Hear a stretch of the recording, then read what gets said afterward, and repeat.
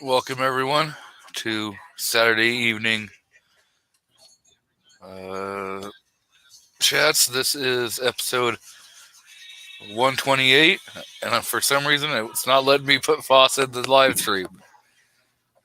I think it was probably Foss and I were clicking the button at the same time. Yeah. No, so we are joined by the co-host extraordinaire, Mr. DM Foss. Welcome. Hello. First in tonight was Chris from the 740. Welcome. Well, thank you for having me. I appreciate the invite. And then we have Mr. Rob D, the New York Outcast. Welcome. Thank you very much. Hello, everybody. Thanks for joining us.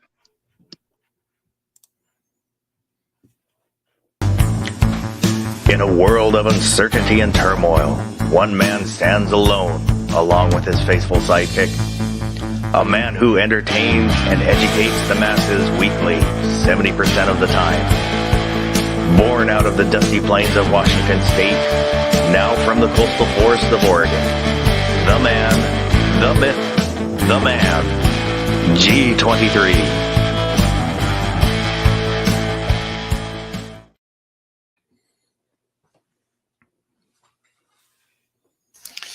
So I figured we'd kick the show off by talking about a little bit of, newer news with the Fifth Circuit talking about saying that the bump stocks ruling was unconstitutional. And I think we all agree that it is. It was completely, unconstitutional. They decided that, we're just going to label this a machine gun when it truly wasn't. I know for myself, I've never owned a bump stock. I was never interested in them. But again, it's not my feelings. If somebody else wants to have one, let them have them. So, Mr. Rob D, what's your kind of thoughts on the situation? Blah, blah, blah, blah, blah, blah, blah, crap, blah, blah, crap.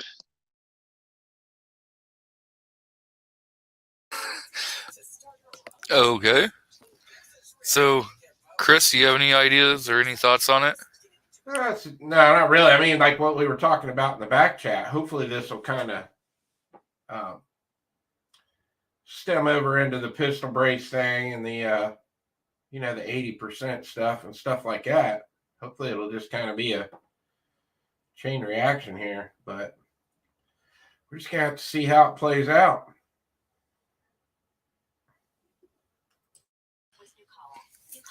Foss, you have any thoughts on it?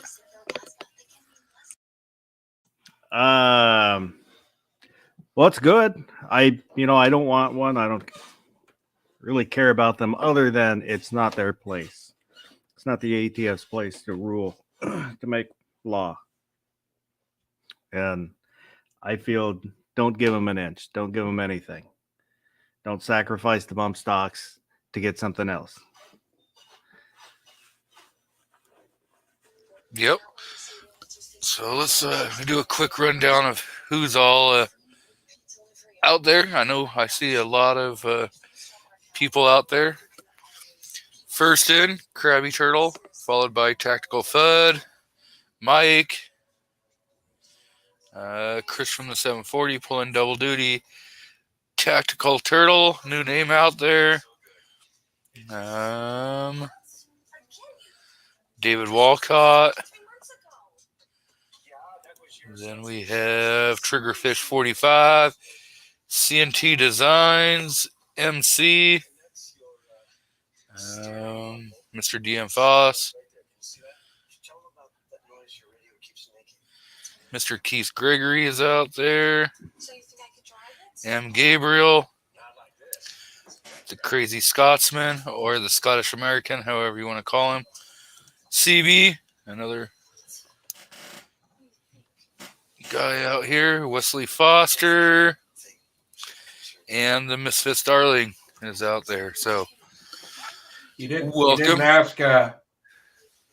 We didn't find out if Tactical Turtle is an alias of Krabby Turtle, or if this is a whole different person. You got to ask that question. Yes, you know, I did say it was the first time seeing him, so Well, it seems wrong to assume that one turtle's another turtle. I mean, are you trying to say all turtles look alike or something? Well, that was. So we went down a path there, didn't we, Rob? I mean, maybe it's another. They're forming the Ninja Turtles. You know, you got Krabby Turtle, you got Tactical Turtle. You know,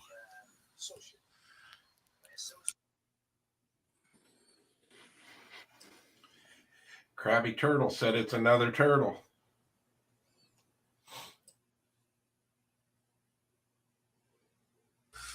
so we've now figured out that MC says Shell Association. Jet 001's out there who put out a good video on Friday. So yeah, I don't know that ruling. I know probably no one went geeked out on reading it. I kind of was listening to 2AEDU on Friday because he was reading the ruling, and they definitely laid out a very well decision on it. So that was quite interesting. And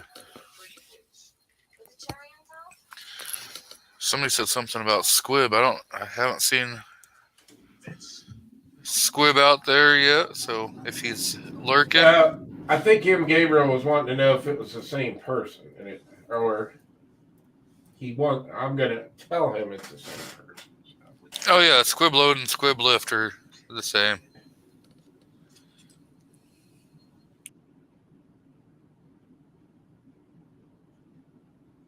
Yeah, CNT says he's reading the decision, and it's spot on.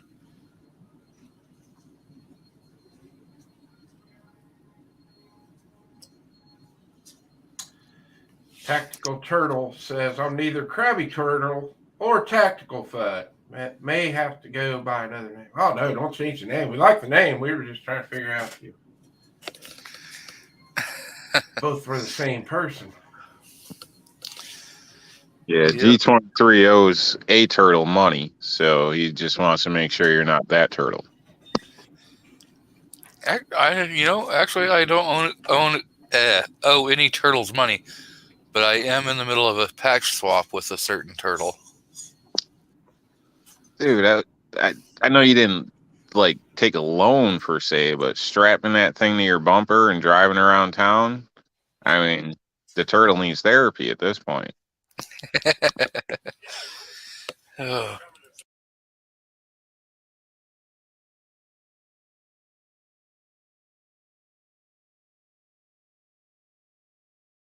So we've got Chris Winsett out there.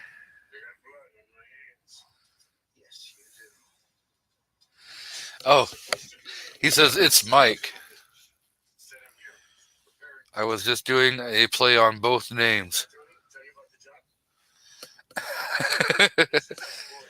That's pretty good. Now I like it even more. Right? Actually, combining them does make a cool, We have Woods out there, so welcome.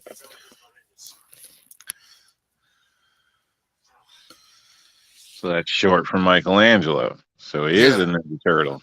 It definitely is.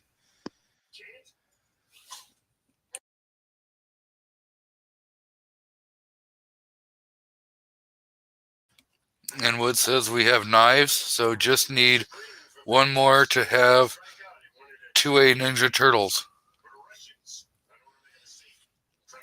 So yeah, I mean, well, Isn't Shredder the bad guy in Turtles? yeah, and then you Somebody got went Foss. up and You come got up with a Foss. Shredder.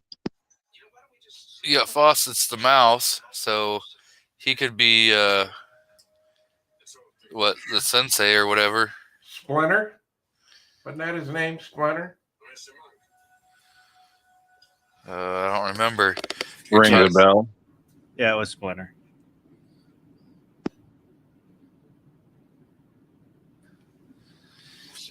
Uh-oh. It sounds like we have something forming, you know.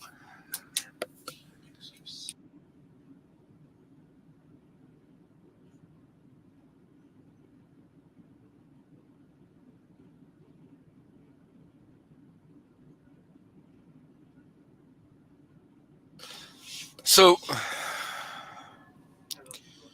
I know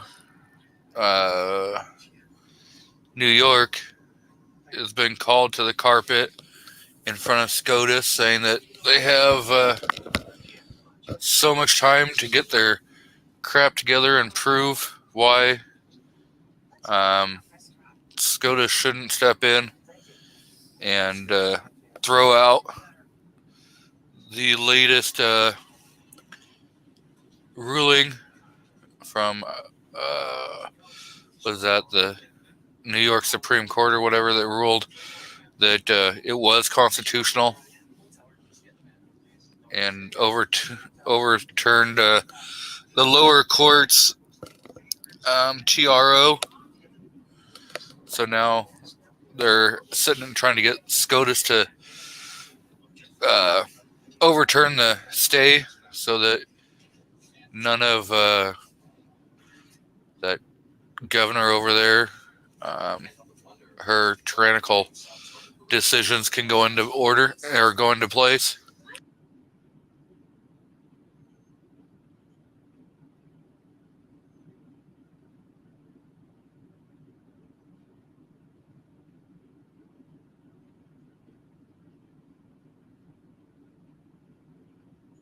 So David Walcott says, hey, G23, do the rest of the panel know about your mini toppings pizza?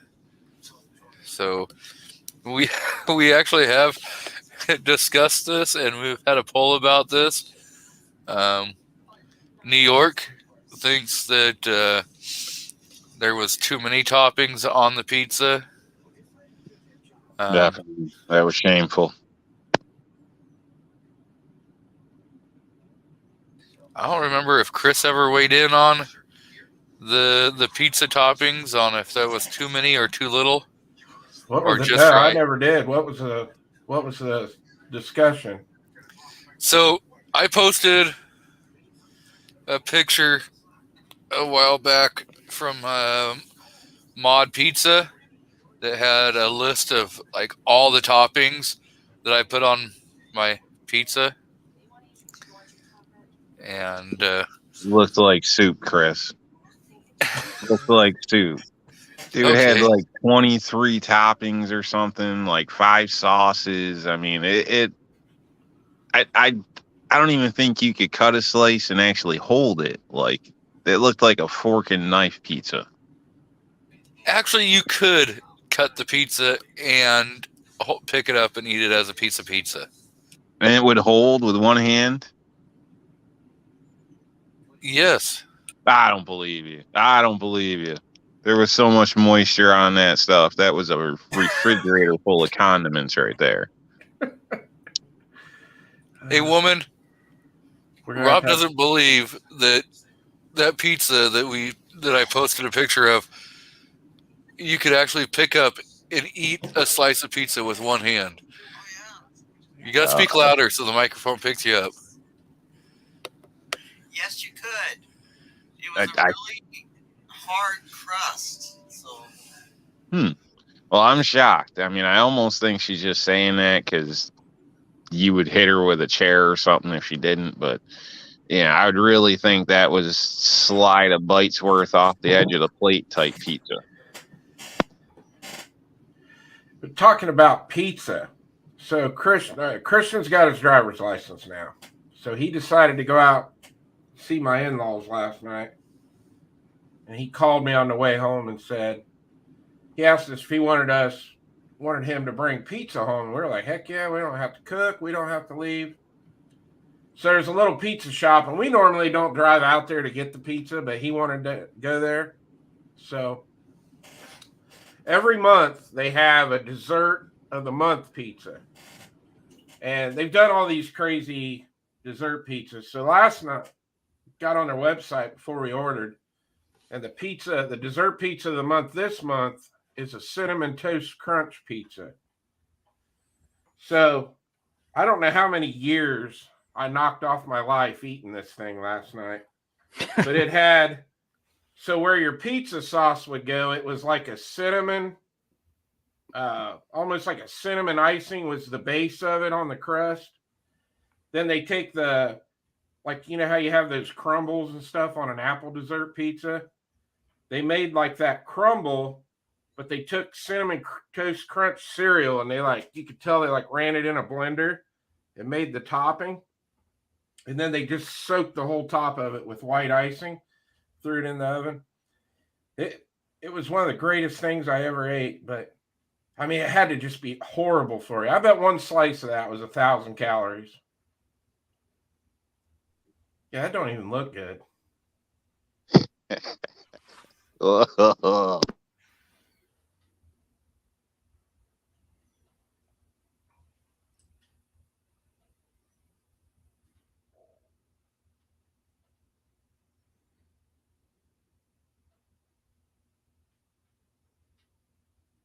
Okay, for some reason it's not going to any of the other pictures. They censored it. So nasty looking, they censored it. The garlic bread one doesn't look bad, Yeah, but that other one is really good. an abomination.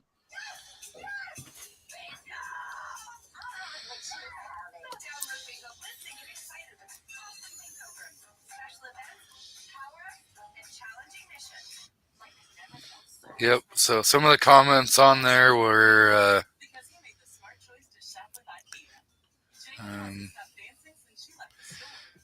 MC says, looks like you're going for frequent flyer miles at the cardiologist. Lakeview Outdoors says pineapple does not belong on pizza.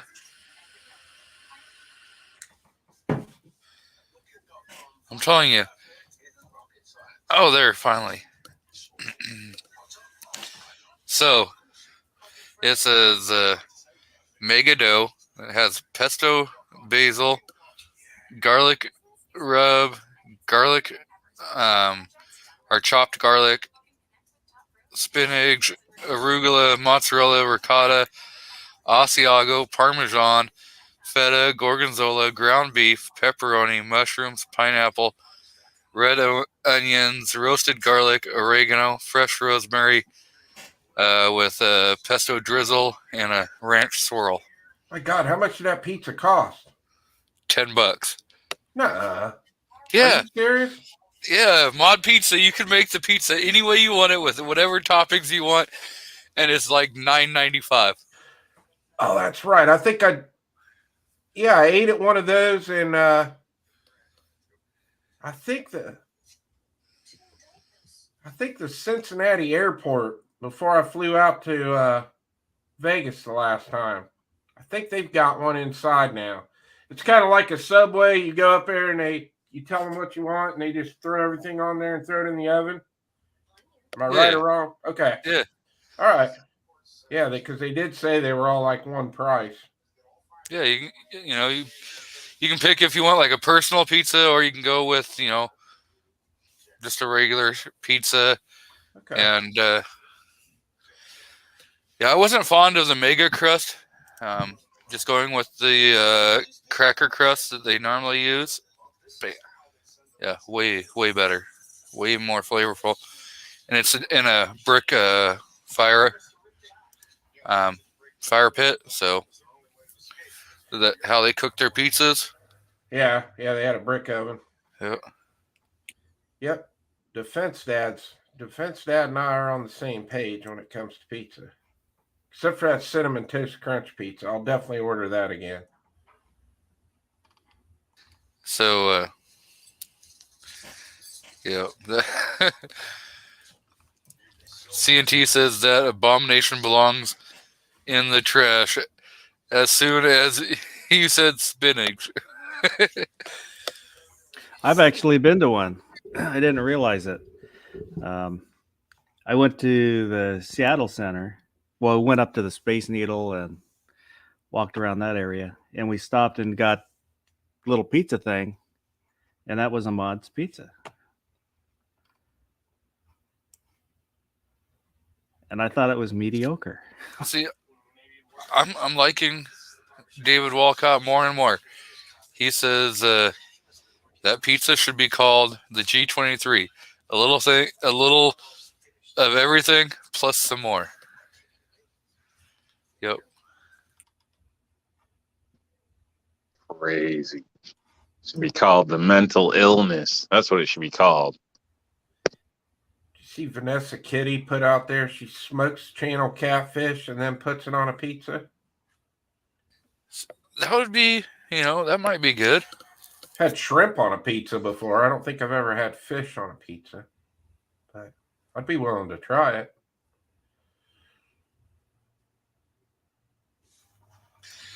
Defense Dad says that's a pizza for someone with severe ADHD. Gets confused when ordering.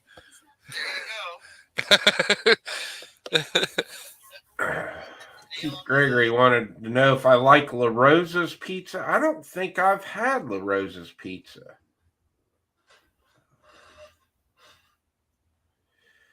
There's a little pizza shop in Vegas. As soon as I get out there, I'm going to go to. It's at the Cosmo. It's down this long hallway, and it's called Secret Pizza. There's not even any signs, and I think it's probably why they call it that. There's not any signs or anything telling you where it's at, but it's really good. I don't know. I guess it would kind of remind you when you walk in there, it kind of reminds you of like a small pizza shop you'd see in New York or something. Their pizza's really good. So, Keith Gregory has joined us, and Michael Hurtneck is out there. And CNT Design says, Foss, is that background from Robotech? Yeah, I answered him.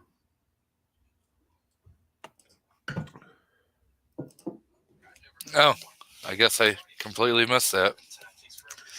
So, Bald says, where's my link? I think New York Outcast intercepted it and threw it in the trash. So, what's going on, Mr. G Webs? Not too much. Thanks for the link. Thanks for hosting. You're welcome. So, Good evening, G Webs. Afternoon, I guess, for you guys. Yeah, it's like Yep. 4:30 here. yes, 3:30 here.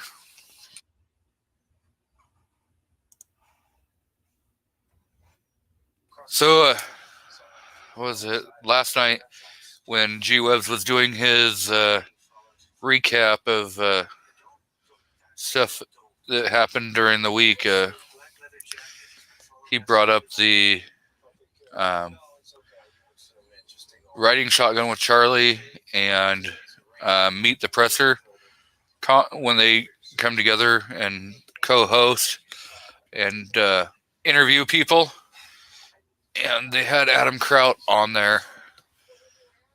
Pretty good show, but so I'd ask a question, asking Adam what his thoughts of the judge in Oregon and what how the case was going with 114, and instead of him making some observation like either how the judge was going or whatever, he just flat out was like, it's not our case. Like, but you're going and fighting for 2A. Why aren't you attempting to, like, pay attention? You would want to. You both have the same common goal, and just to blow it off by like, well, that's not our case, so I'm not going to comment on it. Kind of put a little bad taste in my mouth, and yeah, they still do a lot of great work. It's like, at least comment,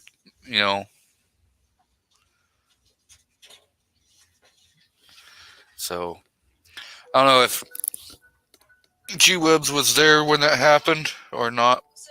I know he was. I remember him saying that, and I guess I kind of was like, also like, oh, I didn't expect that answer. But then, just to play devil's advocate, I don't know how much stuff he can keep his head around and be, able to offer good advice if someone's going to quote him. But I don't know if that was necessarily like he was on the record; he was just on a podcast or whatever. But I know what you're saying. Like I kind of held this. I don't know what you call that, like a break in the conversation, or like that was definitely like, oh, I didn't expect that answer. Or that was an abrupt answer. Yeah, I just, it was kind of just, I definitely wasn't expecting it. Like, either be like, hey, I haven't really been paying attention or something, but just to be like blatantly like, yeah, that's not our case. Kind of makes you go, well, so you're not going to pay attention just because it's not your case,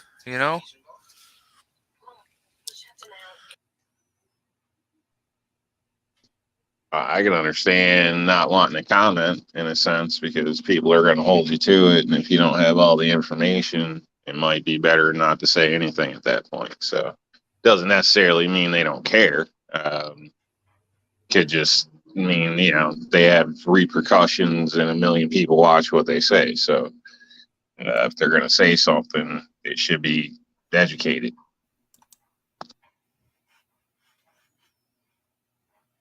All right, that's the wrong word, but they should know what the hell they're talking about, the full picture. So maybe they didn't have it. Doesn't necessarily mean, negative, but not that I'm trying to defend whoever.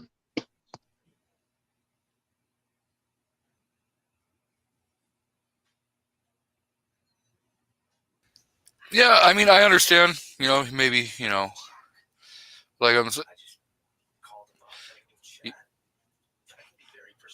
I was kind of expecting him to say, Haley Judge doing good or something like that, I wasn't expecting him to give, like a dissertation based on, what's going on with the case. Because, yeah, you can't be focusing on every case, even if your organization's involved, with the same kind of litigation, but you've got to know, it's all in the news and everything. So you could do a generalized, kind of answer. It's kind of all I was really, because the question was, what are your feelings on the judge? It was nothing about the case, It was just, do you think the judge is doing a good job?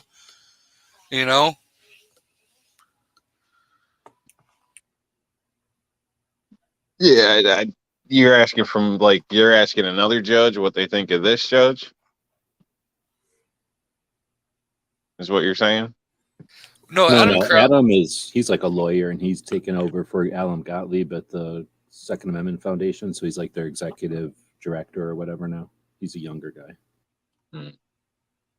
Well, I don't know. I mean, I wouldn't see it as uncommon. I mean, that's like, there's a lot of things asking one doctor an opinion of another doctor. They may not want to speak on that publicly. So I can see a lot of reasons not to say something, because maybe they don't have a good opinion and they don't want to publicize it too. I mean, who knows? I don't know. Well, that could totally be too. Like, I don't want to say nothing because what I'm going to say is going to get me in trouble. Yeah, I guess, I could see that.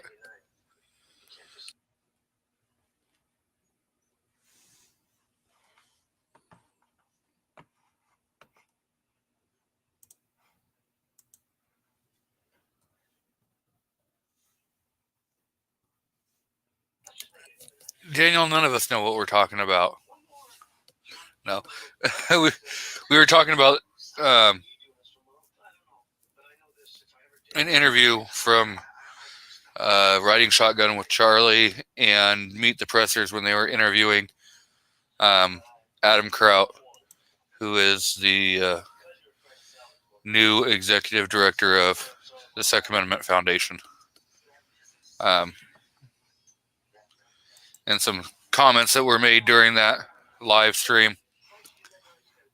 And when G-Webs was doing his show last night, he had, put a link to that show in his show discussing stuff that had gone on during the week. And I had made, the comment that, hey, after what I'd lost a little bit of respect for him, because you're supposed to be, helping fight for the 2A, but, when you're asked a question, you want to go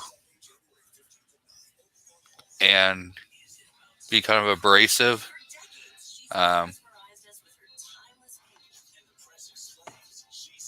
So, I still think that the Second Amendment Foundation is doing an awesome job, and I still support them. And as I have extra monies, I donate to them. So,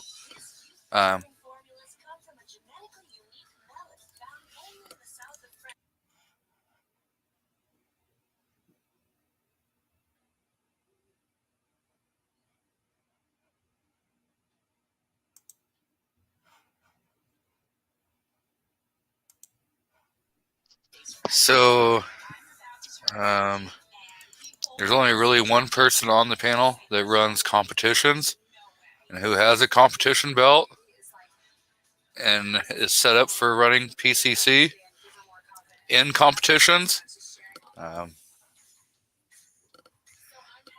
If he wants to take a couple minutes and talk about his setup and why he has it set up the way he does, that's more power to him. Yeah, I can. I use a Core battle belt for my belt, and then I carry 2 Code Evolution mag carriers for the 30-round mags, and that's it. That's all I got to have on my belt for my PCC. But like Bald said out there, you don't really need to run a belt either. You can put an extra mag in your pocket if you want. There's a lot of guys that actually do that. But I'm fat, so I got to wear a belt to hold everything up. Yeah, Bald. I understand you don't need to run. You don't need a belt to run PCC in competition. I'm just saying that there's only one person on the panel that is actively doing competitions. So to ask Rob, hey Rob, what belt do you run in competition? His answer is going to be like, none. I don't do competitions. But if Rob wants to weigh in on what setup he might run if he would to do competitions, he has no problem. He can do that. Rob, you got any ideas? Not really. Says I don't do competition. I guess I do every day. I'm competing to stay alive, stay out of jail, avoid the landmines, avoid the junkies, the stabbings. So yeah, and I get by with standard belts that don't cost very much, but I'm not shooting for timers, so I don't know. I really couldn't help me there with brands or anything. So yeah, and my opinion is probably different than the average anyway, because even with holsters or anything, I'm comfortable and happy on a cheaper aspect of things. Form fitting, they work. That's all I need. So I don't know. What's cool this week, there'll probably be something cooler in like a month. So yeah, I definitely refer to Chris or somebody like that. I don't know. I go for what works. And I get by with regular belts. I don't carry gun belts per se or this or that, even though I carry a gun with them and accessories. So I had no idea on competition besides daily life grind competition. I'll say this: if Daniel was actually thinking about shooting PCC, I figured he was going to shoot one of his CZs in competition. But if you're going to shoot PCC, I would get a belt like a core like a ratchet belt that you can take off and on real quick, because if you shoot PCC, you don't have to wear your belt all day like a handgun shooter does in USPSA. Once you got your gun and your belt and all your stuff set on, you can't take that belt back off till the end of the match. But with PCC, you can, because you're not carrying a gun in a holster. So I use a belt that I can take off real easy and fast. I only put it on right before I shoot the stage, and as soon as I'm done, I take it right back off. So that's my 2 cents. You haven't started using your other belt you got from Core? Yeah, I use my Core battle belt. I just don't use the inner belt. When I go up, I just put that belt on right over top of my jersey and carry my 2 extra mags. And then once the stage is done, I just hit the ratchet, take it right off, and throw it back in my cart.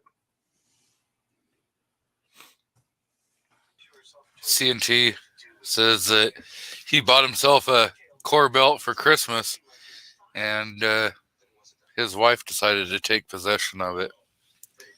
That happens. Yeah, that's bullshit. Girls got a way of doing that. Like your favorite shorts or t-shirt or anything like that. Like when it comes to certain things, you should just get 2, because you know it's going to happen.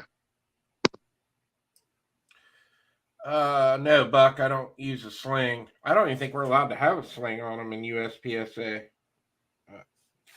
If you are allowed, I've never actually even seen anybody using a sling, because you have to keep the gun in your hand all the time. So the sling's not going to do any good. When you walk up, you got to have it pointing straight up in the air with your finger off the trigger. You don't even want your hand anywhere near the trigger. I carry mine on the butt stock when I'm going up, and you got to have a chamber flag in it. But I don't know about the rules as far as whether you can have a sling on one, but out of 50, 60 competitions I've shot, I've never seen anybody with a sling on their PCC. Interesting. I would have assumed you could have a sling on it. Well, they want muzzle control, and they got audiences sometimes, and you've got referees or the scorers, and then you've got tapers and stuff hanging around. So 180 is a big deal. Start slinging it, and it's muzzle's going all over the place. Yeah, that, and you got to factor in 2G, like your average stage is going to be 30 seconds or less. Like it's over as soon as it starts. So, really no point in having one in USPSA. In those 3-gun matches, you're always winging your gun into a bucket or something anyway. Yeah.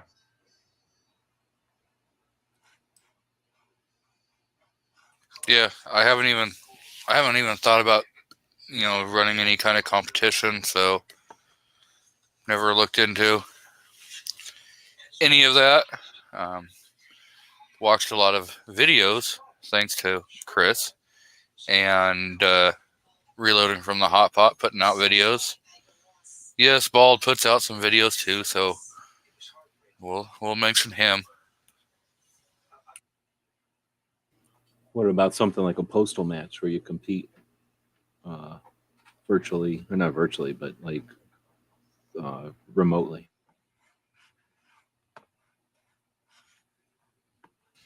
Never heard of it. Well, back in the olden days, they would send out a target with the magazine or something, and then everybody would go to their place and shoot it, and then send it in, and then it would get scored, and then the results from all around the country would come in. Sometimes that would qualify you for something, or just for friends to brag or whatever. But think because they literally would send it in the mail. They call them a postal match. And nowadays, like people on the internet or whatever, like different projects and channels and stuff will put out a target. Everybody shoots it and then compares pictures or something. So you don't really have to send them anywhere anymore unless somebody's scoring them. But anyway, postal match. That would be pretty cool. I like when like Full Lead Taco doing that 10 Q-tip challenge last year. That was fun, and there was so many people got in on that.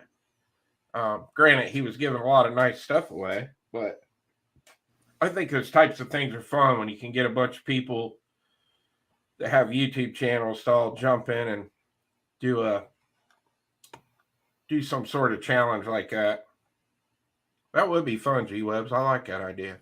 For a while, it was some guy in Sandy. Sandy, is that Oregon? Or is that Washington? Where's Sandy? Oregon. Where is that? It's in Oregon. So he was up there by you somewhere. And every month he would put together a poster. So like on Thanksgiving, it was a turkey. On Halloween, it was a pumpkin, that kind of thing. And then everybody who wanted to would shoot it. That was Gun Channel. So I'm sure there was people like, having their kids shoot it or, we even let 9mm people shoot those targets. Couple years ago, wow, I can't believe it's been that long. Foss and I did something like that where I was trying to get more people involved, but it ended up just being Foss and I think we challenged Rob, but he forgot all about it. Where we did a 5-shot challenge, so we did 5 shots with your strong hand, then 5 shots with your offhand, And then 5 shots with your pimp hand. If you made it 5 shots with a Glock, then he couldn't participate. You made it so he couldn't participate.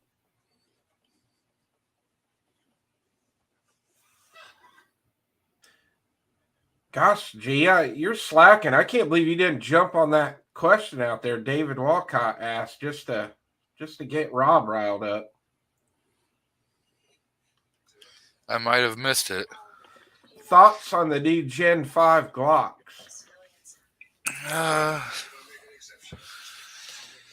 Is there just new models being flipped to Gen 5? Is that what it is this year?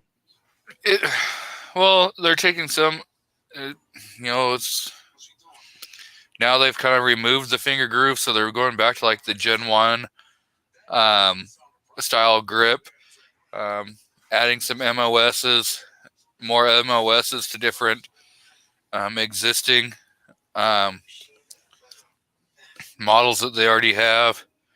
And I think they've come out with like 1 or 2 like newer models that are just like, hey, let's take the Glock 19 and take the Glock 17 and combine them, and we're now going to call this the Glock 93, So here's my take on the Gen 5 Glocks. And I'm not a Glock guy, but I like Glock. I'm like in the middle. Like to me, they're just okay. But from a left-hander's point of view, I really, really like the Gen 5s. I like having the front. They're putting front serrations on the slide now. I think they needed that forever. And they have the Ambi slide release now. And I'm a big stickler on the Ambi slide releases. I like my guns to have them.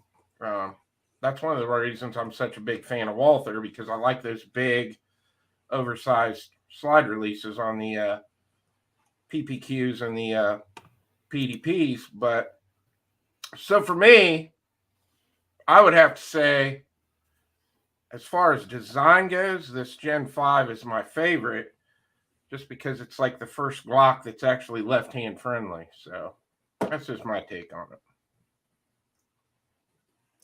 When you say Ambi all the time or reversible? Yeah, so it's got Ambi slide. It's got a slide release on both sides now, because like like HKs have always been, right? I think, well, at least for a long, long time, HKs have been like. It's got the Ambi slide lock slide release, but then the mag release is reversible, like it's been since Gen 4.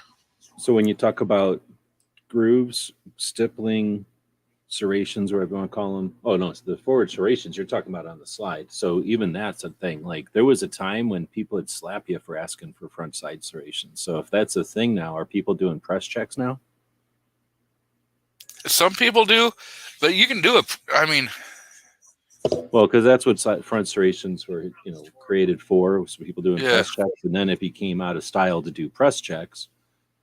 You became out of style because of 1911s, and you're not supposed to do it to 1911. So as soon as there's not 1911s anymore, is it still out of style? Now it has to go through some kind of vetting and some kind of, situation. So that's one of those things where if manufacturers aren't getting any kickback on it and they're only getting requests, then they're going to do stuff.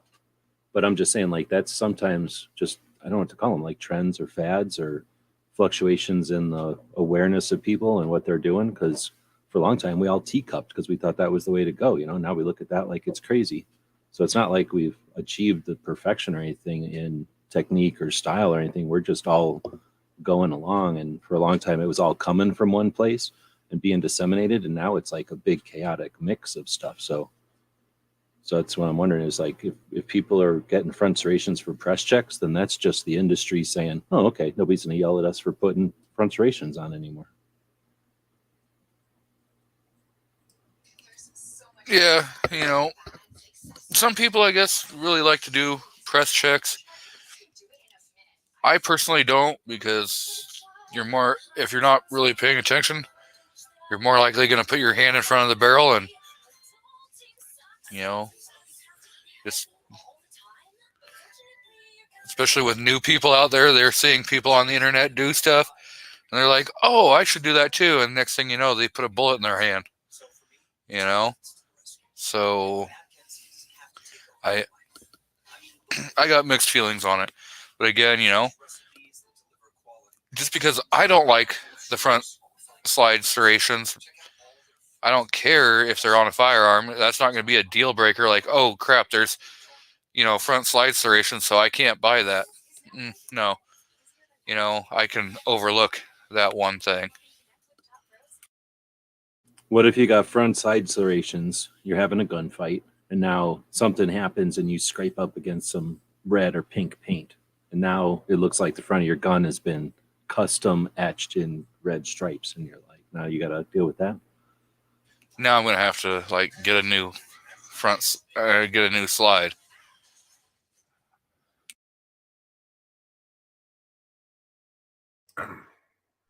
Seen Bald put. Oh, go ahead, Rob. I was just gonna say, I think if people basically like that, or maybe the companies are going for that because, there's that whole tacticalness or whatever, and a lot of people, that they want cool stuff. They want their stuff to be cool looking, whether they use it to its capacity or not. I'd say the same thing with a lot of cell phones these days or other devices. That's irrelevant to the person. They just want what they want. They want the full package, even if they never intend to use it. So, and if you're buying something, that's totally on you in a sense. But I think that might be why the companies kind of run that way now. So, just my guess at it, probably because it sells to the average person. Like the average person probably thinks it looks better than without them, or they want the option whether they're going to use it or not. Like everybody's saying now, every modern handgun should come out, with an optics cut. Like that should be the new thing. It's just like the same type of thing. So the companies are going to kind of follow that route in most cases. So I assume they probably spend a lot of money, like most big companies do, and a lot of research on this type of stuff. So as a whole, it's probably what the market is looking for.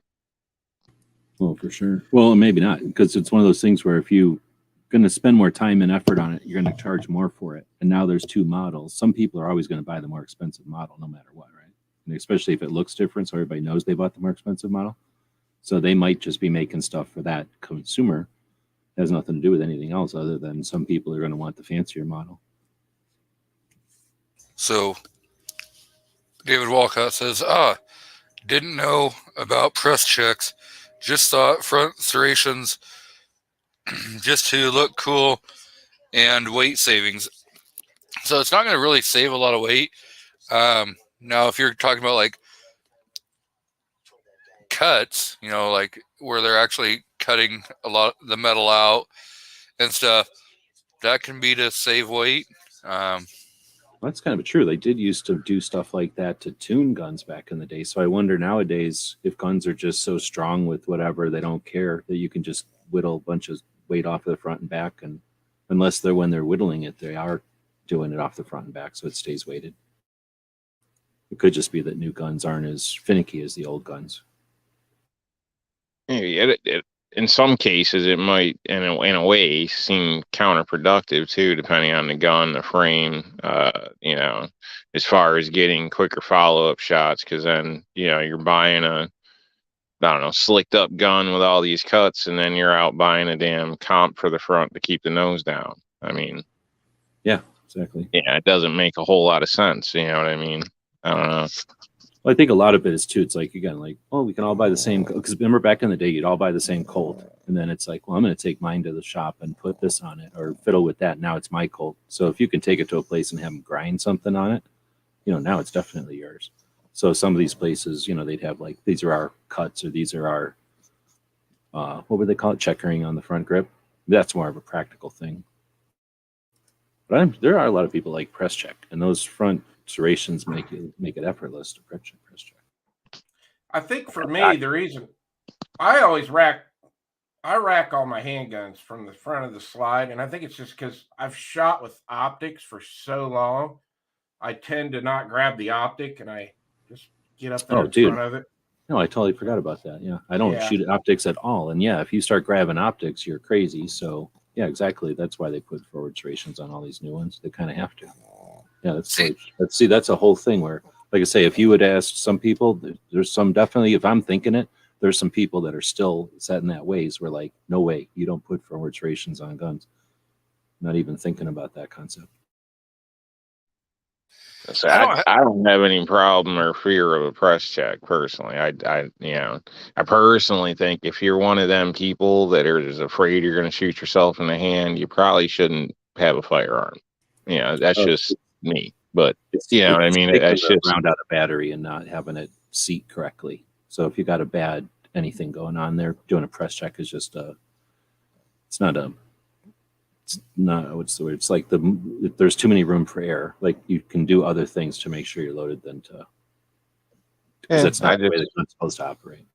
I'm not a safety guy. I don't know. I think you should be fine. No, it's not safety. It's like half choking a car and starting it. It's like not the way the car's made to do it. So it may work one way or the other, but you're just kind of horking the machine. So it's asking the machine to do something it's not designed to do. You're either going to break an extractor or have a misfire right off the bat.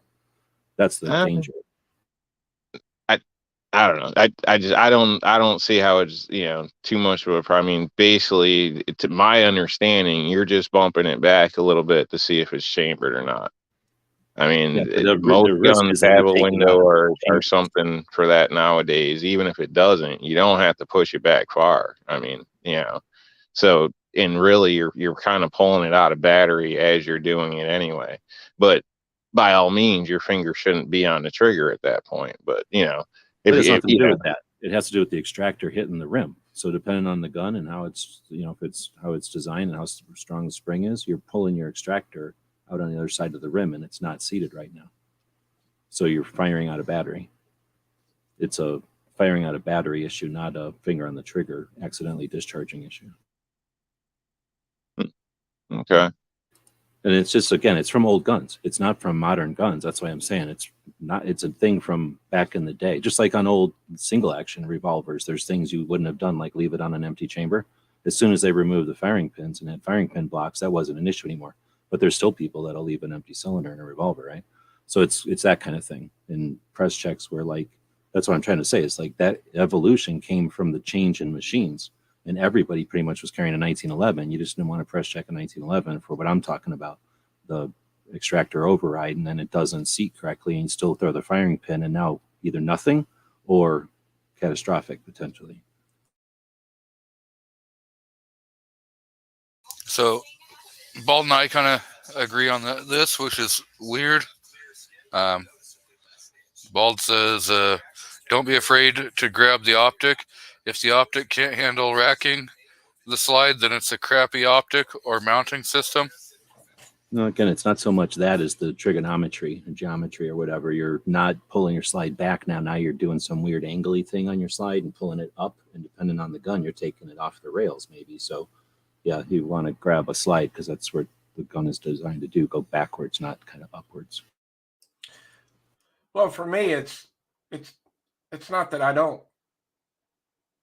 trust the optic to rack it off the optic. It's the fact that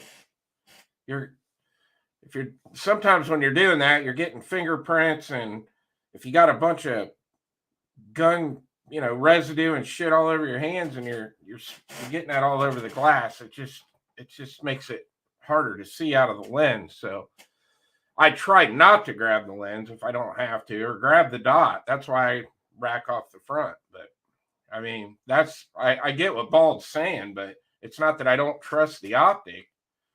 It's just I'm trying to not splatter shit all over the front lens on the optic either. So that's why I do it. But that's just me.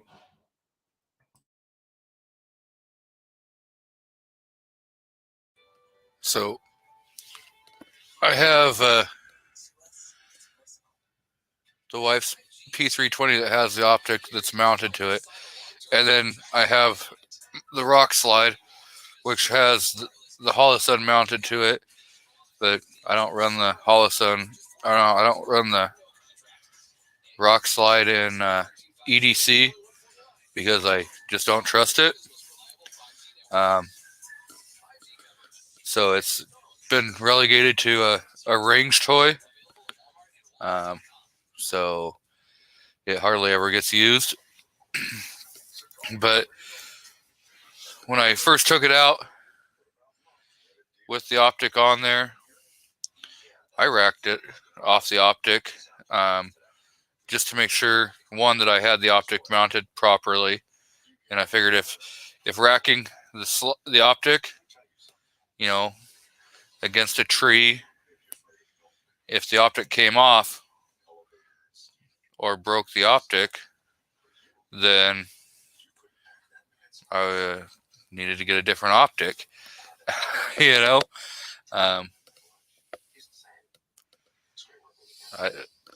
don't know.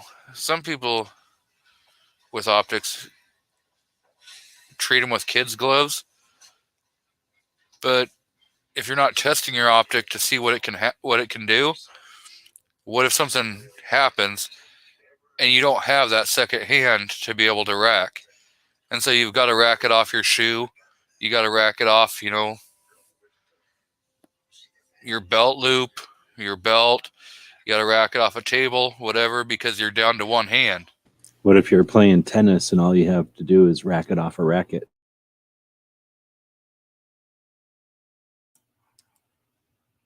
I don't know. Will that make too much racket if you rack it off the racket? Oh, good point.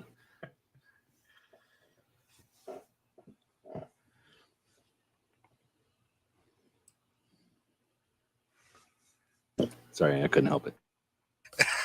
It was quite funny. CNT says, I have a Swamp Fox on a P80 17 I built. I have racked using the optic off of everything I can think of, and the optic is solid.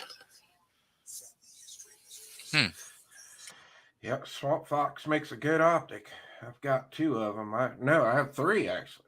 I got one on my carry gun. I carry the Sentinel on my 365 XL, and then got the Justice, and now I've got that Kraken. I love that Kraken that I got on my G40. Bald brings up a good point out there. He says Sage Dynamics does excellent job testing optics. Yeah, if you're going to use an optic you want to smack it off of stuff and rack it off of stuff like G's talking about, that's the channel to watch, because if you want to see that I've never seen anybody torture optics like that guy does. So that'll definitely tell you what the good ones are versus the bad. Except he's no longer going to be making YouTube videos. He's going straight to Patreon, from what I understand. Yeah, he's going to be Patreon only, or there'll be a few videos that he said he's going to put on YouTube, but not a whole lot. He's going to focus mainly on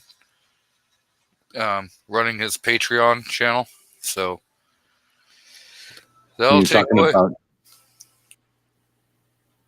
When you're talking about optics being rugged or whatever, I'm trying to remember what year it was now, but one of the years at Media Day, they at the Aimpoint booth, and this was, I don't remember whenever they did the Aimpoint like mirror thing, but it was whenever they did the Aimpoint mirror thing. So it might have been 8. So let's say 2008 or somewhere around there. They had I think it was a quick detach mount that they were showing off, and somebody had said something about rugged or something about 0. So you know how it is at a normal range, you're standing there where the firing line is and you're shooting down towards the targets. This guy, the rifle was good to go. He took it was cleared, the line was cleared safe or whatever. He took the optic off of the rifle that he was shooting though, and he threw it at the berm to the side of us, and the berms in Vegas are just all dirt and rocks. And then went over there, instead of picking it up, he jumped on it. He smashed on it he jumped up in the air and smashed on it. And then he kicked it all around, brought it back over, put a mag in it, and, it was dead on. And I was like, wow, any number of things could have smashed that thing while he was doing that. And it was not only still working, but it was dead on. I was like, oh, that's pretty neat. It was Aimpoint. I saw that question Vanessa asked out there. She said, how do you load and rack if one arm no longer functions? I got a funny story about that. So a guy I used to shoot Pistol League with, he broke his arm and he had it in a sling. I want to say he was running I'm going to guess it was a Glock. So we'll just say it was a Glock 17. He had an optic on it. So he would go up to the bench during Pistol League and he would have his mags standing straight up, and he would just drop his gun down on them, smack a mag in it, and then he would rack it with the red dot, and then he would shoot. And we had to do mag changes. You have to do one mag change during the stage in Pistol League. So he would just drop the mag and then load off that table, smack his gun down on that magazine and pick it up. Wasn't the safest thing in the world, but I still thought it was pretty cool that a guy with a broken arm wasn't willing to give up shooting Pistol League. So I'll always remember that. I always thought that was really cool how he did that. You can. What was that, G-Webs? Was they get a gun caddy? Yeah. Let's say you can do it one-handed, but that's something that takes a lot of practice to be decent at it.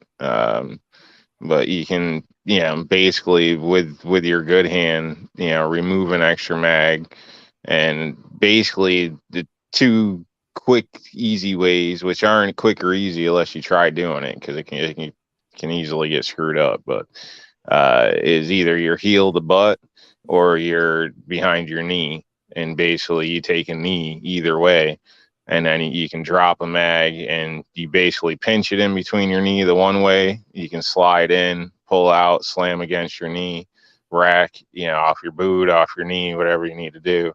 And basically the same off the heel. You can do it basically either way. So, but I'd actually encourage you to try it, because it's trickier than it seems. So doing it once, gone through a training with it years ago, it probably ain't gonna help you today. Like, you ain't gonna be fast at it. So, but it is something that people do. There is training for that in a sense. So, it can be done. Second or third gun in a holster attached to a dog harness, and then you just call the dog over if something malfunctions. It's kind of a caddy. So you're talking about New York reloads where you just throw the gun down and grab another gun. Except mixed with Swiss Alps with the dogs that bring rum over to you. Kind of mix those two together, yeah. So CNT brings up another one where you can holster, drop mag, slap another mag in, and rack off your belt. So yes, there are What there are if different. what if something goes bad and your gun's malfunctioning? You could run into a gun-free zone and you're good to go. Just use your car. They can't get you. See, if I didn't mistrust monkeys, that's the perfect time to have a gun monkey. You know, they fit in a backpack and can reload for you, or give them a gun and they can shoot with you. Yeah, like a rear gunner. Yep.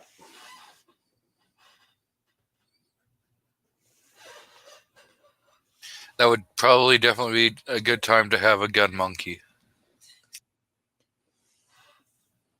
But then you got to worry about jamming second and third guns into the sling or the whatever it is that the other arm is being bound up with. Like jam a couple extra guns in there so you can New York that type of situation.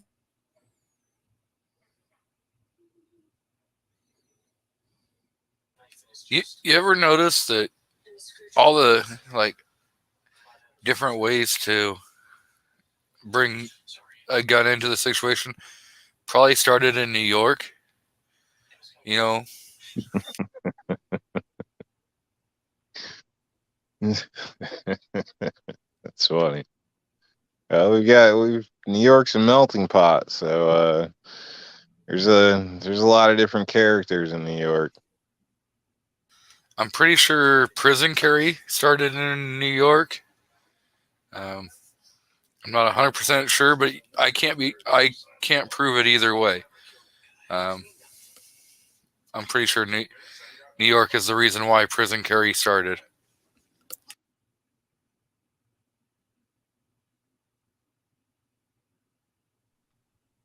But was it for pleasure or protection? You're from New York, so you're going to have to answer that question. It might be for both. Well, I don't know. I don't see the point of even bringing a gun into jail. I mean, what are you going to do with it there except add to your time? I don't understand that aspect alone. So Yeah, get into way more trouble. It makes no sense.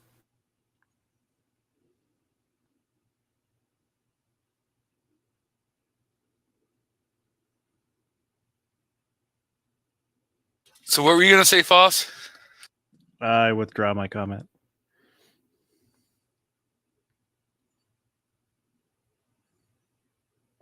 Balding Curious says prison carry, that's Alabama.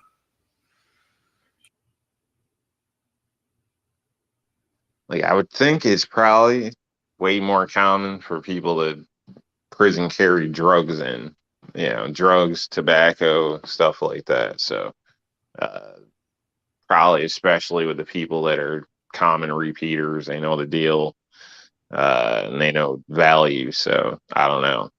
Yeah, I think that would be more of a thing than an actual firearms. Although I know I have heard of those cases where, men and women have been caught hiding firearms, which makes you wonder because you just gonna flush it down the toilet or something? I mean, I don't know. I don't know what they're thinking. Well, it's probably they got arrested with it, didn't get caught right away, did something weird to try to get through the room they were in when they could do that. And like you say, figure they can stick it somewhere eventually or something maybe. Because yeah, you're getting arrested, you're not going to Well, maybe they're- a first timer, but you can't stash shit in police cars. The way the seats are nowadays, and when we get brought in through intake, that they're having you strip, bend over, touch your toes, all that type of stuff.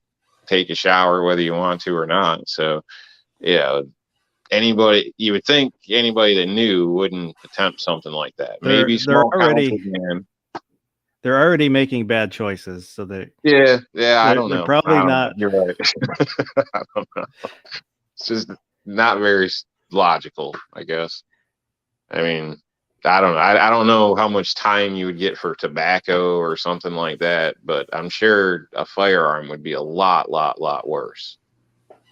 Well, you know what though? I mean, I'm just thinking here. If it's one of these states where they have the you're barely in there for a day type of stuff for certain things, and you know you can get paid good money to put something somewhere, go in there, transfer it to somebody, get paid when you get back out? Is it something like that? Like they get caught for something they know they're going to get pulled out for, and then that's their way of bringing it in, maybe? Yeah, I can see drugs moving that way, but a firearm, I mean, Yeah, I'm Yeah. just looking at movies and shit. I mean, as soon as you use it, you just rat it on yourself or I whatever. mean, I You did know what I know. mean? Barbecue. Nobody's keeping any secrets in jail, so I don't know. It's crazy, but yeah, I guess that's the criminal thought is crazy.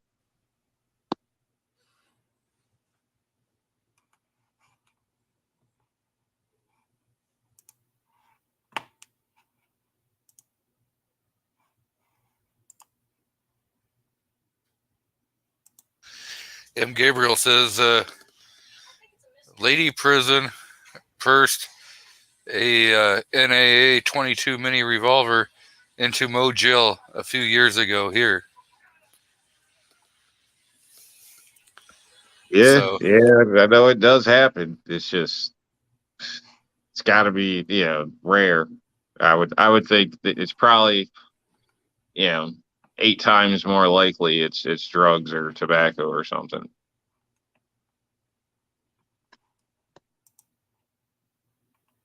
So it was like last year,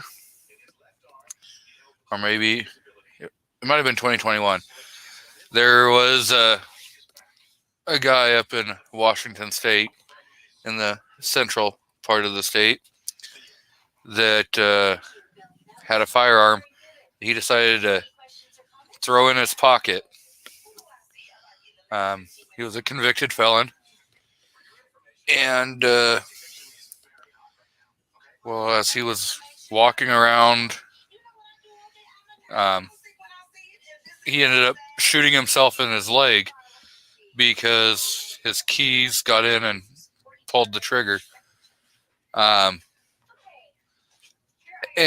Oh, so, so he just stashed all his personal possessions. so he decided to like stuff drugs up his ass because he knew he was going to go to jail when he was taken into the hospital for a GSW. And yeah, while he was having his leg dealt with from a gunshot wound, he had the drugs fall out on the operating table. So he got a couple extra charges added to him.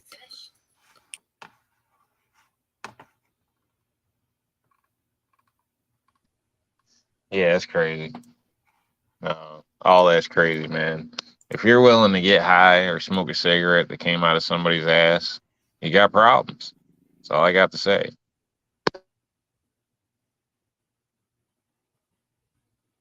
So we have Miss Shefires who's joined us out in the chat. Welcome. Chicago Mike has joined the chat too. So Woods, no, that wasn't Ellensburg. That was in Wenatchee.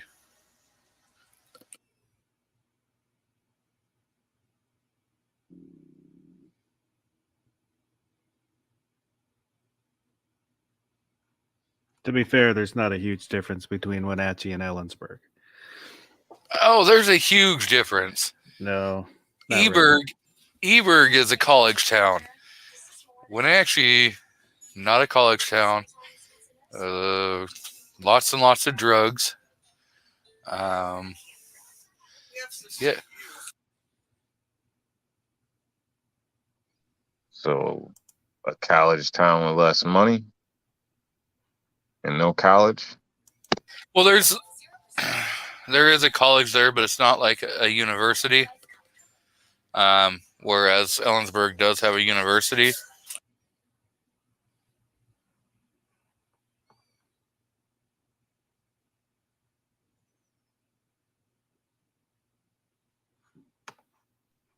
I don't know. This has been bugging me. It's off topic, but Foss, that spaceship sucks, man. I don't know. You mentioned a movie earlier, but whoever's a crap designer, like, Why is there a big fish next to it? That's what I can't figure out. Why is that Uh, fish? I think those are smaller ships, but I mean, the lights, the big light beams. I mean, what are you doing out there? Trying to advertise yourself? I don't understand this. And It's like then the Las Vegas of It's, ships.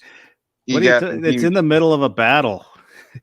I'm Yeah, sure well, what are somebody's going to see them. for? Do they You got to got be so sensors. gaudy in the middle of a battle? I Is mean, it too flashy for you? well, would you Maybe run they wouldn't around get with a shot. giant light on your forehead in the middle of a battle? I mean, I You're on don't space understand trying that. to sleep, and It this only comes makes up light and when you lights fire everything up. them. And why? What's with the big towers? I mean, isn't that going to screw with warp speed and all that? I mean, what? They. I don't know, man. Do you I want mean, me to explain the anime to you, the cartoon? well, I don't know. I mean, if you're talking design of the ship, sure, because I think that's a shit poor design. One, it's Japanese, so all the Yes. rules go out the window. But two, it's a Japanese battleship that they resurrected, turned into a spaceship, and then launched into space. So initially it was a battleship. Okay. Okay. All right. Well, still, I think they could have upgraded. Chopped some of that down. I mean, I don't know. Yeah. So Wait. I'm still laughing about the fact that G-Webs brought up the fish, and I was thinking the same thing the whole time I've looked at that picture. Now that I see it blown up, it looks. But if you put him back where he was, it does look like there's a big fish right there.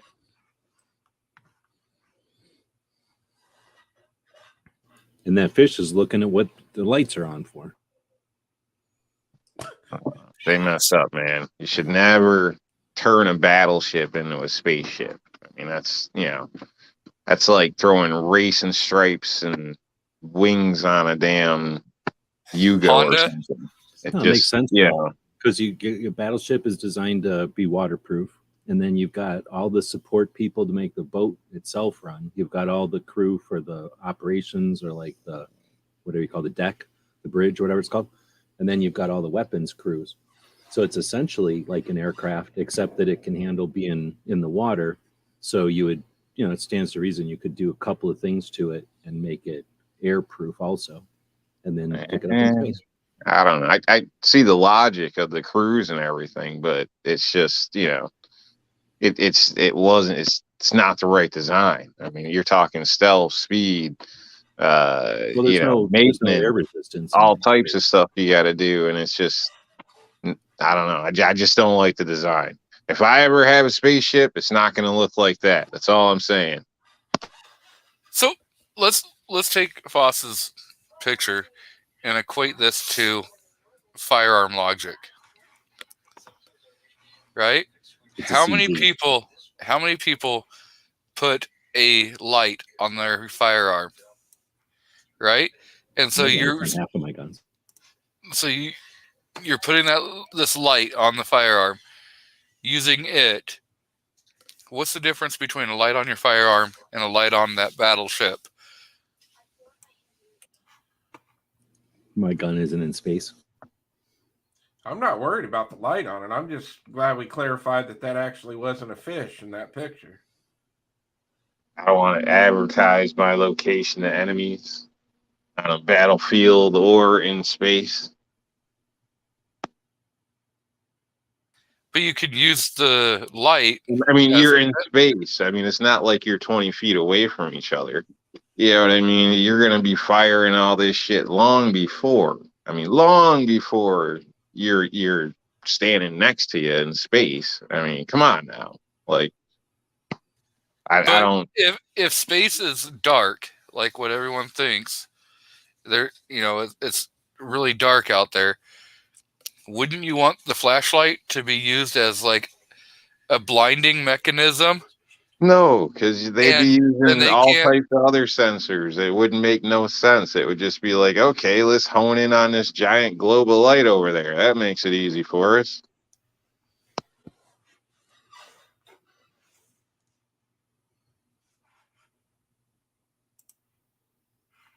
I don't think light would travel very far in space because Yeah, I don't think it would either. Not too far anyway. But if you looked right at it, I think you'd see it. You know what I mean? Yeah, but it just doesn't make it doesn't make sense. Well, yeah, personally, and you should, having a crew it's not outside for light, maintenance light in the travels middle from of way far away to the Earth from the sun. That's Yeah, but it's got a sun behind it. Is all I mean. You'd have to have a lot of power to get those photons to go very far. Mhm. I imagine they kind of just crap out in space from a flashlight or something. and you're in battle. So how much energy are you gonna have put towards that light? Ain't gonna be that much. well, it's because they have the wave motion engine that drives their system. Man, the Japanese, let me tell you, man. I think Bald's got it right. He says, and the fact that true grown-ass men are arguing about anime spaceships is even more disappointing.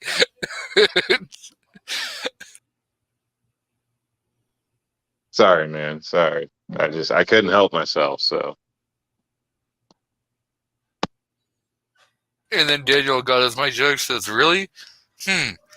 Hey, Rob, stars make light. yeah, but I'd state the same thing G did. It's got a lot of energy behind it. So There's I don't know. I just it looks. I don't know. There's a reflector on the moon that scientists will shoot a laser at the moon to measure with. That's true, and they can go down to like a fraction of an inch, right? Yeah.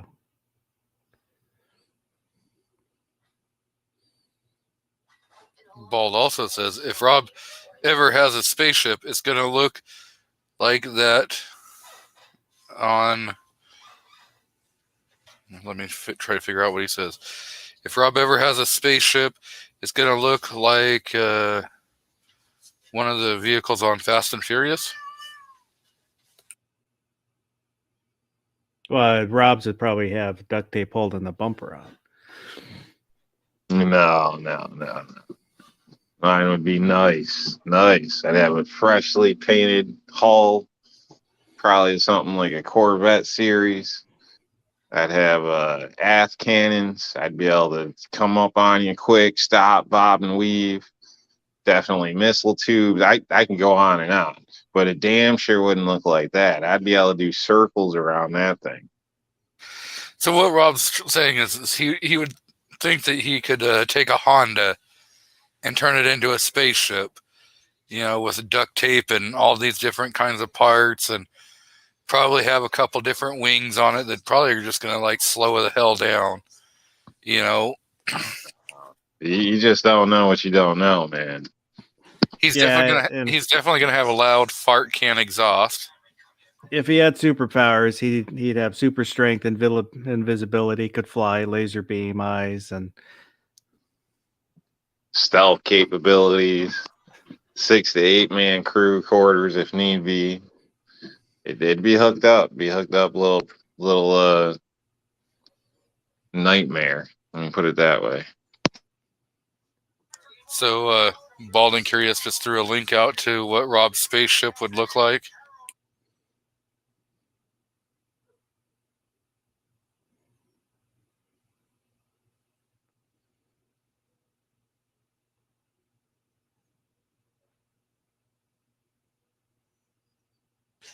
Chicago Mike says, I can turn my 04 Ford F-150 into a diesel truck. I can take a friggin' Chevy Love and turn it into a diesel truck. All you got to do is put a diesel motor in there, change the tranny, put a different driveline in. You're okay. I'd like to get a little Love. That'd be pretty cool. With the prices of things, why would you want to change something into diesel? I'd be more trying to change it out of diesel, because I can't speak for your area, but around here, it's like twice as much. there's a 350 conversion you can do for those Loves. Yeah, it's $2 more a gallon here for diesel. Yeah, but diesel gets better fuel mileage than gasoline. Yeah, but it ain't that much better. It don't Yeah. break out to be that good.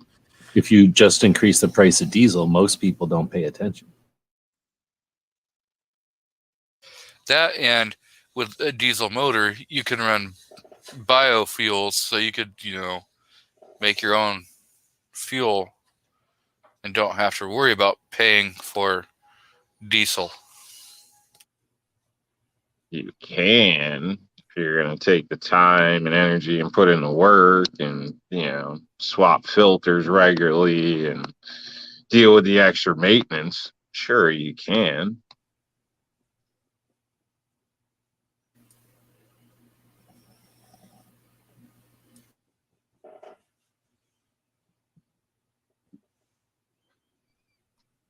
Diesel does have some advantages, but unless you're using it to make money, I don't think it's practical for most cases. But in America, to be a man, you got to have a jacked up Chevy or Ford with mud tires to go park at the factory all day.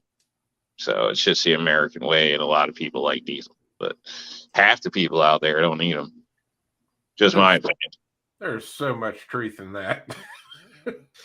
We got a lot of factories around here, and I've thought that same thing. You drive by those parking lots, and they look cool as shit, man. I got a buddy that's the same way. Every 2 years, if he's lucky, he's buying what is it, like $2,500 worth of tires. They're badass. Like, you can climb it like a ladder, but it's like driving down the railroad tracks. And he never goes off road, so I just don't. But it's just it's America, I guess. I don't know. There's a Jeep around here with some kind of tires like you're talking about, and you can hear it coming from like a mile away. It's like just because of the noise those tires make on the road. I see more of the jacked up, vehicles, and then they're running like 26-inch rims with low pro tires. It's like you're never going to take that damn thing off the fucking road, because the way you have it set up like that, you're going to end up stuck in 30 seconds. You're allowed to get a car. You scratch your rims up, man. No, maybe y'all have had a car just to look cool. No, I have vehicles that are for purpose to do stuff. I'm too poor. If I'm lucky, I was gonna say, I'm not saying I had a fancy car, but I liked my El Camino. I got it because it's cool looking. Yeah, but Elcos, not only are they cool, but they're practical, because you've got your car, but you got your truck. Yeah, but I could have bought a truck and it would have been way better. Now, it was practical because then I didn't have to help people move as much at the time I was younger, and that would have been like, if I would have got a regular pickup, I would have been kind of giving my weekends away. You know what I mean? I think vehicles like that are practical, but I think they're more practical on like a delivery aspect, furniture store, this or that, where the lower on and off access is nice, and without having a drop gate or whatever, something along those lines, or I don't know, a kid off to college that's in riding dirt bikes or four wheelers. It's easy to load up, load off, anything like that. So it's a little shorter, than a truck. Basically, somebody doesn't intend to do off-roading, but still can keep the capacity. You talking about El Camino? Yeah. So I'm pretty sure them and the Rancheros were made for dirt bikers, because every ad I've ever seen is with a couple of dirt bikes in the back. I totally figured that's why they made those things. Hell, there's an Elco that runs around here. He's got like an 8-inch lift, and he's running, some big old mudders on there. Are you talking like a stomper? I seen an El Camino look like a stomper in Tucson one time. Like it wasn't so big it could smash cars or nothing, but it was like whatever the largest tires you could just practically get with some giant suspension underneath it. Probably for car shows. Well, it takes us back to the battleship, spaceship thing. Yeah. Just because you can don't mean you necessarily should. So Yeah, in that case, instead of jacking the El Camino up, yeah, I'd just buy a damn truck. Yeah, I don't know. That would be Yeah. more practical. The Oh, suspension's this was already a show thing. This was like it's just somebody taking it to the extreme. This project. Yeah, yeah, and this was somebody's really project cool. vehicle. And it Yeah. was like behind this, like, what do you call them when there's like 3 apartments next to each other with nothing but like a parking lots all around? Like there's a triplexes. There's a name for that. Anyway, it was always behind this one apartment, so you could tell it was like the person's hobby car, like weekend project. Well, I mean, if we take it all the way back to the firearms, this also equates to just because you can own a 9mm doesn't mean you should own a 9mm. That's a good point. It's a free country. It doesn't mean you should do everything you can. Well, you should have a 9mm. So these guys are clearly crazy, drunk. I don't know, high on cowtails or something. I don't know what the deal is, but 9mm is king of the world. You may not like it, but if you go ahead and Google the numbers, 9mm is king of the world. 45 AARP, No. 2 world wars. You can't justify no Hey, 9mm ever being tipped. wars. I'm just saying the most common round in the world is going to be a 9mm. So if you're talking any of this survival, zombie, China attacks, Red Dawn stuff, you should have a 9mm. That's all I'm saying. I bet you if you put 9mm versus like 7.62 by 39 or 5.56 or They're close. They're close. I think I- it's 5.56 is. I forgot. I was 1 or 2 handguns at the top. I probably still got it in screenshots because I had to make sure. I looked this up before I state the claim because it used to be that way, but it's last time I looked it up, it still is. So 5.56, I believe, is right above 7.62 as well. So, so whether it's a NATO thing, I don't know, but and obviously depending where you are, your location, it might shift a little as what's going to be more available in your area. But in general, as a whole, 9mm is king of the world, man. So I don't know. you say that 45 AARP it stopped 2 world wars, but technically there hasn't been a World War III because of 45 ACP. So it's technically ended 3. It's kind of prevented a world war as well. That's the way I like to look at it. I thought a bunch of crazy scientists that made bets on whether they were going to light the atmosphere on fire were the ones that kind of stopped most of these World War deals. But Well, that's why you can't have a 12-round 45 ACP magazine, because otherwise you might catch the atmosphere on fire. Especially if you're rapid fire. There's reasons for slow fire 10-round magazine. So if you look at the screen there, Rob, R4 Mississippi Thunder says 40 is king. Just saying. yeah, I don't know, dude. I don't know. That guy, I don't know, man. Yeah, he's probably on the 40 take. That he says 45 AARP is second best. If the Right, future is right. going to be shooting down drones and those robot dog things or whatever that they're going to send at us, then do you really want to shoot at it with a chunk of 9mm lead or 10mm lead? If you really look into it, the 9mm was just an Illuminati plot to keep the people subjugated because it's not powerful enough to overtake the overlords. Good point.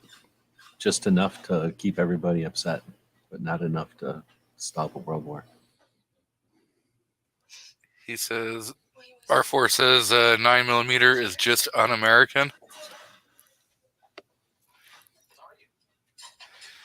I mean, you are talking about using a foreign measuring system. You're not even talking about using an American measuring system. Like, come on. You want to go metric.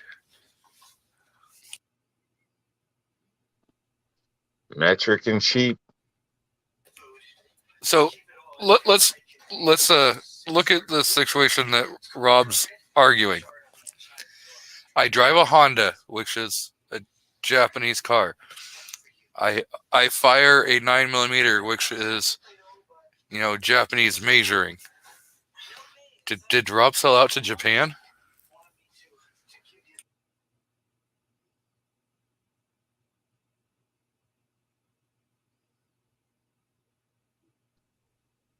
Hanakimoto Takahashi.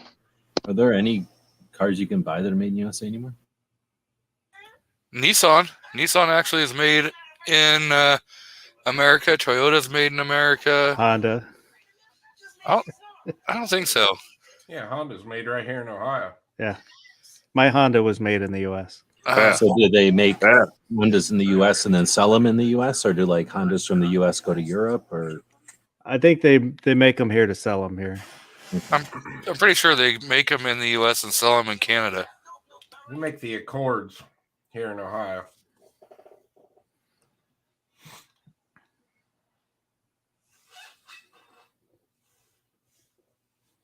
Mitsubishi's made in America too. Yeah, but is it Mitsubishi owned by Nissan?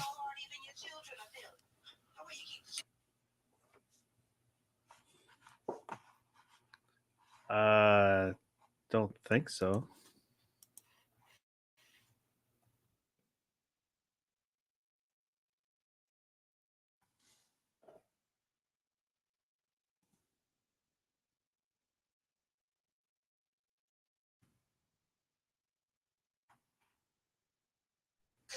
Gizzard says American automakers don't make their vehicles completely in America either. Canada assembled, Mexican engines, etc. Yeah, truly, I don't think there's any single vehicle that's 100% American made.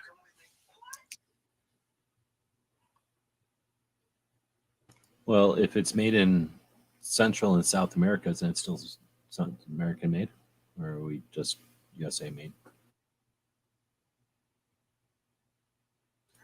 And I'm okay with stuff being made on our hemisphere. Anything over here. Yeah, I'm definitely okay with stuff being made on the continent. Yeah, Mexico, Canada, America. I support U.S. products where I can, when I can, where I can. But, got to be honest. In some cases, they're not as good sometimes. So, Well, they're just not available. Like pants, I'm not going to spend $70 for a pair of pants when I can get one from like down somewhere. I think. Yeah, see, that's where I might spend more money. But it's not because necessarily it's American. It's because of the quality of it. Like, it's not that. Well, but thin, like Carhartt, I crap. remember that Carhartt's made down in South America somewhere, but they're still well made. They're decent. Just a giant company in It's South America. It's like kind most of of a the quality thing in a way in some cases, and vehicle is kind of a bit, I don't know, I guess to most people not, but vehicle can be seen as a big purchase. So what do you want to do? And then you got to look at, are you buying new or are you buying old? And if old, how old?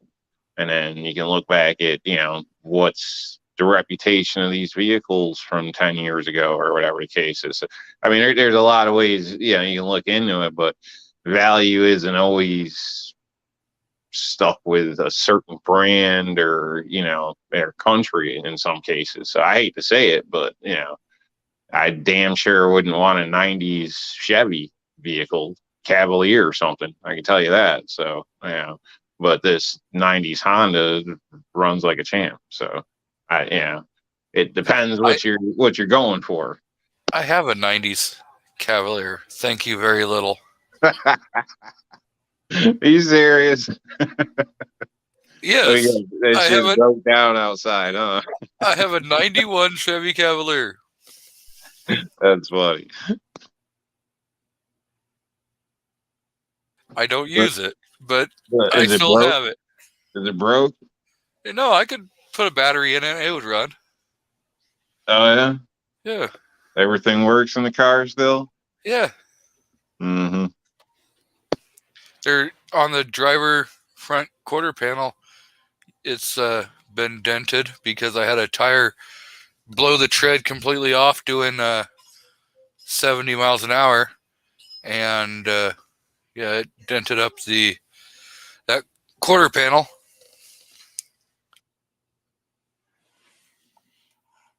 So Gizzard put out a deal saying who is Mitsubishi owned by. In October of 2016, Mitsubishi joined the now Renault Nissan Mitsubishi Alliance. Nissan is the majority owner and has a 34% share of Mitsubishi Motors.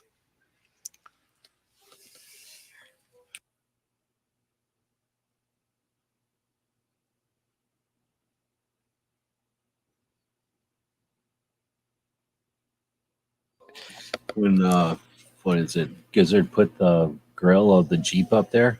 I never noticed how it kind of looks like Ohio a little bit.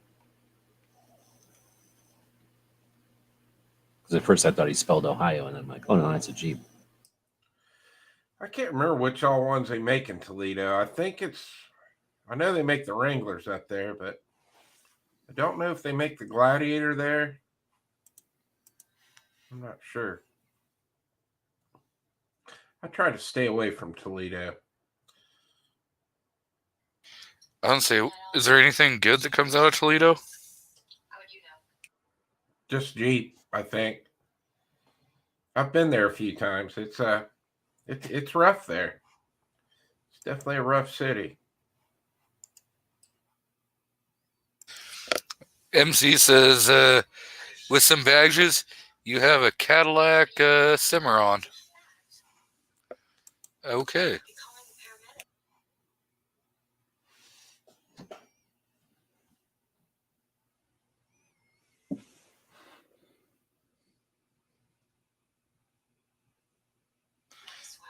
Gizzard says it's pronounced Reno. So, I don't know if they're trying to copy a town in Nevada, but I guess so.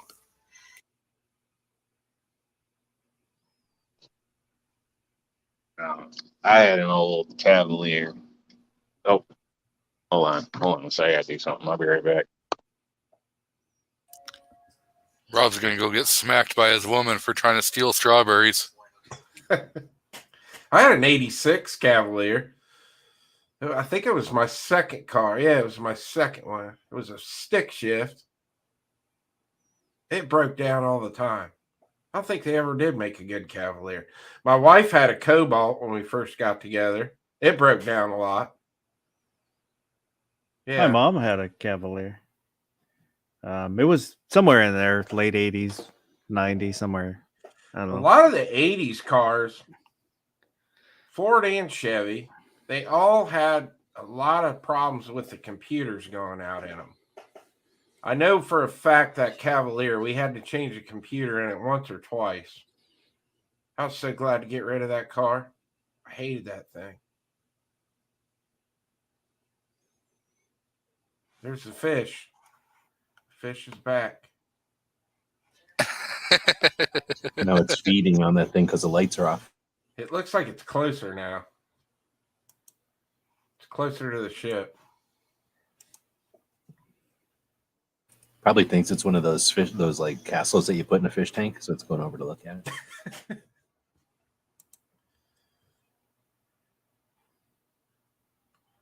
How's the dog Yes. doing, G Webs? Oh, he's all right, sleeping right now.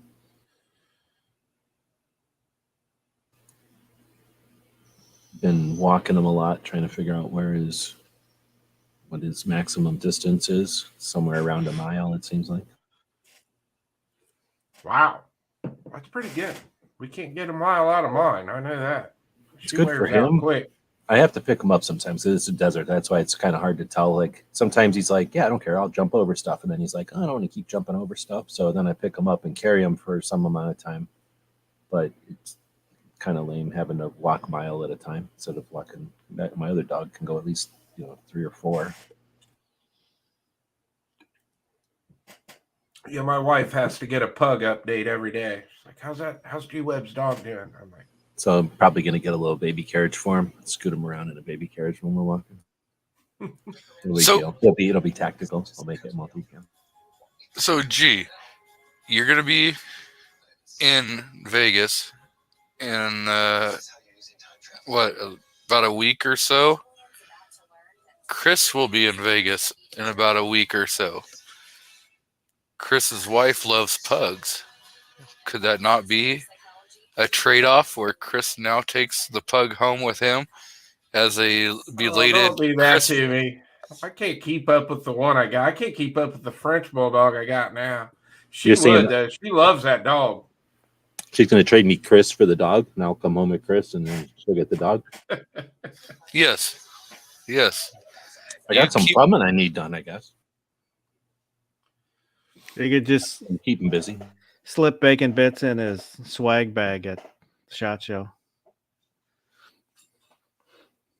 I can tell you right now, if he brought that dog to SHOT Show, my wife would probably want to watch it for a while. I can tell you that. Is the wife gonna be at SHOT Show? Yeah, she's got her pass. She's only going to come one day. She just wants to see it. She's not into that kind of stuff. She wants to at least walk around in there one day. See, check it out. and here's where the master plan goes into effect. You get her to babysit the pug, and then by the time SHOT Show's over after that week, she's not going to want to give you the pug back. Chris is going to now have to take the pug home with him. She'd probably have that pug. She'd probably have that pug in some salon somewhere getting its nails and shit done. I just clipped 3 of his feet, and then he's like, "No, I'm done," and he's not letting me cut the 4th foot, so he's got like one hand with long fingernails on it. Some kind of punk. Yeah, I guess that's what the kids do these days. It's a 2-person job for us. We bought this sling thing we hang her in, and I hold her up in the air, and then she gets underneath of her and clips the nails. They hate getting their nails clipped. Well, I think Miss Sheefire says that she might be willing to adopt P-Webs. I'll have to get a locking collar. One of those ones with a steel cable in it, so it can't be clipped. Yeah. I'm back. Sorry, I had to run really quick. So, Oh, we Sorry. didn't even notice you. I was saying about a Cavalier, older Cavalier. I had one. Thing was a piece of crap, man. Like, seemed like you couldn't make it through 2 tanks of gas without it breaking down for one reason or another. Horrible car. That's what we were just talking about. I had an 86. I think it was my second car, if I remember right. Man, it broke down all the time. Well, wasn't there a time when everybody would say, like, they make cars too good, they'll like last forever, so start making them with lifespans so that people get rid of them? Or it was more of like, people are changing their cars out all the time, and we're making these cars to last lifetimes, so why don't we quit putting effort into the cars since people only keep them a few years? And Yes, it was like pretty a much. time for that. It seems that most companies are taking that model, or they expect it to be through 3 owners and in a junkyard within 7 to 10 years. So Yeah. most companies look at it that way nowadays. So, which to me, I think is ridiculous, because the average person doesn't, if you look at the average income, like, you really don't make that much to buy a new car like every 3 to 5 years. According to the numbers, it just doesn't seem practical. But and most people do. They get rid of them after a few years or whatever. So that's why they say 3 owners. But yeah, they definitely switched over. So there's still some vehicles out there you can get 500,000 miles on and this and that, but they're not. They're not what's being made now.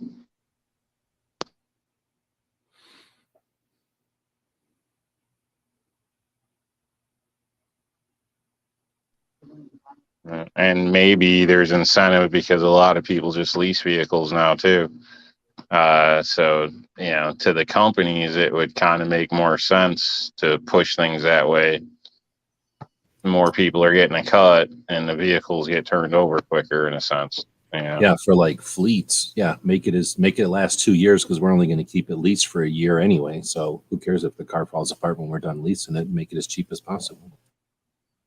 Well, I think manufacturing in general, that's kind of the way it is now. Look at TVs. Yeah. The old tube TVs that last forever, and your flat screen, 5 years, then it goes on the fritz.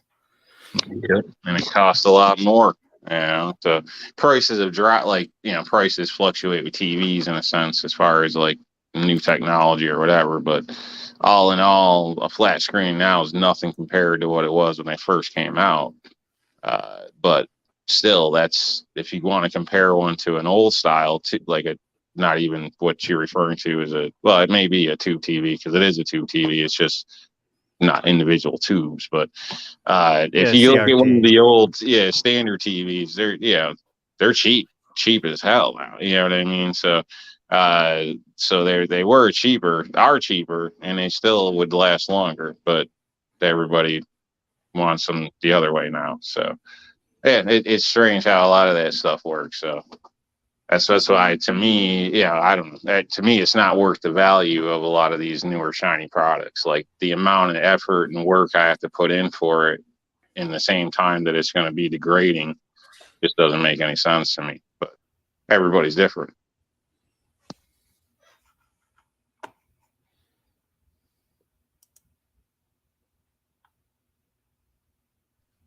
Yep, planned obsolescence.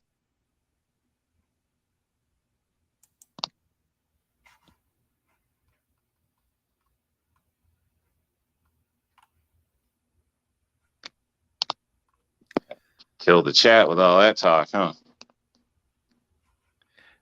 Chicago Mike had asked about a couple different cars. They're taking an old car and then updating the drivetrain. So you've got kind of all new chassis and drivetrain, but with the shell of a classic car on top. If I had lots of money, sure. Not a 1970s Mustang, though. I like the 60s Mustangs. I think I'm not a big Mustang person.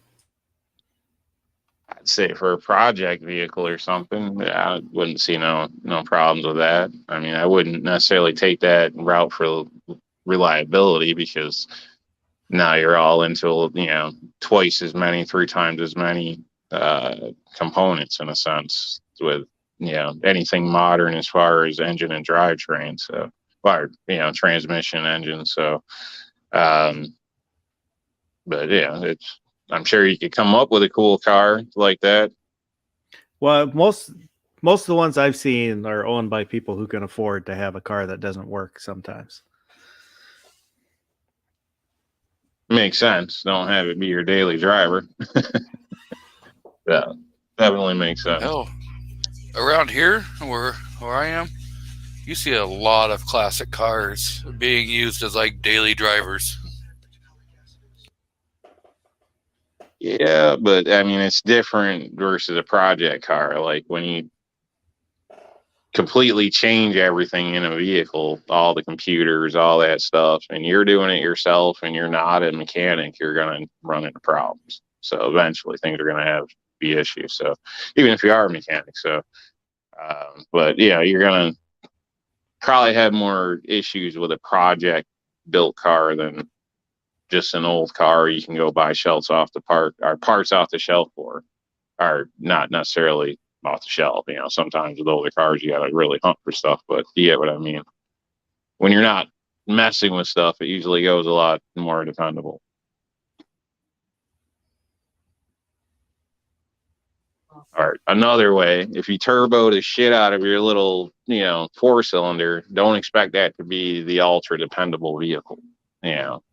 It's just not how it works. You get like kind of one or the other in a sense. You can have a turbo vehicle, but if you go to the max with everything, same thing with a small engine. If you bore your pistons out to 80 over, you're going to get hot a lot quicker. It's going to be problems. Driving that to Florida wouldn't be ideal. Whatever the case is. There's different stuff for different things.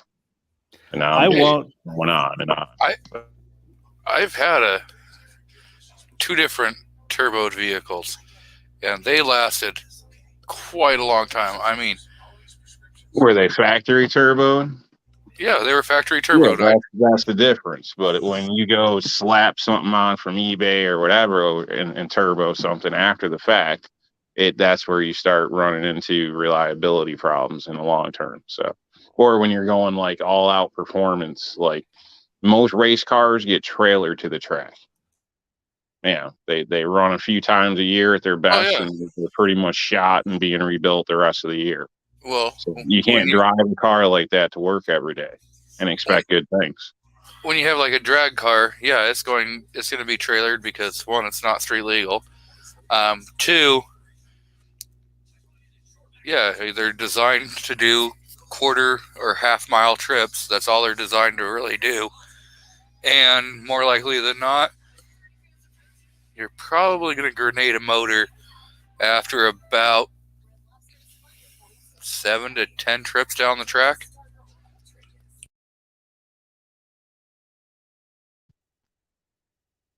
Just a lot of different factors and things. So what I can say, what I think is ridiculous, I can't speak for your guys' states, but at least around here, you could get anything. Just say a Chevy Cruze, the little whatever. I don't even know what they are, 2.3s or not even probably no. I don't even know. But say a Chevy Cruze, you can get the regular model, one price. You get the turboed model, which is like a tiny little turbo deal, and your insurance is higher. Any vehicle in New York that has a turbo on it, even if that vehicle needs the turbo to make it up a damn hill, you're still paying extra because it's got a turbo on it. So that might be something across the board. I'm not sure, but I know it has a huge effect here when people are looking at shopping for vehicles. So by the time, you add all that up, the insurance ends up being as much as a payment with a lot of these modern sports cars here. Well, you take, 2022, maybe even 2021, but the 2022 Nissan Rogues, those are all 3-cylinder turbocharged motors, straight from the factory. Yeah, you'd be paying more for insurance in New York for them just because they have a turbo. It's just like, does your car have ABS? Does it have this? Or you check that box and you're paying more. It's just a thing here. I don't know. Hopefully it's not like that everywhere, but Yeah, definitely not here because, like, if you have ABS, you're going to get a discount. yeah, normally you would get a discount for ABS or all that here, but as soon as you mark turbo, it goes the other way where you're paying money. Yeah, so like here, if you're, if that turbo helps you get better gas mileage, then depending on what your fuel efficiency rating is going to be depending on how it affects. So like with Nissan Rogues running that turbo in a 3-cylinder, it actually improved the overall fuel efficiency. And so now those qualify for better government, tax credits and crap like that. And insurance companies are like, oh, well, this is now a green car, blah, blah, blah. So we're going to give you better rates. That's cool. That'd be nice if they did that here, but they don't. So we have been joined by Mr. M. Gabriel out there and Mr. Craig from Georgia Trapping and Fishing. MCK is out there. Chicago Mike the Shooter. We've had a lot of people jump in, so thank you guys.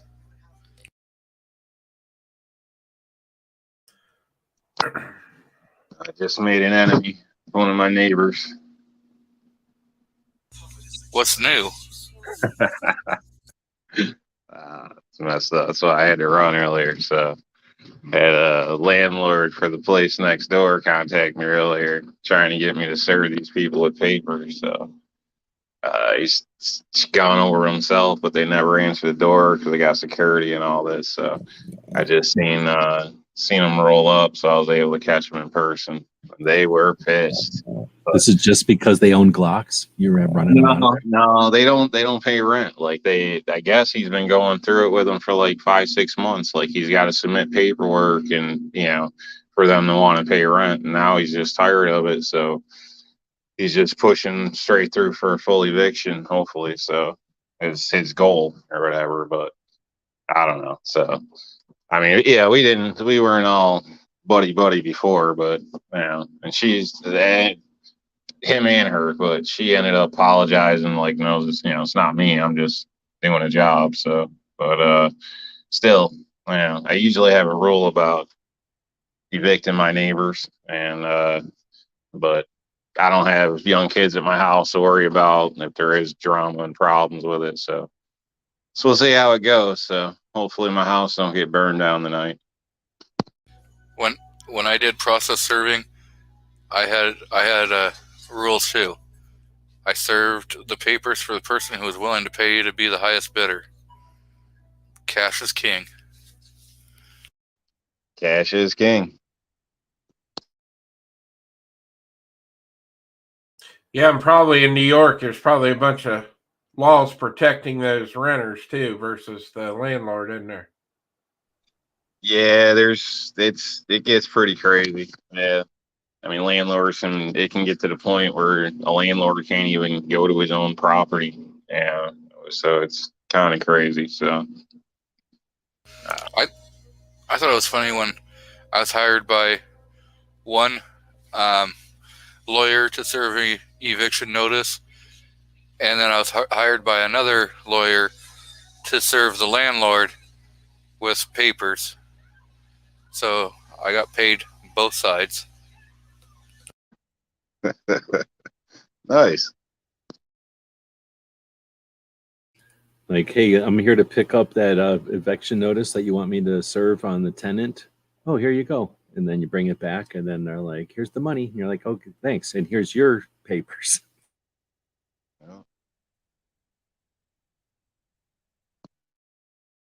Here's one for you, and here's one for you. So Chicago Mike hit his 200 subs, I see, huh? Yep, and he says he's gonna email me sometime to do his 200 channel friend thank you. I think Hillbilly Up is filling in for me Wednesday night, it looks like. Yeah, that's what he said. All righty. So we'll see. I'm definitely going to be in the side chat on that one while I'm getting my stuff ready. That'll be pretty cool. That dude makes me laugh. He's always so happy and positive. I know it's got to be an act, but it's funny. Yeah.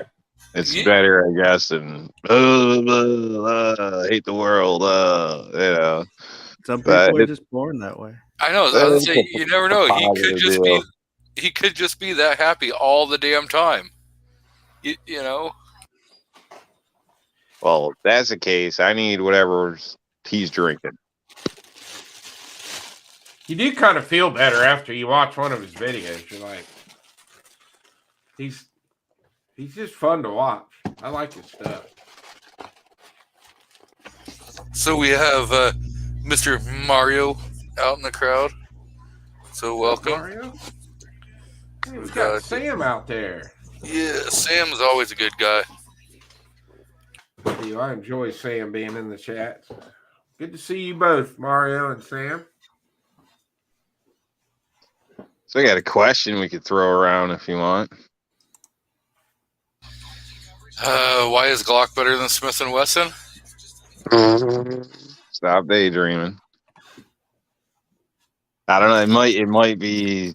I don't know. It might be too real. You guys might not want to touch it. I just threw it up on another YouTuber the other day, and they really didn't want nothing to do with it. So let's hear it. All right. What's your most embarrassing moment as a new gun owner? Okay, I know. So when I was like 10, And When you were 10, yeah, 10, yep. did you pee your pants? Come No. on, man. Give us something real. I had been out shooting with my uncle. We took some 22 rifles out, and we got back after shooting, and I decided, hey, I'm going to take these apart and clean them. And never have done this before. Well, I took them apart, and I couldn't figure out how to put the damn things back together. And and I kind of mixed the parts. So yeah, that was quite fun. My uncle had to come and help me figure out how to put them back together. So don't try taking 2 rifles or 2 pistols apart at the same time, because you may accidentally swap parts.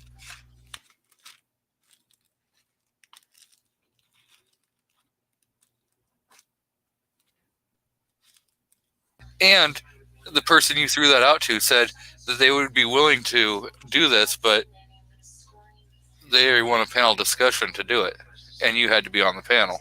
I'm pretty sure that was their response. Yeah, you might be correct there. I think you're correct. I just figured I'd throw you guys on the spot with it too. Make it interesting for everybody. So, next up, Well, send them a link.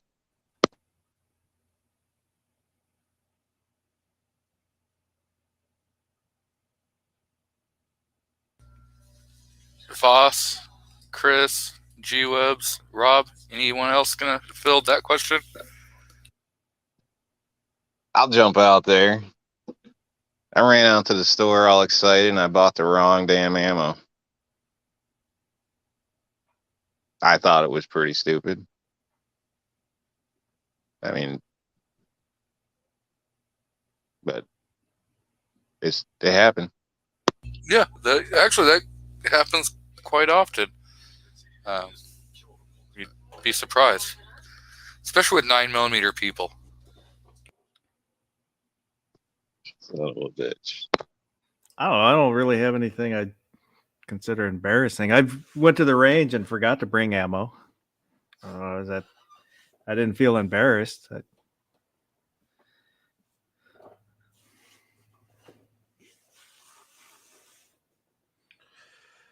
I'm trying to think. Like,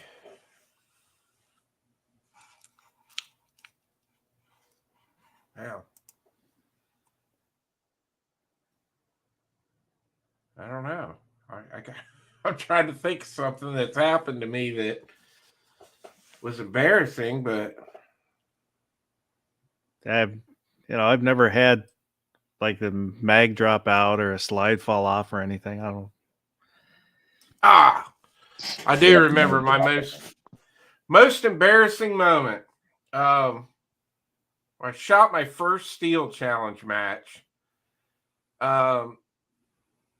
Because I did that.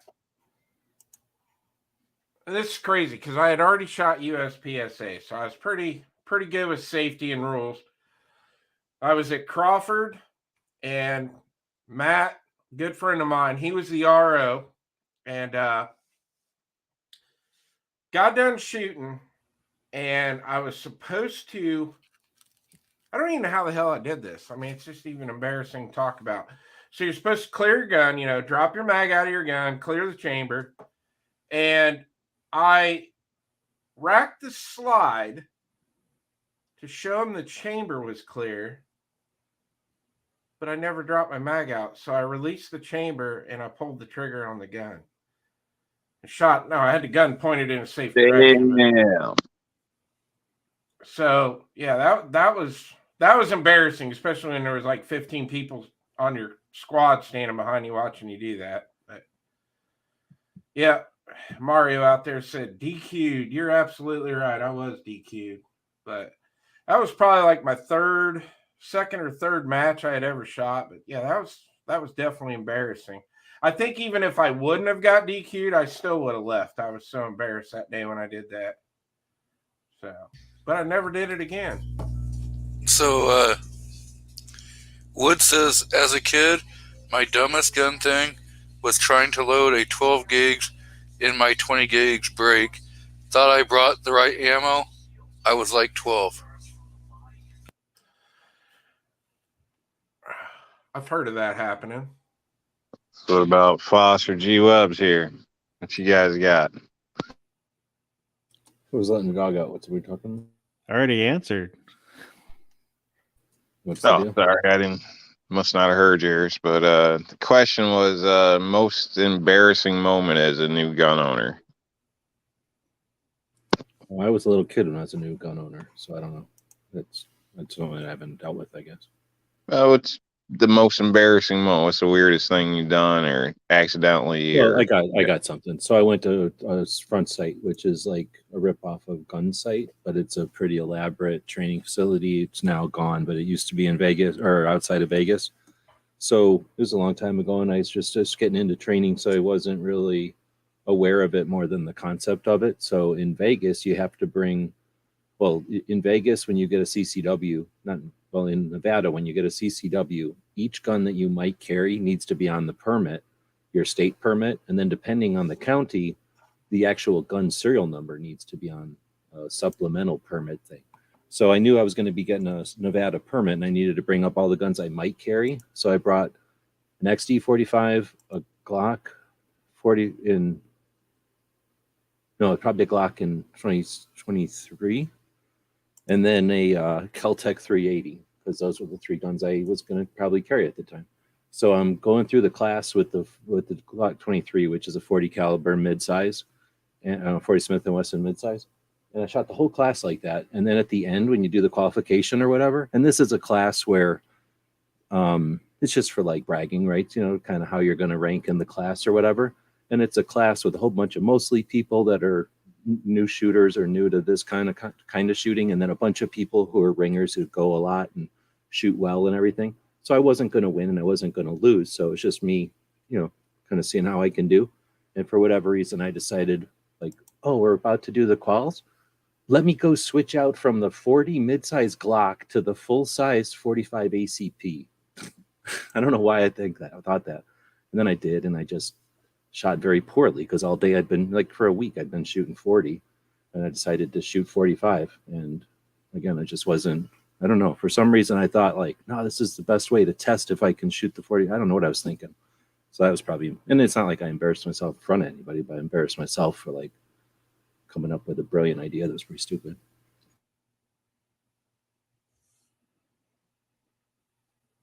So, Miss Brooke Cheney has joined us out there, and she's thrown out a couple. She says, hate it when that happens, but you're not alone. Happens most in IDPA low light stages because people think the flashlight is the mag. And then Wood says, then older, then at 16, when the cop took my 25 Raven, 86 or 87, got a ticket for booze, nothing about the gun. It was a different time. Absolutely was. And then Brooke says, never embarrassed, always learning more stuff. Never realized a 9mm would shoot out of a 45 ACP.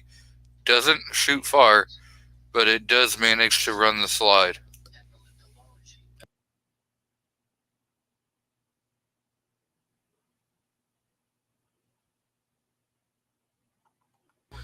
So we have hunting and stuff with J&J's out there.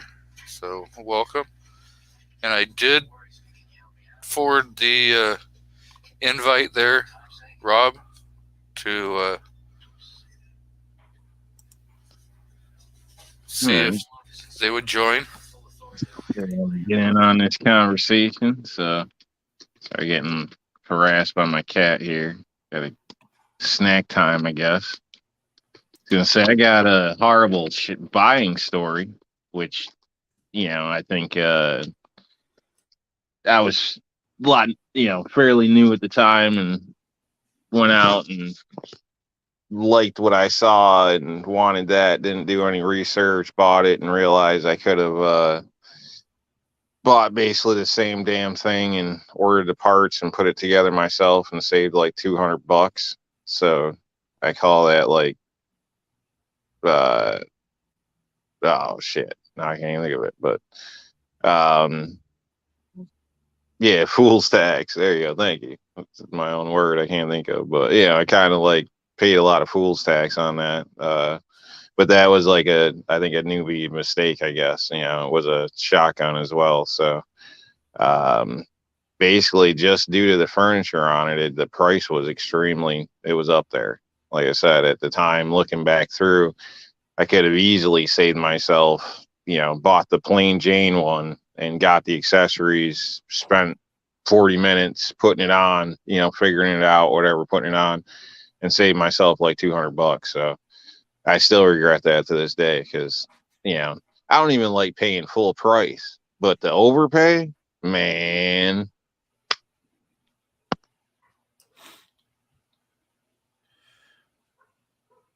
Gee, can I answer Chicago Mike's question out there? Go for it. All right. Yeah, no, I just bought the camera only. Chicago Mike, I never buy those kits because half the stuff that comes with them I'm not going to use. But I bought a lot of accessories for it after the fact that I wanted. But yeah, I kind of stay away from the kits. I did that with my first Nikon I ever bought, and I never even ended up using half the stuff that came with it. Most of that stuff's junk anyway. But the camera I highly recommend. She-Fires and I both use that camera.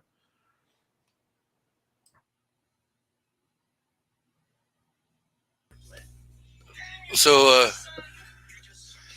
on your mic setup,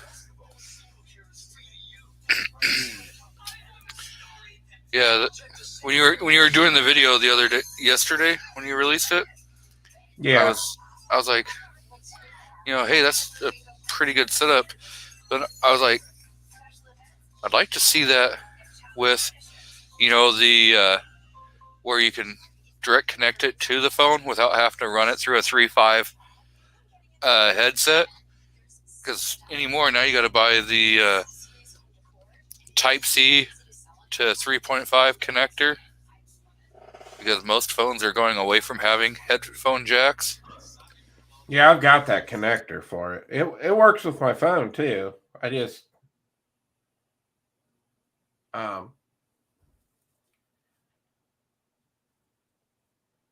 didn't do that in that video, but we've been testing it out to make sure it works before we go to SHOT, because I really don't want to bring my ZV-1 into SHOT Show if I don't have to, but I'm probably going to anyway, just because I'm so used to using that camera now. Yeah, so like... Is that the one that's like an SLR? No, it's just, I got it sitting right here. I got the batteries charging on it right now. It's pretty compact, really. Oh, okay. Yeah, that's not bad.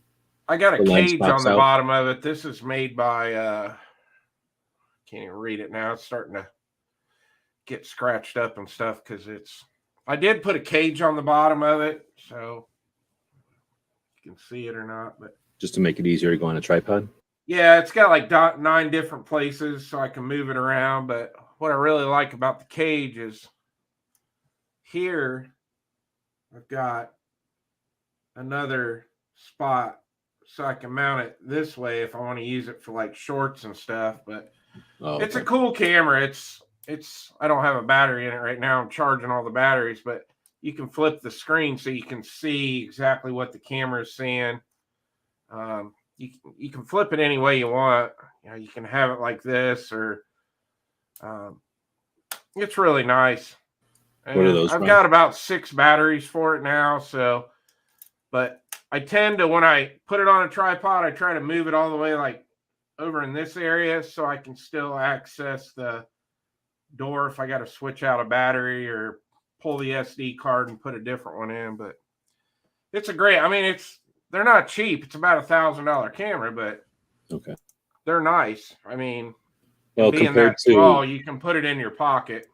Yeah, like 4 years ago, $1,000 camera for SHOT Show would have been a big SLR with a big honking lens. It might not have weighed as much as an old SLR, but it'd be as big as and as fragile, and you'd have a big camera bag to carry it. You could put that in a nice pocket or a pouch or something. Right.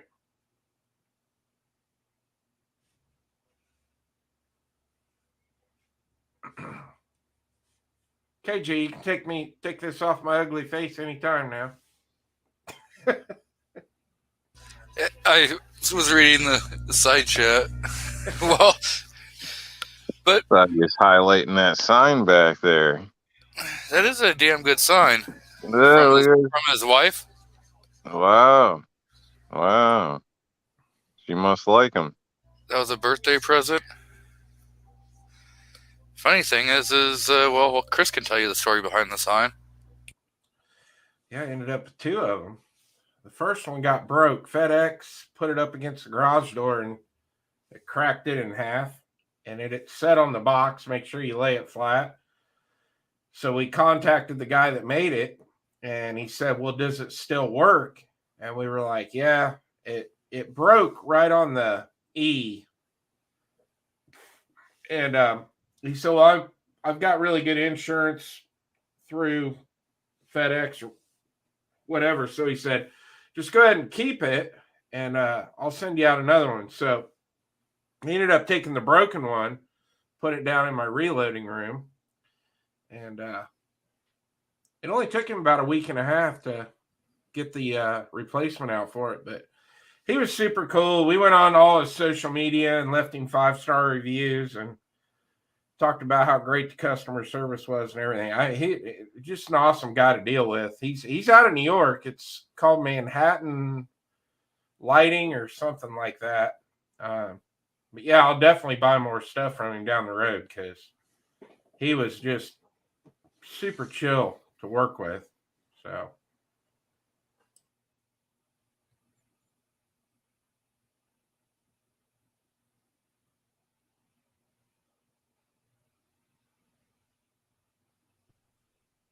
Yeah, DM Foss is supposed to make me a sign like that one day. You got your thing. You know, there's I've seen, is that a real neon or is that the kind where it's like LED in there? yeah, it's all LED. I've seen a thing where they take that's like a clear piece of plastic and they like made it, what do you call that? Like carved the letters out. Wonder if I could try that on my big router thing. Then you would just have to figure out how to cut all the LED to get it in there. That's another trick, knowing how to make the LED. That would be cool. I don't know how they. Yeah, because like if you get right up on it, you can see the wires. They're almost clear, but you can actually see the wires going from each letter. Just like neon has the black tube going between each thing. Yeah. Oh, if you carve out, are you talking like if you carve out plastic, you could use like EO wire maybe. Well, I think Blaze, yeah, you're right. I mean, I don't think you're right. I don't know if there's a way to. Is there a way to make that not light between the letters? Oh, Or you could run it through like a black, some kind of a black tube or something, pipe or something. Yeah. And that would do it, effectively black it out. But yeah, that would, and that's way low voltage, right? That's the whole point. I guess What are Chris you, my said, Ford "Screw guy?" this, I'm out of here." I don't know what happened there. That was weird. We just figured you said, "Screw it, I'm out of here." No. No, good. No, I was looking. I thought I saw Christian jump in the chat out there earlier, but I forgot to say hi to him. But that was at 8:08. He's probably gone by now. I think I hit the mouse wheel or something there. Well, the sign looks good, man. Well, thank you. I That's like it. 223 DMRs out there, welcome. And he says, "Rob, good evening, Chevy guy." Yeah. Good evening, Ford guy. I didn't say hi to Andrew Carmichael either. Hi, Andrew. Anyway. Well, Christian, if you're still out there, I did see you pop in the chat, buddy. Your I had son? Yeah, he was out there. I forgot to say hi to him. I had Fords, or we had Fords, I guess, all the time growing up. So I had no problem with Fords. But then, like on the Army, there was nothing but Chevys everywhere, and or GMCs, same thing. And then in the Forest Service, there's nothing but Chevys. So I've just like ran so many Chevys to where I would never take my own vehicle that I was sold. So I've had Chevys ever since. Like they just went where you made them go. See, that's just weird. You like Chevy, but you're against 9mm. Like, I'm not against 9mm. I'm just against the 9mm worship. you almost check all the boxes, but I don't know. I don't know, man. I'm with you with Chevy. Yep. Rob, don't worry. He's not your dad. We're like the Oh, same age. well, no. I don't know. Mom got around.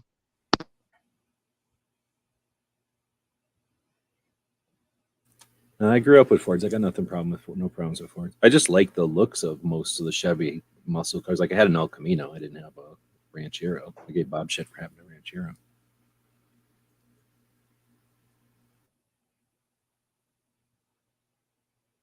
But I'd take a Camaro or a Corvette over a Mustang. I just like the look of them. But now that and did you ever, I don't know, maybe car people just know this, but I never consider myself a car person really. But I watched a movie, I think, or maybe a documentary. It might have been a documentary about something that they ended up talking about the history of Chevrolet. Do you know where the history of Chevrolet comes from? Like that car company? No, not exactly. I think I was watching a thing that was talking about Ford. So Ford was making so many cars that they needed the material for the dashboard was plastic. They were making it out of some kind of early Bakelite or plastic or something. And then DuPont, who made all their money selling all the gunpowder to both sides of the Civil War, and then World War I, was like, loaded with money and doing all the chemical, a lot of chemical stuff. So they were selling so much of this plastic material to Ford.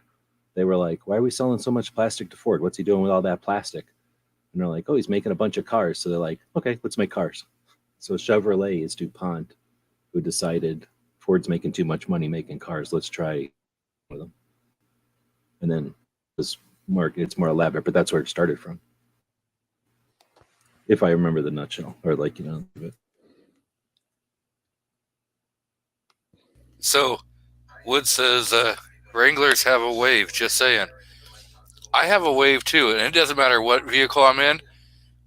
I can reach my arm out the window and put my middle finger up.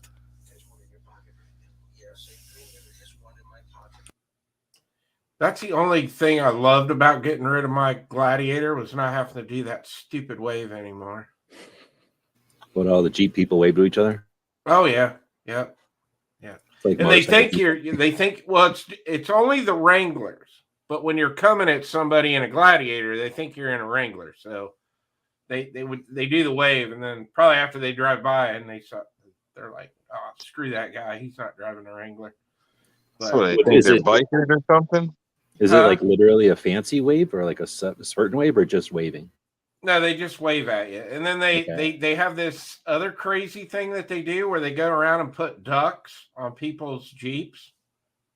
So like you go into a store and then you'll come out and there'll be a rubber ducky on your Jeep.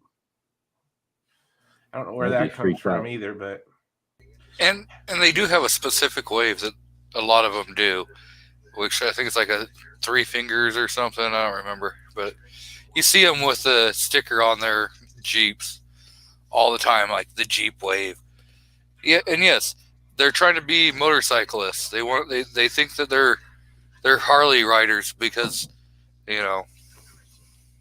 So the funny story about that is when I bought my Gladiator a few years ago, it wasn't my first Jeep. I've had Wranglers before, but it was like there was this long gap between. So like I totally forgot about the whole Jeep wave because I mean, this has been going on for years.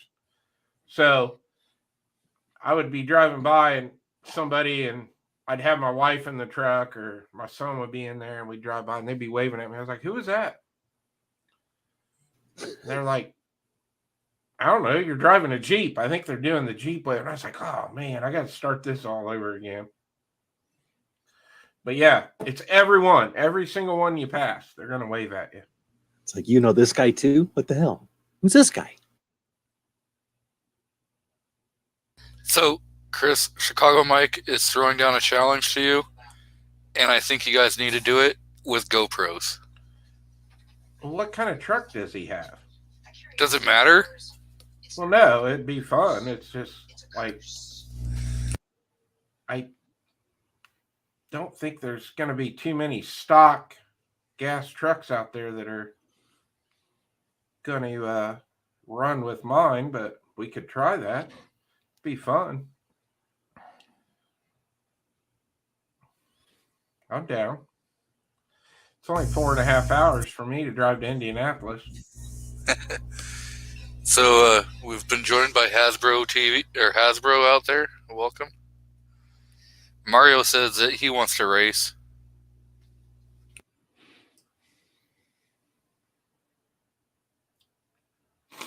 I think Mike drives an F-150. I'm not sure. I probably wouldn't trust racing against Mario because he's a mechanic. And his name's Mario. Because every time I see his name, I'm like, Mario Andretti. Yeah, or Mario Kart. Yeah, I don't think I want to race Mario either. How much is involved here? I mean, maybe I should get my Civic in on this. Pink slips. He's saying let's go run what you brung. You know, that's he's gonna bring his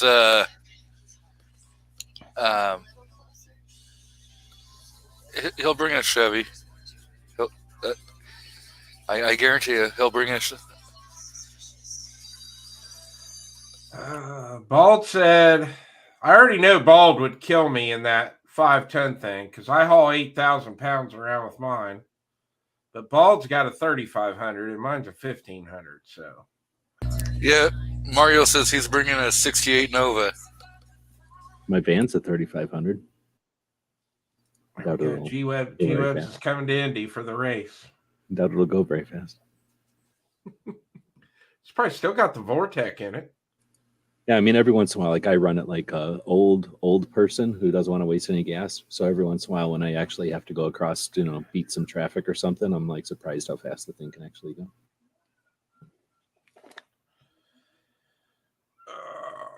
Hasbro's got the Coyote motor in his F-150. That'd be fun to drive. So I like my truck. I mean, mostly all the trucks I've ever had have been 300 horse, between 250 and 3, but I do like this new Rebel. I think it's right at 400 horse. It's fun. I haven't done anything to it. I'm not a car guy. I'm not into that. I bought the truck because I liked how it looked, and it's got plenty of power to pull my excavator around. So, but it is kind of fun to smack the pedal to the floor once in a while in it.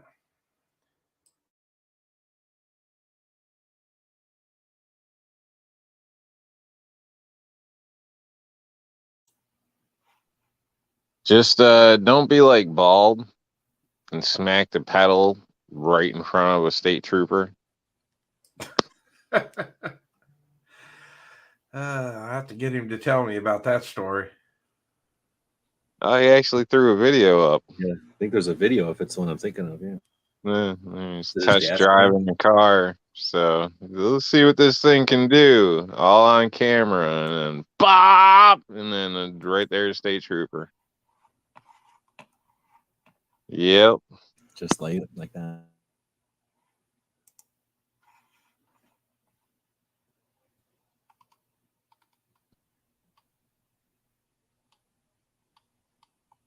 Give him credit for putting it up there. I mean, that's kind of a stupid thing, and got his ass, but yeah, he still shared it with the world. God, Bald's pulling 25,000 pounds. My trailer, excavator, and everything's like 8,200. That's a lot of weight. Back in the day, I would carry a 8-horse trailer behind that Chevy, and as a fifth wheel. Any idea how big that would be? One of the 5-horse trailers.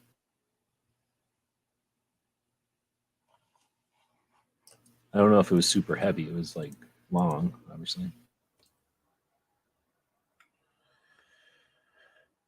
I don't know on that. I don't know when it comes to horse trailers. I pull I a never thought about trailer it. around, Or but whatever. It was the government, so it was the Forest Services. So I didn't really, I never thought about that. Like, here, take it. I'm like, okay, it must work. You told me to take it, so I was a kid. The Google says 4,200 to 8,400 pounds. Oh, okay, so that's like half of what he's talking about. Not even.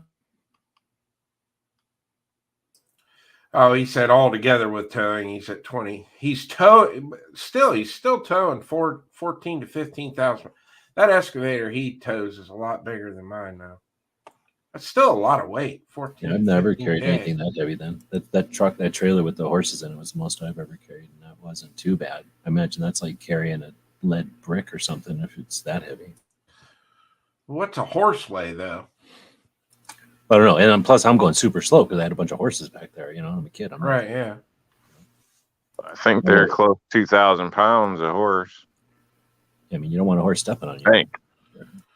So yeah, if you think about it, let's say the trailer's 5,000 pounds. We'll just average that. And then how many horses were in the trailer? Like 5. Or maybe 10. I don't remember. It was a big, long trailer. Yeah, I was going to say that's a lot of weight. So a horse is about 930 pounds, says Google. Thanks.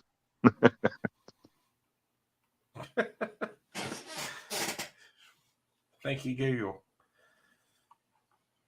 Yeah, 2,000 pounds, 900 pounds. What's the difference, right, Rob? Yeah, well, it's a pretty big difference. Yeah, Hey, I was thinking of a jacked horse, maybe on steroids. Full riding Those gear, big draft metal horses. collar. Well, I'm You sure like know. a Clydesdale weighs a lot more than the average horse. So Well, but that's the thing. The horses are in the back, and then there's this little room up front in those things, like by the front of the trailer, and that's where you have all their saddles and garbage. So that had to weigh something. Probably nowhere near as much as a horse, though. yeah, saddles ain't light either. Yeah. I guess 2,000 might be pushing it a little bit. A little bit.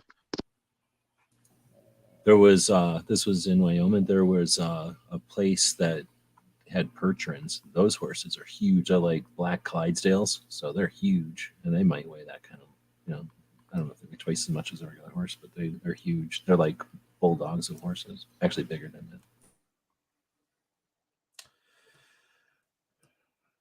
You see, Range Bros joined the chat.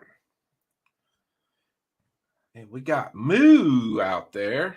And Warsaw has joined the chat. Yep, Warsaw has been out there.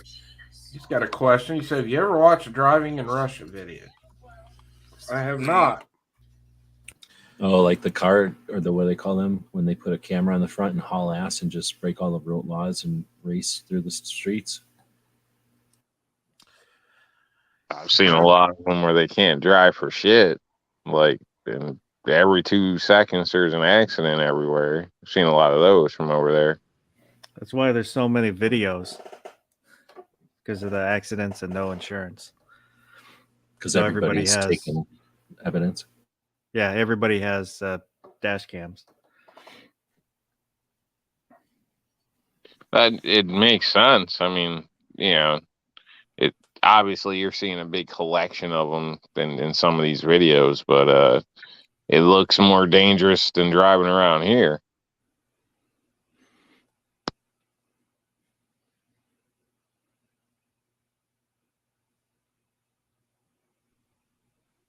Somebody's showing off their S10 pickup. Yep, that was one I helped build and drove a couple times down the track. I knew a guy here in Tucson that had a truck kind of like that. The bottom looked different, but at first I thought you were looking at his truck.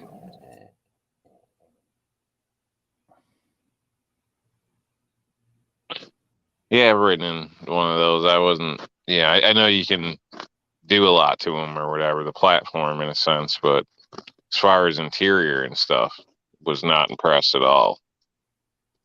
Well, there was almost nothing stock about that except the frame and the bed of the truck. The front of it was changed out. All the glass was changed to lighten up the truck. There was a Ramjet 502 underneath that with a 3-stage nitrous.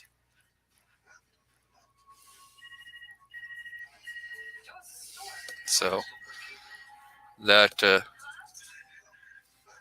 was not anywhere near a stock. Our high school had a S10 I got to drive around sometimes for moving stuff around or going out to pick stuff up. Pretty nice little pickup trucks. The Don't they 4-speed. have like a bar graph as far as your speed? If I'm remembering correctly, like it would come up and then curve over, and it was all your bars, your fuel, everything was these little LEDs in the dash. I mean, That's Knight Rider right there. are we thinking the same? Like it was the same thing with the Blazers of that year, like not necessarily that year, but that same style truck, basically. What was the year that Chevy came out with the? So you had the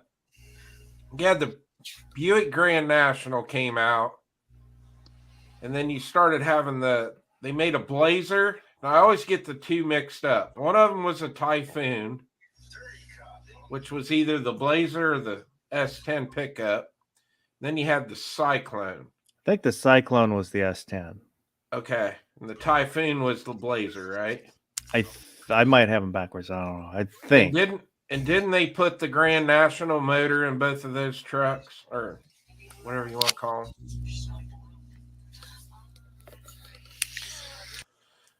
Mario might be able to answer this question for us. Okay, so 223 DMR said GMC Chevy, same damn thing. But okay, so it wasn't the Grand National motor. They were 4.3 turbos. Okay. I'm learning something here. Okay, now Defense Dad's saying they were both 6-cylinder turbos. Okay. Yeah, I remember. Those were cool. I mean, they were neat when they came out. We had a few of them here in town. I don't know how many of them they actually made, but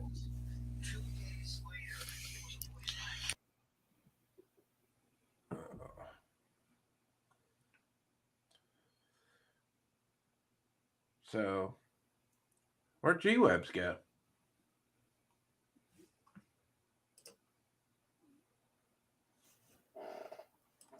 Oh, okay. Ran away. All right. So now we got conflicting results out there. We got people saying it was a 3.8 6-cylinder turbo, and we got people saying it was a 4.3 turbo. So Mr. Google should break the Foss is on it, isn't he? 4.3 V6 Turbo, right? Yeah. Okay. Single turbo or twin? They're probably going to go into that deep.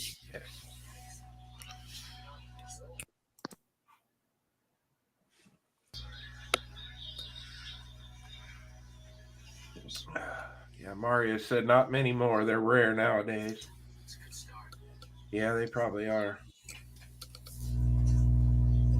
Oh, 223 DMR. I remember that. The Thunderbird Super Coupe. Had a friend had one of those. Sergeant Joe Smith says the Cyclone was a 4.3 single turbo V6. It was a Mitsubishi motor. I loved the 4.3 liter. I had a couple S10s with that. I had a Chevy Astro van that had the 4.3 in it. The things ran forever. Oh yeah, and Bob just said that. Yeah, them 4.3s, they go.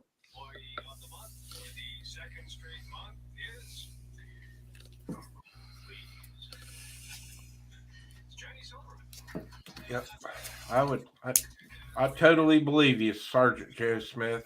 I know you're a mechanic. I've watched a lot of your videos. So I believe you.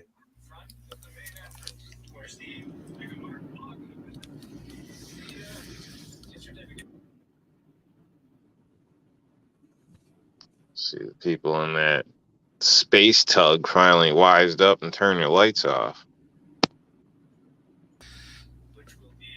I wouldn't mind grabbing a little Chevy Love and building that into a nice little race truck. But I think the wife might kill me on that one. I don't even know what a Love is. What is this Chevy Love? Mini pickup truck. It's a little 1/4-ton truck. Yeah, 1/4 ton is pushing it. What year is this? What year frame? I mean, 80s. 80s, 90s, early 90s. I'll pull up a picture of one.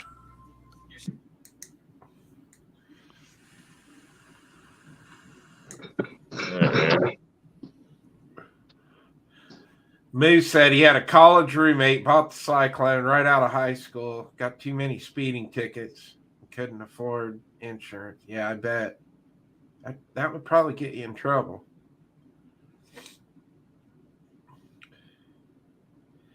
MC said they were dropping 350s into 1985 S10s. Pre-95, you had to beat the hell out of the firewall to make the distributor. Yeah, There was a lot of those done around here. A lot of people back in the day were dropping three. I always wanted to drop a 350 down in a Chevy Astro van. That would have been wild. you could buy a book on doing the conversion Yeah. that walked you through it. MCK got 380,000 miles out of his Safari. That is nuts. I think I had a couple of them that went over 250.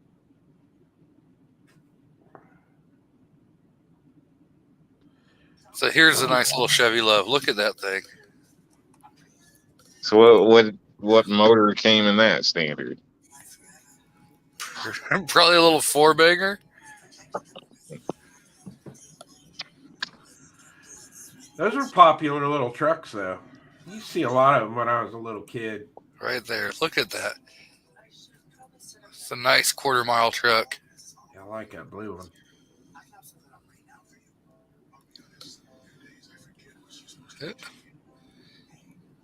Oh, go back to the. Oh, yeah, that one right there with the flames on the bed. Yep. Oh, my. Look right here. Flare No. side of it. That green one down on the side that was lifted just a little bit, that one looked nice. No, you turn these things into race trucks. These are all about going fast.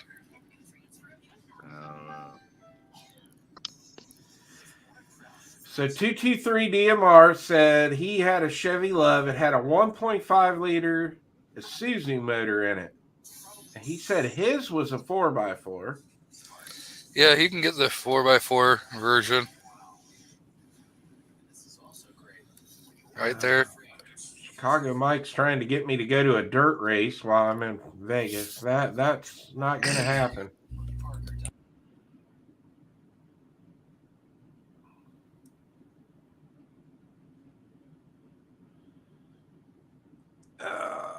Yep, Defense Dad said he had a friend that took an 84 Chevette, put a 327 in it. We did have one of those around here. A guy turned a Chevette into a dragster. I had a friend in high school. He had a 65 El Camino with a 327 in it. So we dropped a Ramjet 502 in a 88 Camaro SS with posi rear end with a Pro Street supercharger.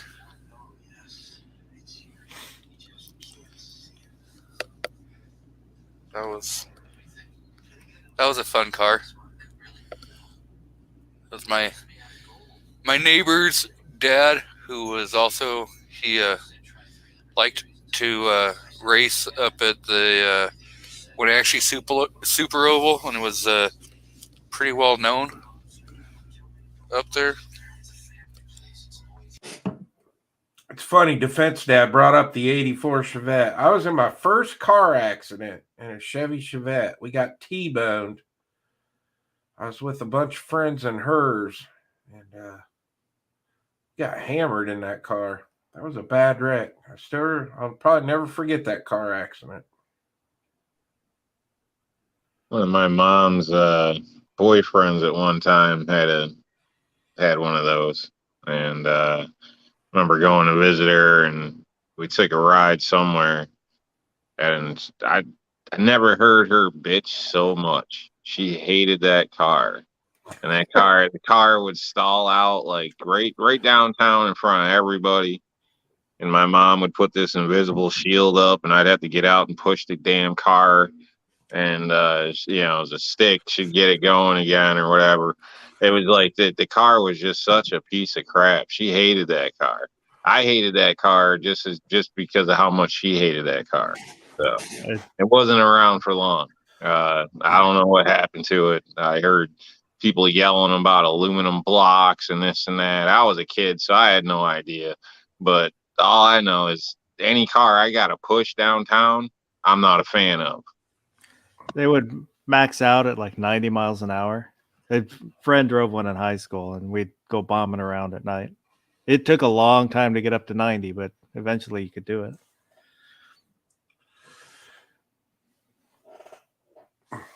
I got a funny car story for you guys. If you want to, since we were talking earlier about embarrassing things that happened to you, and I'm about half drunk at this point, so I'll go ahead and tell this story. Ooh, So good one. I'm gonna guess I was probably 16. My parents were on vacation.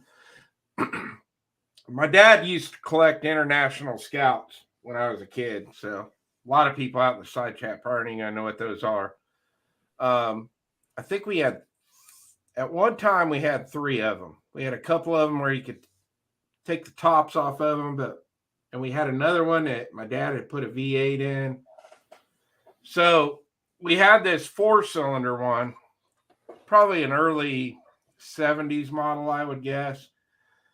And I had a friend over staying the night, and he's like, let's take that Scout out and let's go off-roading in it, because we grew up out in the middle of nowhere. So we were out driving through the fields in one of my dad's Scouts, and we broke the exhaust pipe underneath of it. I think it was probably when I was crossing a ditch line or something in it. So I've been a plumber my entire life.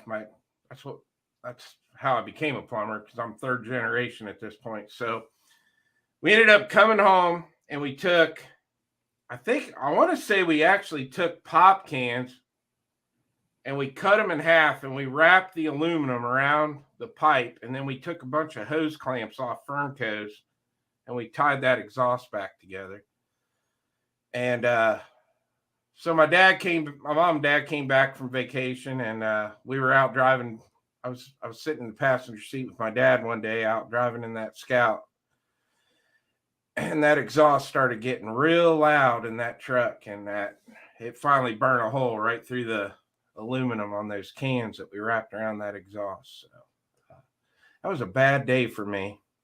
But so there is a story about me stealing my dad's truck when I was 16 years old and taking it off-road. One of his vintage trucks at that. That's messed up. Yeah, I'm sure when he got down and seen the cans and hose clamps, he was like, what the Chris? You're stupid when you're a kid. Like now, if you knew what you knew now, you would just, your dad would come home and you'd be like, hey dad, sorry, me and my buddy took your truck. Yeah. Because you knew eventually he's going to get underneath of that truck. And he's going to know. He's going to put it together. Yeah. Yeah. I drove the hell. I killed an international Scout once. So, place I was working, they had a couple vehicles there, and they were older vehicles, newer ones are in place now and this and that. They were going to try to auction them off and stuff. So the guy was like, oh, check them out for me, this and that. And he's like, yeah, take that one up the hill, which is like a mountainside, like a goat trail, you know? And I'm like, oh, like, no problem. I got it. Yeah. And you got to like lock the hubs in on it and all that stuff. Like, they're old. Like, yeah, man, shit, that thing, it made it back, but it didn't have 4-wheel drive anymore by the time I got back with it. But bouncing off the bumpers and shit, just slowly putting it through its paces, but going like, you know, down 4-wheeler trails. I didn't really beat it, but worked the heck out of it. So they're a fun little vehicle. So they sold that and another one for like $1,000. I think it was like $1,200 or something for both vehicles. I was actually kind of upset after the fact, like, you know, shit, if you were just going to sell them to a guy, I probably would have bought that just to play around with. It's kind of neat. So definitely nothing like modern vehicles. You know, no power steering. You got what is it, drum brakes front and rear. You know, so you go through water and stuff. You gotta you know, play with them brakes a little bit before you hit a hill. Like, you know, it's pretty crazy, but they're pretty neat. Fun little vehicles. I wish it's like now you look back and you're like, man, I wish I would have got one of those from them or something. But man, I love those Scouts. We had them the whole time I was growing up. Yeah, neat little things. I mean, I would see it like a toy. I would never look at one as a daily driver vehicle or something. But you know, for a little toy or farm truck or something like that, that's, you know, perfect. So.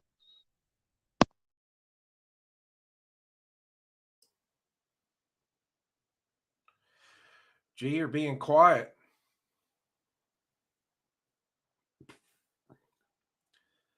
Might be the Robin Chris show now. Must be getting yelled at by his lady. Being a cheap son of a bitch. No, Like, no, Valentine's Day is coming up. I don't want to hear your shit. I was trying to sneak a little food in while everyone was talking, and then all of a sudden it went quiet. I'm like, damn it, I got a mouthful of food. Kind of reminds me, we're still like talking about being dumb. I had taken a 97 Ford F-150 extended cab. I had so much fun in that truck. So I got it from a guy who reversed into my car, and so I took it from him legally. And so the wife and one of my buddies and I were up playing in the hills, and we're like, hey, let's try locking this in 4-wheel drive and see what it can do. Well, like, none of us knew what the hell we were doing. Smoked 4-wheel drive. I mean, just burnt it up. And so we're like, oh, crap. We unlocked the hubs again. And we were out mobbing. Ran it through a creek and got water and mud up under the hood. I mean, it went everywhere. Ended up frying the points in the distributor. Had to replace that.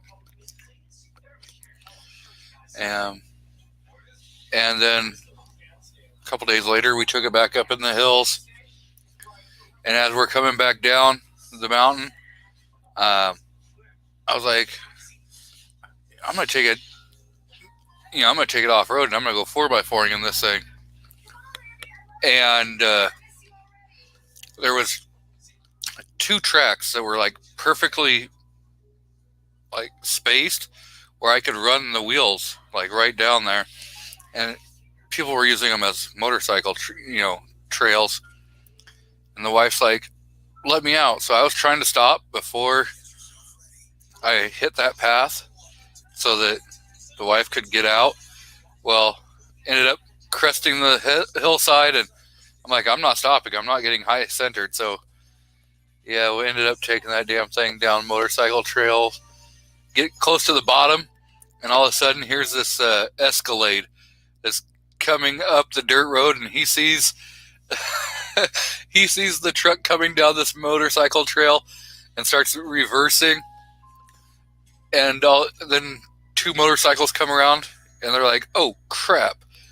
I mean, you could just see the look on their face. They were like, "What the hell is this moron doing coming down motorcycle trails?" It was fun as hell. Scared the hell out of everybody in the truck.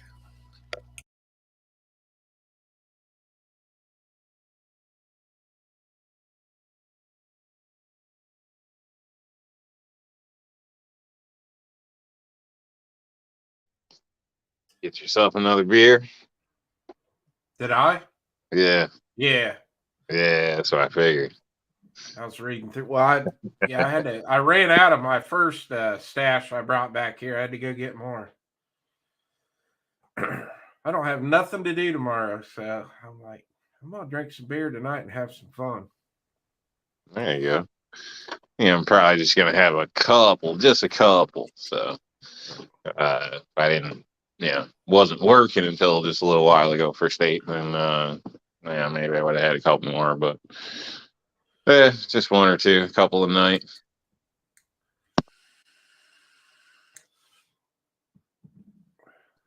You still drinking Corona? Yep. I still haven't been sick. Was it the New Year's Eve chat you did or the Christmas? Which was the chat you guys were really having fun, Rob? I don't know. That was the one where you had your own chat. You went ahead and did like a impromptu fill-in chat. Okay. Yeah. I think I was drinking rum that night. That was fun. Yeah. That was a fun show. That's when you had Squib on there with you, wasn't it? Yeah. I was thinking about doing another one soon. So yeah, that was a fun chat. I was down in the reload room listening to that one. That was good. Yeah, I was a little disappointed in the audience. I was hoping to hear the word primers a little bit more, but I had to shake my glass and ring it to get people to say primers here and there, but I'm sure it was next time around they'll probably get it, whatever the drink word is. Yeah. But I thought it was fun. So sometimes you just got to get on there and not go through all the politics and news articles and all the crap, and just have a drink and go with the flow. Yeah. Sam said, Chris, I'd love a 1983 Ram chart. Yeah, those were tough. We had a neighbor when we were kids, all the kids that were off-roading and stuff. We had a neighbor that had a Ram Charger. He was the one that normally would come and pull us all out. Those were tough. Chicago Mike, there's always beer at my house, buddy. You come here, you're going to get a beer. Now, Bald said whatever that vehicle was from Russia that he was showing us, he said they were a piece of shit, but they would climb anything. Probably Mog, one of those Mogs. I think he called it a UAV or something like that. Yeah, probably one of the Unimogs. Those things, like 6x6.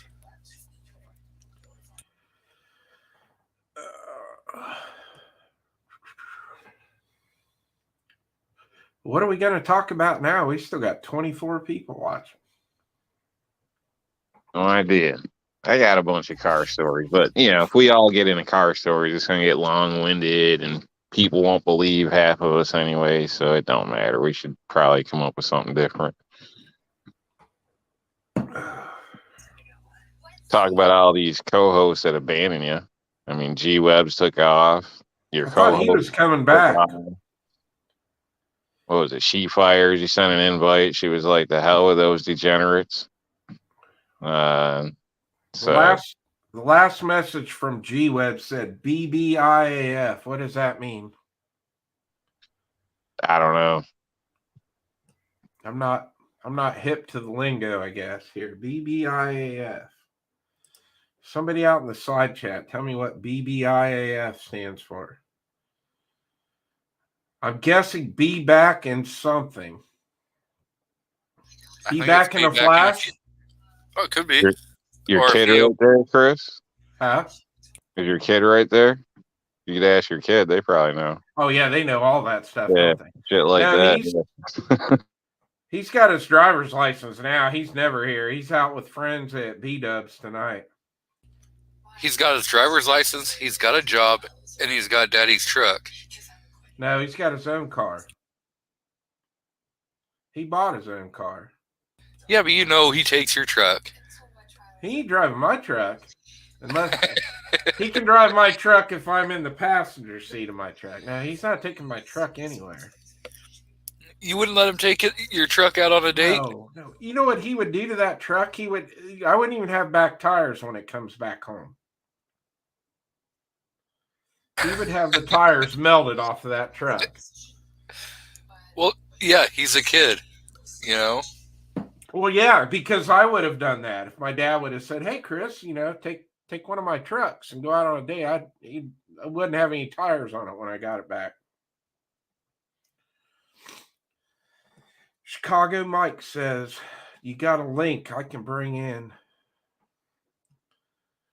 That's up to G. I'm not this is his show. I don't think I have his email. I always respected like my dad's car or something. You know, if for some reason I had to use his car or borrow it because mine was broke down, going to get parts or something along those lines, I always was really respectful. I don't know. Maybe it's just me. I don't know. I've had some company vehicles that, you know, some of those stories I was talking about come from. But as far as like, you know, a personal loan from somebody, yeah, I don't know. That's kind of like a loan of cash. Because if they're nice enough to loan it to you, you should be decent enough to respect it in a sense. You know, that's always been my take on it. So I never beat my parents' vehicles, I guess you could say. Now, I don't think Christian would, but the temptation is there. But I don't know. He's a good kid. I couldn't ask for a better son. Didn't you just put new tires on that truck anyways? Now, I haven't yet because I want to put new wheels on it. So I'm trying to get the tires to last a little. I'm trying to get to summer, right at the beginning of summer, and I want to put some new wheels and tires on it. So If you want some brownie points before you get your tires put on, you should have your kid take you for a drive in it and take them out somewhere and be like, all right, you know, get on it, have some fun. yeah, You know what I mean? And your kid will love you. that'd be the time to do it, wouldn't it? Yep. Roast him up, let him have his little fun in the parking lot, get his giggles, you know, you'll get a smile too. It's a moment. And then go get new tires, and hopefully he'll be more respectful and waiting for you to need new tires again.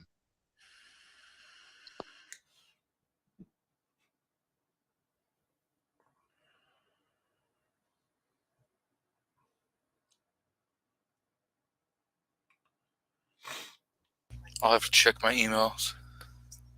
I honestly don't know. He's the only one who can help me. You know how they work. I don't mind losing my job.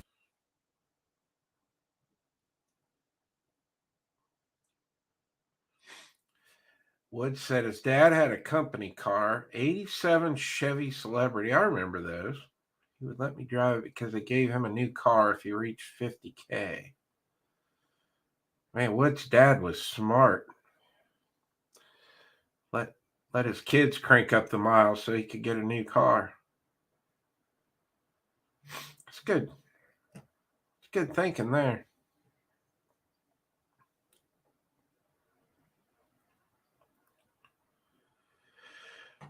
So, Bald, I'm going to ask Bald a question here since we're talking about cars. Before you moved to the U.S., what did you guys drive back in your back in your homeland there? In Czechoslovakia?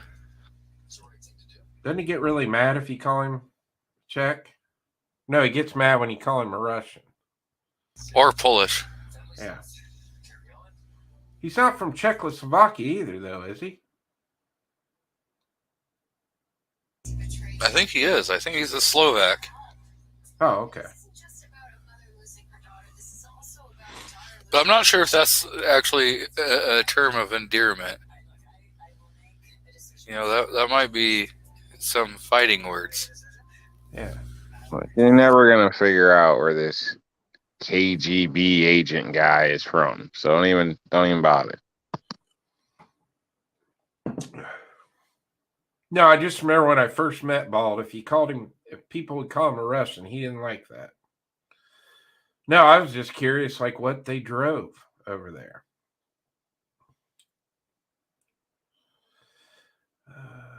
Skoda was made in Czechoslovakia. My first car was a Russian Lada. I'm going to look that up. Russian Lada.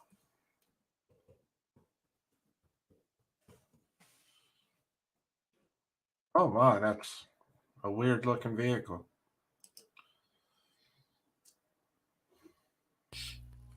Yeah? Chance. So we don't take the case. Are you What going was to the screen other- share it? Oh, I can, yeah. This is called the Lada Riva. I don't know if this is. He's probably going to have to tell us what model it was. Let me go over here to share screen. There we go.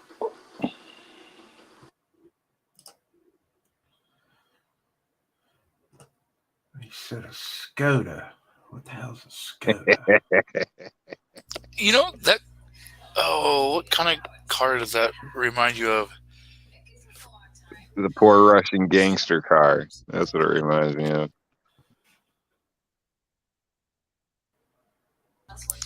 What's going on, Mike? Gentlemen, what's going on? How y'all doing? I'm doing. Still looks like they make Skodas. Like that's still an active car company. Doing all right. It's got that. Is that Definitely Ford? got that foreign look to it. Yeah, that's what it reminds me of, Woods. An old Fiat.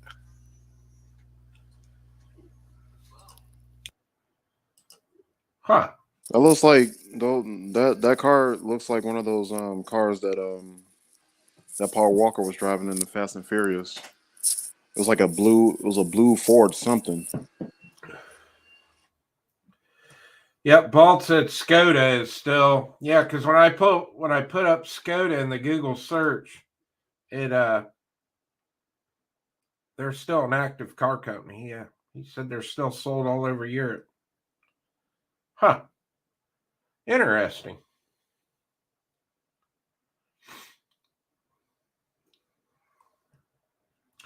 What's going on, Mike? What's going on, Chris? How you doing, brother? Good. Do anything exciting today? No, I just stayed in the house all day. Was trying to, watch over the news on this assault rifle ban thing. Yeah. I never left the house today either. Yeah. I was gonna go out and shoot, but I'll just wait. Well, actually, I'm going to a practical rifle thing on the 21st, so I'll have videos for that on my GoPro. Nice. So be on the look for that. Oh, I ran out of memory slot on my card, so I gotta go to Best Buy and buy another SD card for the GoPro. Do you know which good one to use for that one? Let me see what I use. I got it right here. I like this brand. Get it out of the damn adapter. With big hands. Yeah. I always use SanDiscs. I think it's like an XC Ultra or something like that. These are the black and gold ones. I can't see it. Look like that. Okay. I've used those for other things as well and had decent results with them. Yeah, that's pretty much what's in your cell phone. Yeah. Yeah, when you got big hands, though, they're hard to get them out of those adapters. Oh yeah.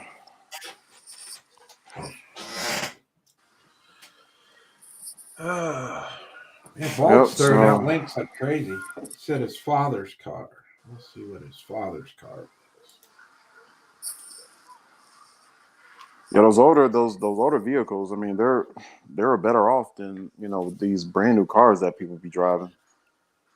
If you can turn an old one into a new one, you'll be better off with that. Because if you just buying a whole brand new car, I'm not saying all of them are like that, but you're gonna be having more problems with a new car than an old car.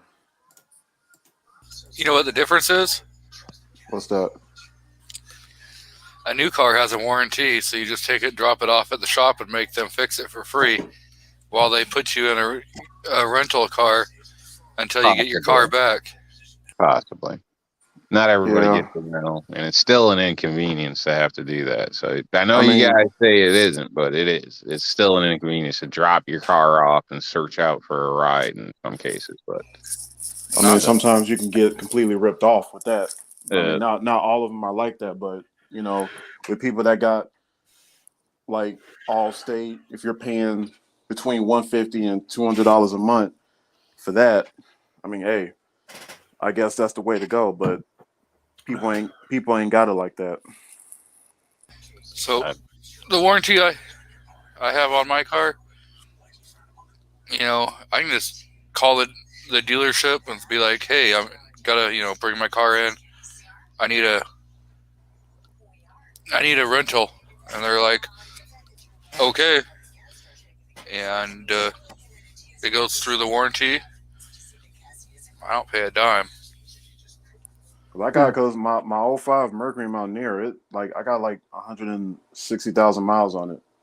The only time it been in the shop is when it was something wrong with the thermostat. So my check engine light was on. Took it into the shop. They fixed it within 2 hours.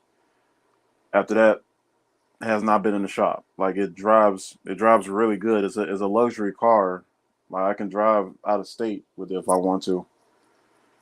So I can drive. I can drive all the way. I can drive all the way to Columbus, Ohio, to go see Chris with it. We can just drive. We can just drive all day, and we can race. How about it, Chris? I'm sitting out here watching all of Moo's comments. You know what I need to do this summer is Moo, and I keep hearing him talking about the dunes up there in Michigan. Need to go up, and that would be some epic video. Me and Moo go to the dunes in Michigan. He's not that far away. Make sure you Michigan. have a rental truck when you do that, because you don't want to be the one paying that bill. I want to do the UTVs out there. I'm sure they got rentals that you can get. Do the side-by-side thing up there. That would be a blast. Moo, let's make this happen this summer. We're out of Michigan. I don't know where the dunes are. My brother-in-law would go there all the time. He was from Traverse City. Well, he is from Traverse City. MC says Moo's only 15 minutes away from him. There we go. We got YouTubers for days at the sand dunes. Moo, I'm not an alcoholic, buddy. I can go a day without drinking. I can't do that. Mm-mm. Make sure you get the Yamaha 1000 ATV with the turbo in it. That'll get you going.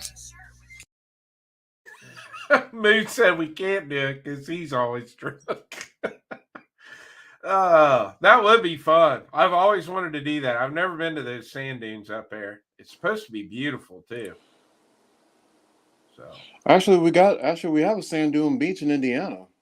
It's like at least 40 minutes away from my house. But I didn't know there was one in Michigan. MC, that's the best part. You don't have cell service up there.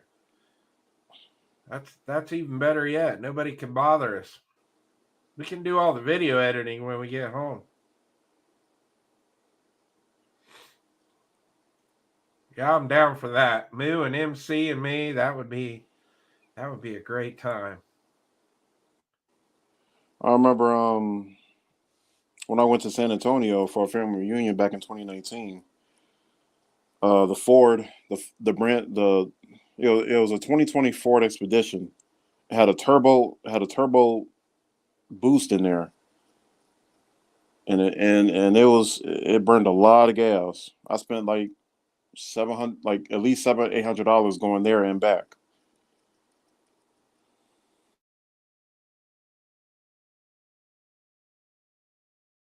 There you go, Chris. Right? This is what you want. No, get yourself a dirt bike or a quad, man. Don't be a pussy. I wouldn't mind driving those. I would love to drive those. I could take my 2000 Grizzly up there.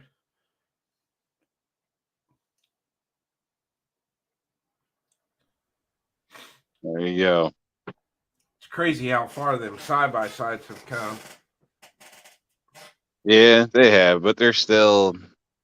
Well, the different. price of a car when you start getting into these high dollar, these big turboed out ones and everything, you can buy a car for the price of one of these.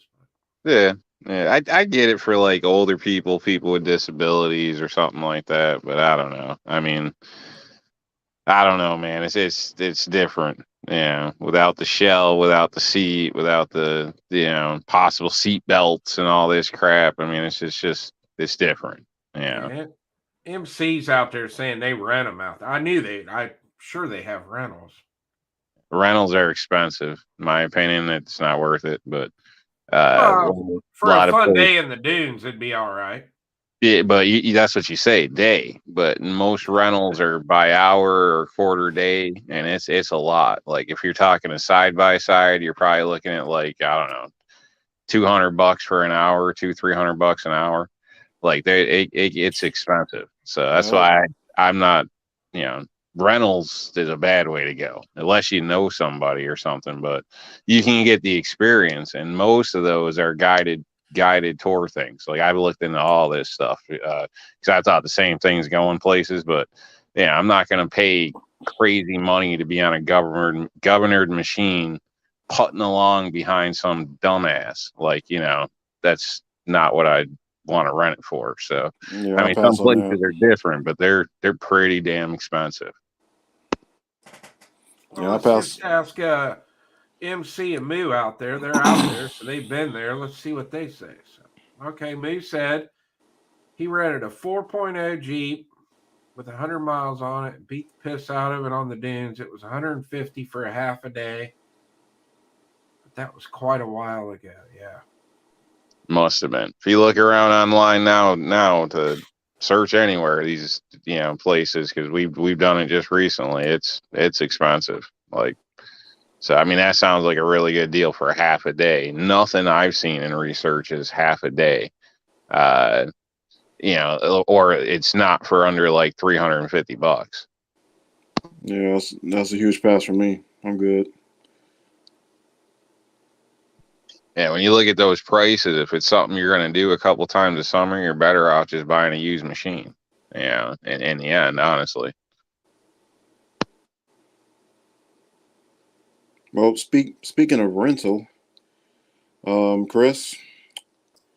Yep. When you go to Vegas, there's a place called Speed Vegas where they got the race cars, like Ferraris. They got the Shelby GTs, and they also have the dirt trucks too that you can ride in. It is fun, man. You will enjoy riding those. Like just picture yourself riding your own truck on the dirt racetrack. You will have a good time riding those. Yeah, it would be fun. There's so much stuff you can do out there in Vegas. Like,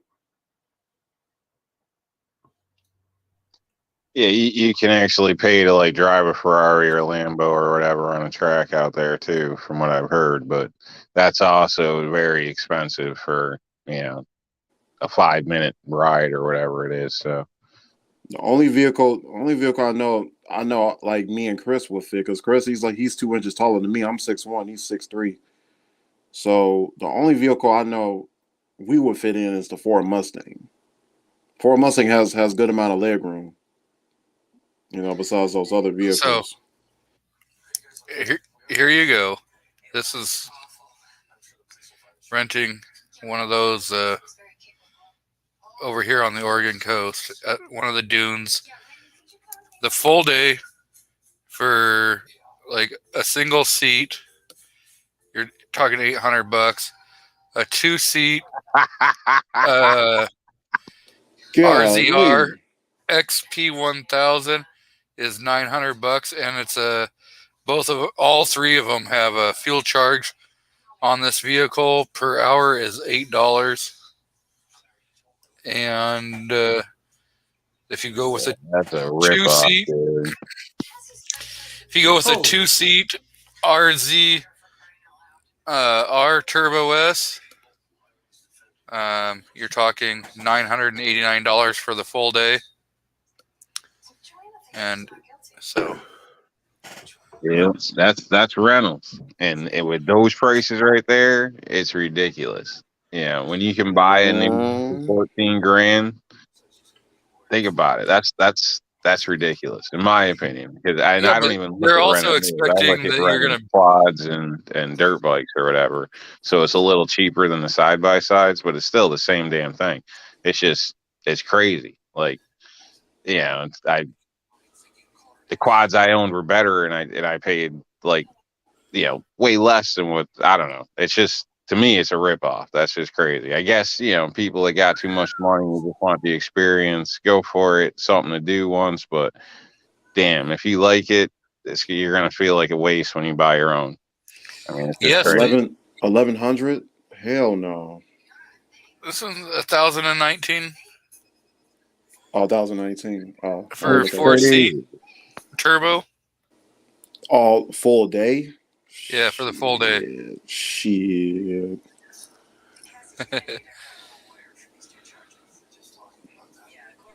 I would rather go on Toro and rent a fast Ford Mustang for a cheaper price than that for a couple of days. Just to have a fast car. Yeah, Mood just said he checked that place up there where he goes. It was $450 to $700 for 4 hours. Yeah, that's getting a little crazy. Yeah, that's a rip off for me. Man. Like, I bought quads for like $800. I don't know. You could buy because they were stolen. No, I'm just the guy thought it was messed up and whatever. I cleaned the carbs and whatever, anything worked great. But I'm just stating, like, you know what I mean? When you look at the cost of some of this dirt bikes, I mean, I've had a few at like $2,000 a pop or whatever. You know what I mean? Like, when you compare that over to $1,000 a day, like, you got to be a freaking crackhead, in my opinion, or something. Like, that's just crazy. Like, I know that's not good comparison, but to me, that's just nuts. In 2 days, I could buy my own damn bike. Like, I don't understand it. You know what I mean? Or whatever the case it is. To me, it's outrageous. But that's how it is, But I not necessarily grew up, but basically lots of time on four-wheelers, my kids, mud pits, doing all that type of stuff. So I know this area, you know what I mean? And that's just, one of my bikes there. Like, so for me to spend that, there's no way. Like, that's crazy. That's like spending $800 for a pencil or something. Like, it's nuts. Yeah, but what you're not thinking about is a lot of these people that go and rent these are going to go out there. They're going to beat the crap out of them. They're probably going to roll them, and that's wear and tear that they don't have to worry about, Well, you still got a deposit. You go ahead and bust a I don't know, whatever, a damn clutch lever or this or that, you're going to pay for that shit on top of your normal bill out there. You know what I mean? But all that's, that's understandable. If I roll the thing and twist the handlebars up or whatever, obviously I'm going to pay for that. But, that doesn't mean I should be paying, or maybe you put 1,000 down and they give you 750 back at the end of the day, 250 for a day. I can understand that, but close to 1,000, that's crazy, man. Crazy. Well, that's Enterprise. Yeah. They like the Enterprise out here. Like if you want to go out of town, the Enterprise out here, they charge a $300 deposit. Rather, if you just want to rent the vehicle for only a day or two, out here they will charge you $300 for a deposit, and if you bring the car back in one piece, you will not get that $300 back. Yeah, I've complained about car rentals too. So I've seen advertisements. I've heard people talk about it. $39 a day, this or that. Every time I've called, it's like 200 and change, or 300 a day. So I don't know. That's ridiculous. Yeah, so I don't even bother. Because when I went to Columbus, like at first I was gonna like just get a rental vehicle and drive, but I was like, you know what? No, let me just go ahead and just choose a flight. It was a good deal. Got there like under an hour, and then I just picked up a rental from Toro app. Way cheaper than paying over $1,000 just for only 3 days. Ridiculous. I think the cheapest quote I got was like 130 a day or something like that at one point. But by the time you added up how many days I was going to need a vehicle, compare that to driving my own vehicle there, it was just cheaper to drive my own vehicle. Yeah. I thought about going to New York, but I might accidentally go to a gun store and just get myself in trouble. So, Sam says, has anyone had experience with the Galil Ace 21 in 5.56? No, I haven't. Nope, I haven't either. I have not, Sam. Sorry, buddy. Got a buddy of mine that shoots Galils all the time, but I have not.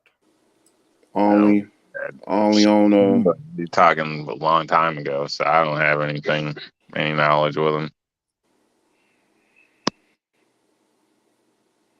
Nope. Travis T says, New York Outcast, man up and drive your Chevy. It'll be fine. Drive my Chevy where? What are they talking about? Just in general? Probably just in general. Yeah, I did drive my Chevy for that trip that I was considering renting a vehicle for a while. But Travis T just jumped in the chat. That's the first I've seen him tonight. them new Chevys are funny looking. I got an old Chevy. Yeah, like the older Chevys are better. Like the older Chevys, like a Chevy Avalanche. Yeah, those. I like those. I haven't seen them in a while, but Yeah, I wasn't a fan of the Avalanches, but the plastic faded on the back a lot and this and that. I don't know, but they say they're good running or whatnot, but they can last. They can last a couple of years if you take care of them. And I got a 1500 with like about 380,000 on it. I've had it for 17 years. Mm-hmm. And I've buying and maintenance, I probably got about $5,000 into it. So I don't care whose math you use. I've saved a shitload of money. 17 years. So, that's good. It isn't the most beautiful truck, but it's a work truck. So what do I care? I go out, turn the key, it fires right up. So parts are cheap, And they can heat up. They can heat it like when you Okay, it's cold outside right now. When you turn your car on, like the heat comes out like under 5 minutes. Like for some newer cars, it'll take longer than that. Mine's not so quick than the Chevy. So, although it does have a newer radiator, newer heater core, and all that, but my blower box has a crack in it with a little bit of duct tape on it. Because when my motor was going, I used to get pissed off and kick the box, and kind of cracked it, and I just never replaced the box. So, it takes a little extra second. But besides that, yeah. But it's when you compare that, when you want to say like he's talking about his lease and all this, blah blah blah blah blah. I guarantee he's spending more in 1 year on payments and all this shit than I've spent probably in 17 years. So, who's got the better deal? That's all I can say. Well, I would say Ford.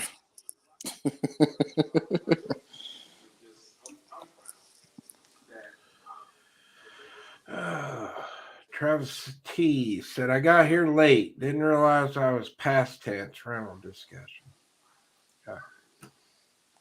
No, I just didn't see you out there, Travis. I'm glad to see you now. So I'm just saying hi. And he says, I drive an 05 Avalanche with 365,000 miles on it. I'd say he got his money was worth out of that truck. Oh man, he must have.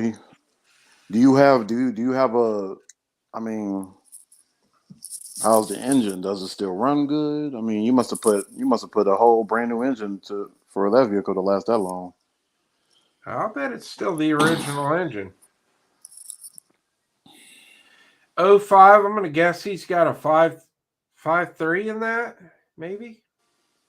I don't know. He'll tell us. He says he doesn't have the hideous side plastics, so he took those off.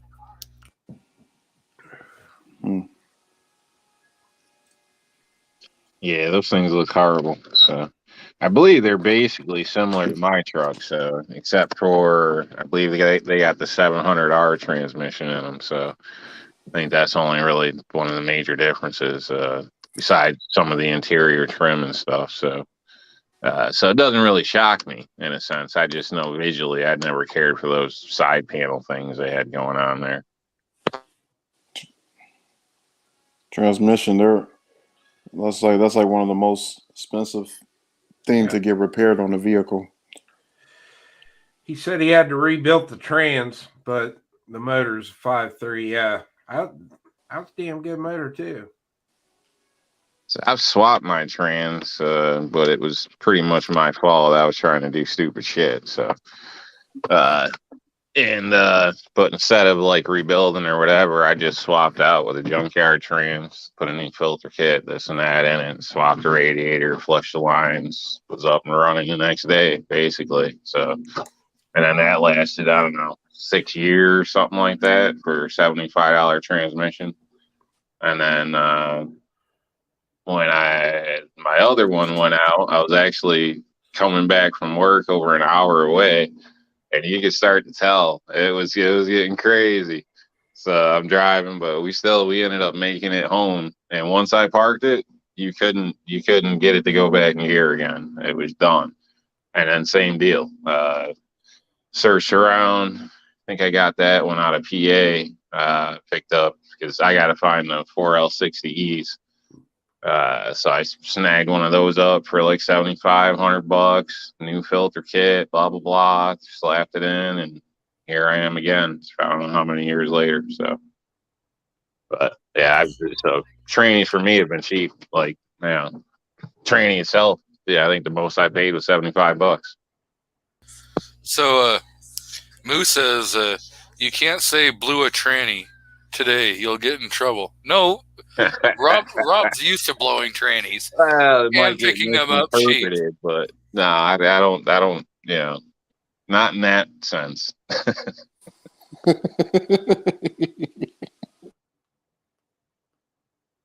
I mean, you heard him say 3 or 4 times that he blew a tranny and he picked him up cheap.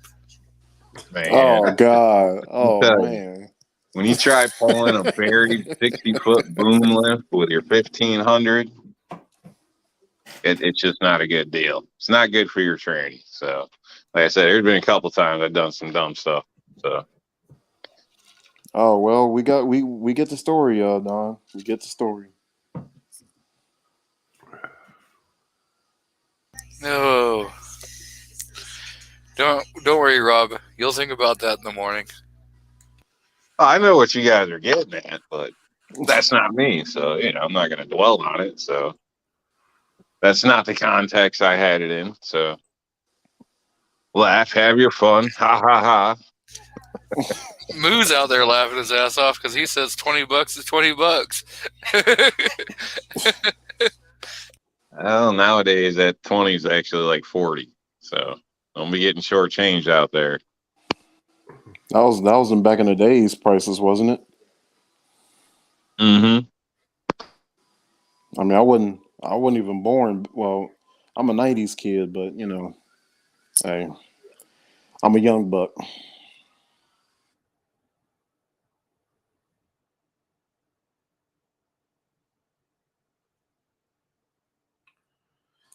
Yo, Chris, when you trying to take a trip down to Florida so we can shoot a match for She Fires?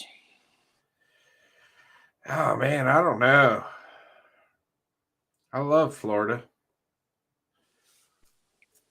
We always used to go down there for Christmas and New Year's, and then after COVID, shit kind of stopped. We need to get that going again. I like Florida. I need to. Well, the good thing about Florida is that they offer non-resident concealed carry. So I just got to get that so that way I can bring my gear down there, so I could be legal. Yeah, I take my I take my carry down there every time I get down to Florida. Mm-hmm. Florida's cool. It's a nice state. I've never been over on the Gulf side. We always stay in when we get out for Christmas. We always stay in the Daytona Beach area. But I like Florida. I like the people down there.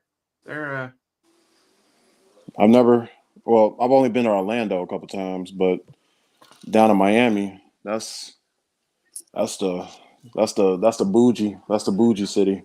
yeah. I've never been that far down. Daytona's as far as I've gone down south, but I like it down there. People are friendly. Travis says Florida's home for him. Yeah. I've always had a good time in Florida when I've gone down. So I got to say, I've been to some of the resorts and been to, different places here and there, but military bases or Air Force. I've been around in several places down there. My favorite is Jupiter. And everybody's going to be like, what the hell? Probably never even heard of it. That's why I like it, because it's a small ass little place. The Jupiter Inn was like one of my favorite hotels to this day. So, good staff, the rooms are decent. You can hang out in the pool all night as long as you ain't bothering anybody right there on the water. Basically, prices aren't jacked. You got a Family Dollar store down the street, place to get good ribs, all types of decent food. It's the total opposite of a resort where a bullshit frozen burger costs you $35. You know what I mean? So I've just enjoyed that. Yeah, probably my favorite place is Jupiter. I've never been there.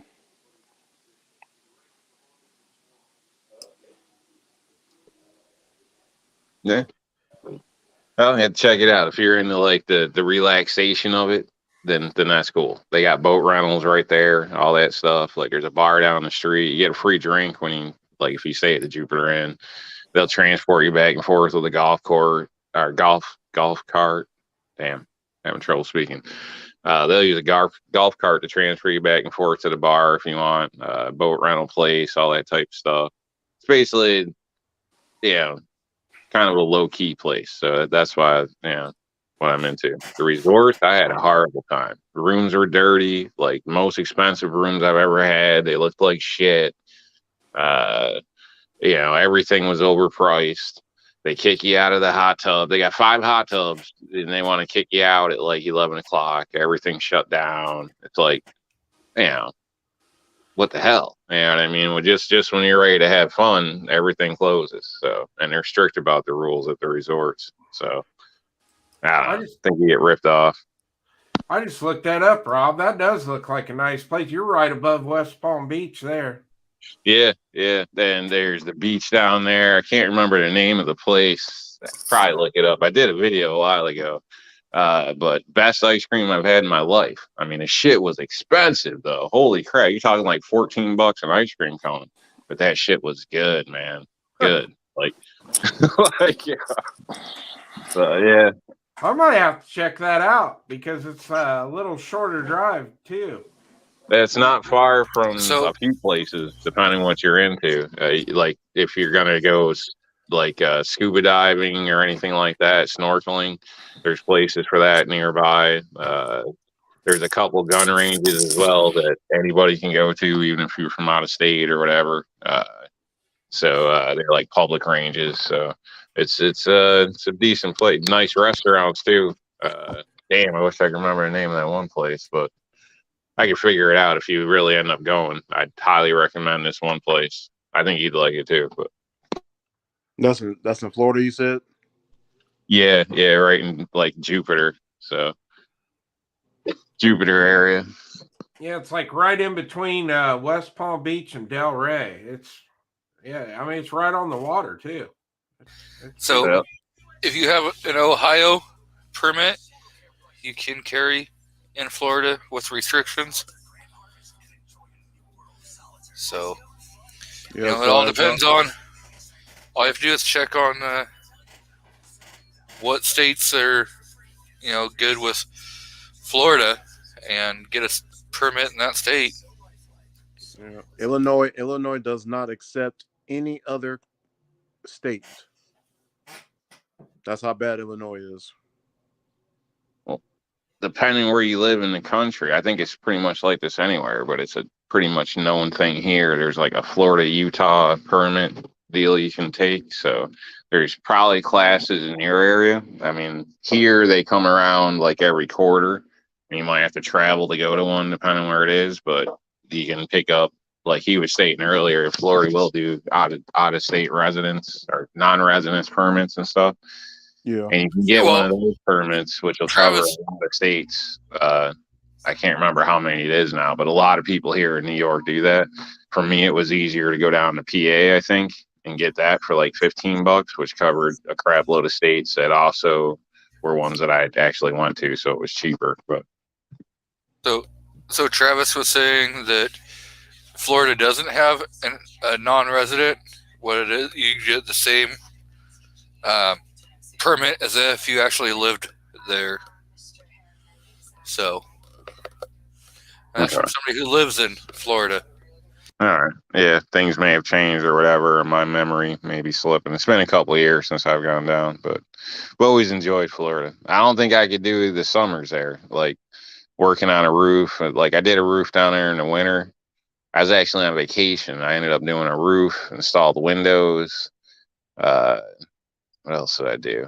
I don't know. But basically, I got paid more than I normally get paid here. And I couldn't say no, really. It turned out to be a problem with the girl I was with at the time. But whatever, man. The money was worth more than her in the end. So,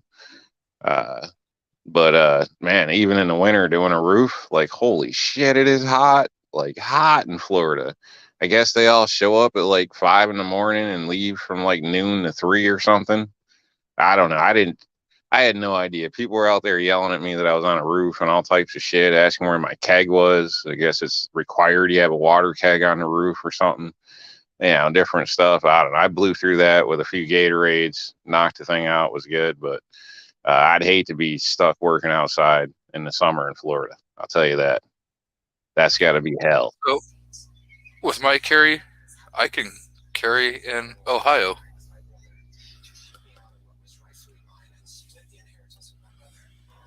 But not in Florida. Wow. Nope. Not that's in Florida.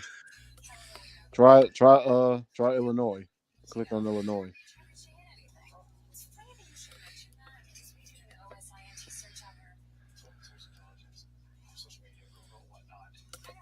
So, Yeah, Illinois has places that accepts it. You know, can't Yeah, we're not not. in Florida, but you can carry in Texas. Well, that's because they're constitutional carry. Oklahoma's constitutional carry. Kansas and Missouri are constitutional carry. Arizona is constitutional carry. Sure, if I was going to shot, I'll definitely bring my gear, especially on range day. You can't Yeah. take your personal stuff on range day. Oh, you can't. Oh, damn. It's only the vendors that have stuff out there for you to test.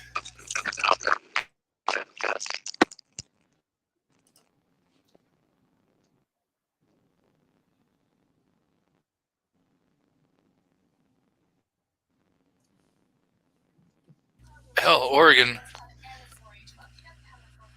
doesn't play well with others.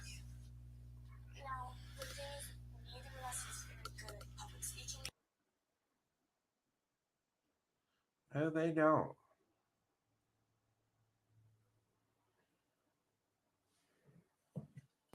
Hell, I can't even go visit family. So that would suck.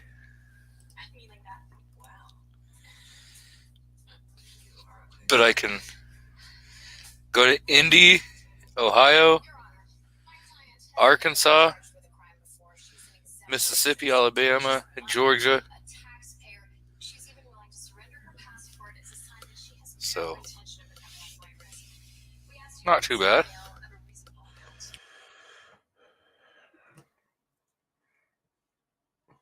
Well, guys, I hate to rain on your parade, but I am getting tired.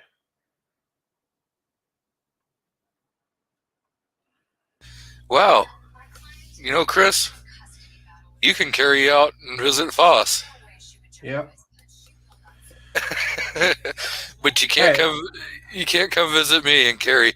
At least, concealed. You could open carry, because Oregon has open carry. You know what? The weather may suck here, but I love living in Ohio. We just don't have too many restrictions on us here. Especially when it comes to like our local PD and stuff around here. Hell, we can get away with anything we want.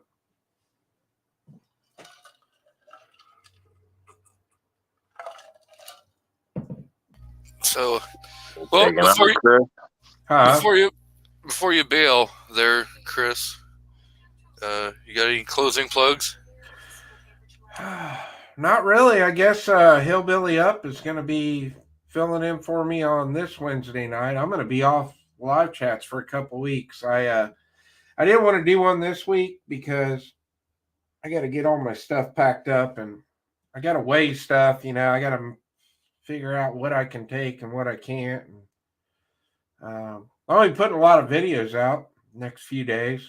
No, other than that, man, it was fun. I had a great time tonight. Always enjoy hanging out with you and Rob and G-Webs and Foss, and side chat was awesome.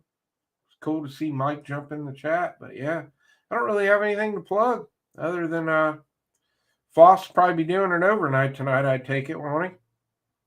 I don't think so. I think tonight's an off night. I think he did it last Saturday. All right. So, so we know who the winner of the no-go is, which is New York. They have very few green places. So, Yep.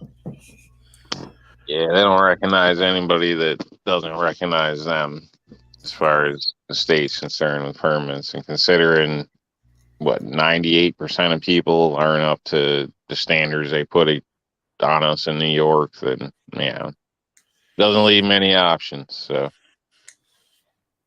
MC says, sure, but how do you do plumbing in Ohio?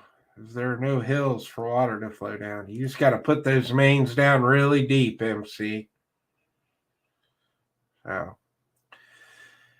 G, I appreciate you, brother. Thanks for having me on. And Rob, it's great chatting with you. And when you want to do that chat, well, if you want to set one up when I get back from SHOT Show, let's do it. Yeah, man. All right. Sounds good. Well, All have right. a good evening.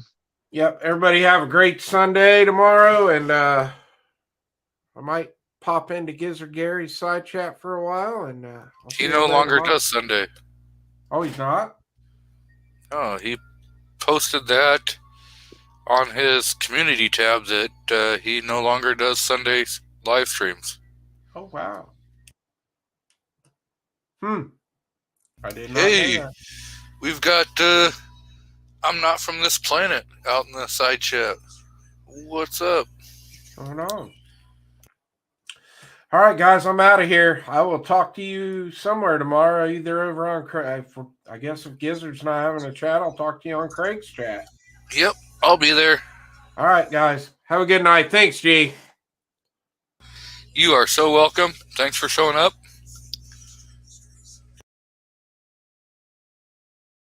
And then there was 2.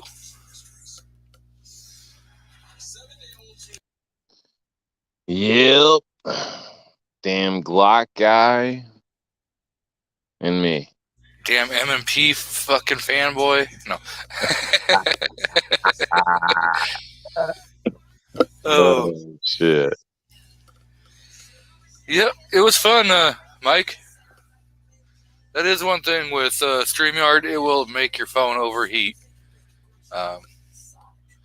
Wish they could do something to make that a little different, but because it's web-based instead of running in an app, it's not really. It's more intensive. Use a lot of juice, that's for sure. Nothing wears my phone down more, I don't think, than being on these shows like this. So, well, you can plug it in and it almost just stays like neutral. Like it doesn't really gain anything. Take an hour to get like 2% on a show or something. It's crazy. Might be exaggerating a little bit, but Yeah, no, you I can know definitely tell the difference. So, yeah, I know exactly what you're saying because, yeah, I've plugged in and it just stay at one, like 8%. You're like, what the hell? well, any other time, yeah, and your phone will like damn near fully charge in an hour. So, it's crazy.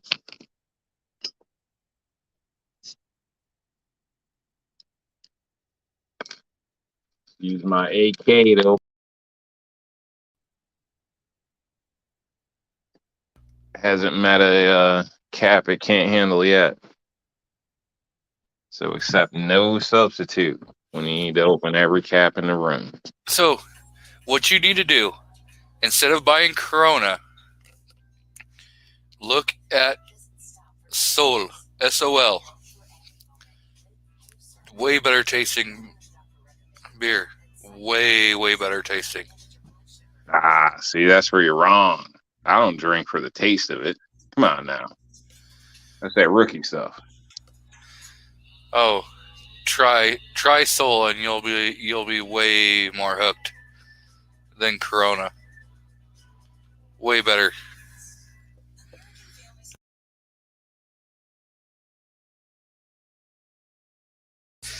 So, Moose says, how long are you planning on going? Just waiting on him to show up. Not 100% sure. Maybe till the wife says, get the hell off the internet.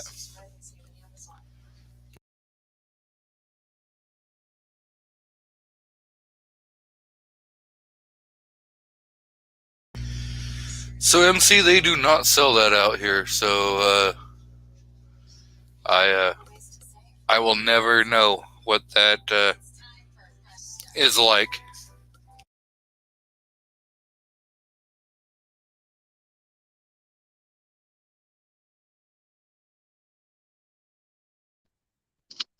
No. Personally think like mixed drinks taste better than beer. I mean, anytime. So I don't know. Never understood the beer, all the IPAs, all this stuff where everybody's, you build your own 6-pack and everything's a different flavor and all that, like Black Cat does. I mean, yeah, I guess if you like the taste of beers or whatever, I guess it makes sense. But for me, I've never really cared for it. So, yeah, you'd figure you'd get one you like and stick with it, not buy something different every single night. I don't know. But I don't know. I just don't understand it because it's just not my thing. So IPAs are so you get drunk quick. I'm just saying. Well, that's a good thing. I mean, right? You're spending money for it. You're taking time. Why pussyfoot around? Yeah. Pussy. Yeah, I think that's what he was calling you. No. Yeah, I am what I eat, man. What's going on, Moo? Hey, not a whole lot. Just been watching and cooking and cleaning and stuff. I'm a bachelor for 3 weeks, so 3 weeks.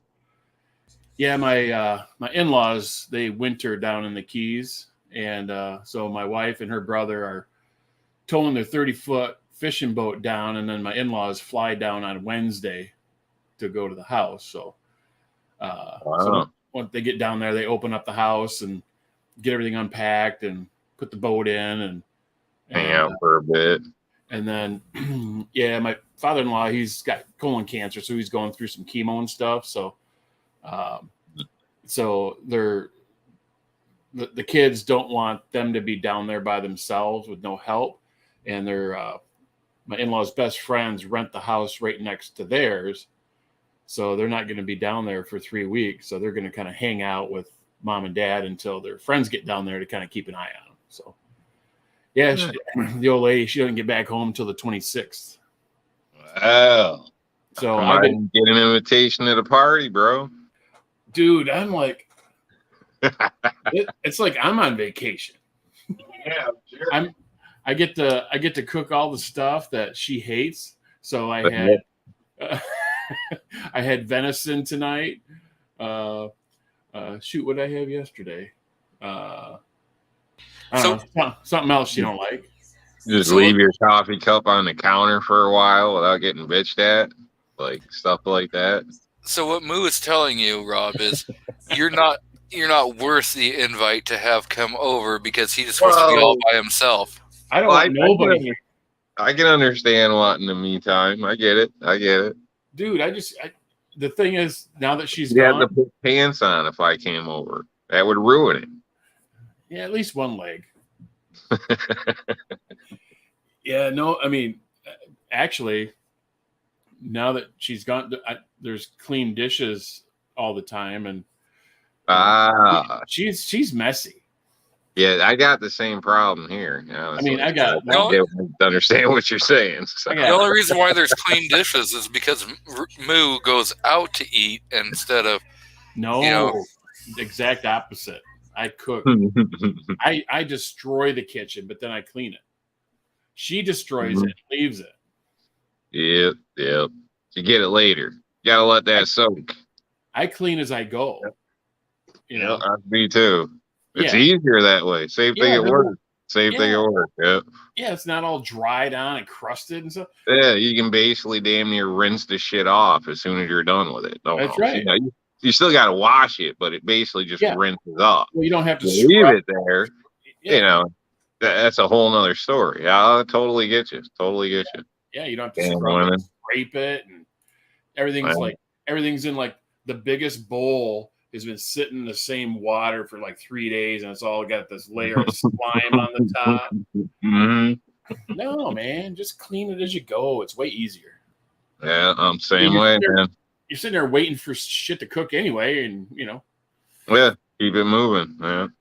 yeah, Less keep- shit to worry about later. And honestly, you feel better. I don't know. There's like a mental psyche to it, to having like absolutely. clean shit, to everything being a cluster, so.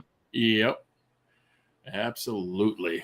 Yeah. Yeah. No, we had all the kids home last weekend for New Year's, and I'm on my third load of towels from everybody being in the hot tub. Apparently you can't reuse your towel. Oh. So like that, I would have reused mine, bud. Well, you hang it up, it dries, you Yeah, I don't know what the problem is, You're not wiping your beehole on or anything. Exactly. It's drying off, Uh-huh. Well, I know what you're saying. So, and then my daughter-in-law, she doesn't hardly ever drink, but she decided to do a bunch of shots of vodka for New Year's, and she threw up all over the carpet in the guest room. damn. And we've got a carpet, like a Bissell carpet scrubber, Mhm. but my wife loaned it to her friend Melissa. So Mm. all week I'm like, hey, where's that carpet cleaner?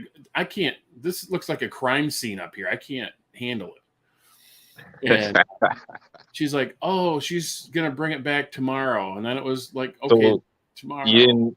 So the puke was technically left for you, is what you're saying? Pretty much, yeah. I mean, all the See, that's wrong. That's the wrong. chunks are gone, but there's still like this stain on the carpet that's being covered up. Okay. with Well, at a- least they tried to pick it up somewhat. But yeah, that's a rule. You pick up your own damn puke. Like, I'm sorry. Oh, dude, if I was at my in-laws, I'd be on my hands and knees scrubbing it. Yeah. Going just so. Apologizing, feeling like an asshole. Oh, with a no, I would have it. hangover. I'd have it cleaned up, and they wouldn't even know I did it. But no, they Not did like, these kids today. they did like that movie Big Daddy where he just put the newspapers over the piss on the bed. That's kind of what they did. They cleaned the chunks, they cleaned the chunks up, but then just threw a beach towel over the big stain. And I don't know who raised sorry to these hear that, kids. But so now that she's hauling the boat down to Florida, they're in Georgia right now. They left at 6:30 this morning, and they're in Georgia. But I'm like, where the hell's that carpet cleaner at? You're supposed to get. She goes, oh, Melissa's dropping it off on Monday. She wasn't done using it yet. I'm like, son of a bitch. It's just, I guess You probably don't want to hear this, but if it's really bugging you, a lot of stores will rent them for like $20.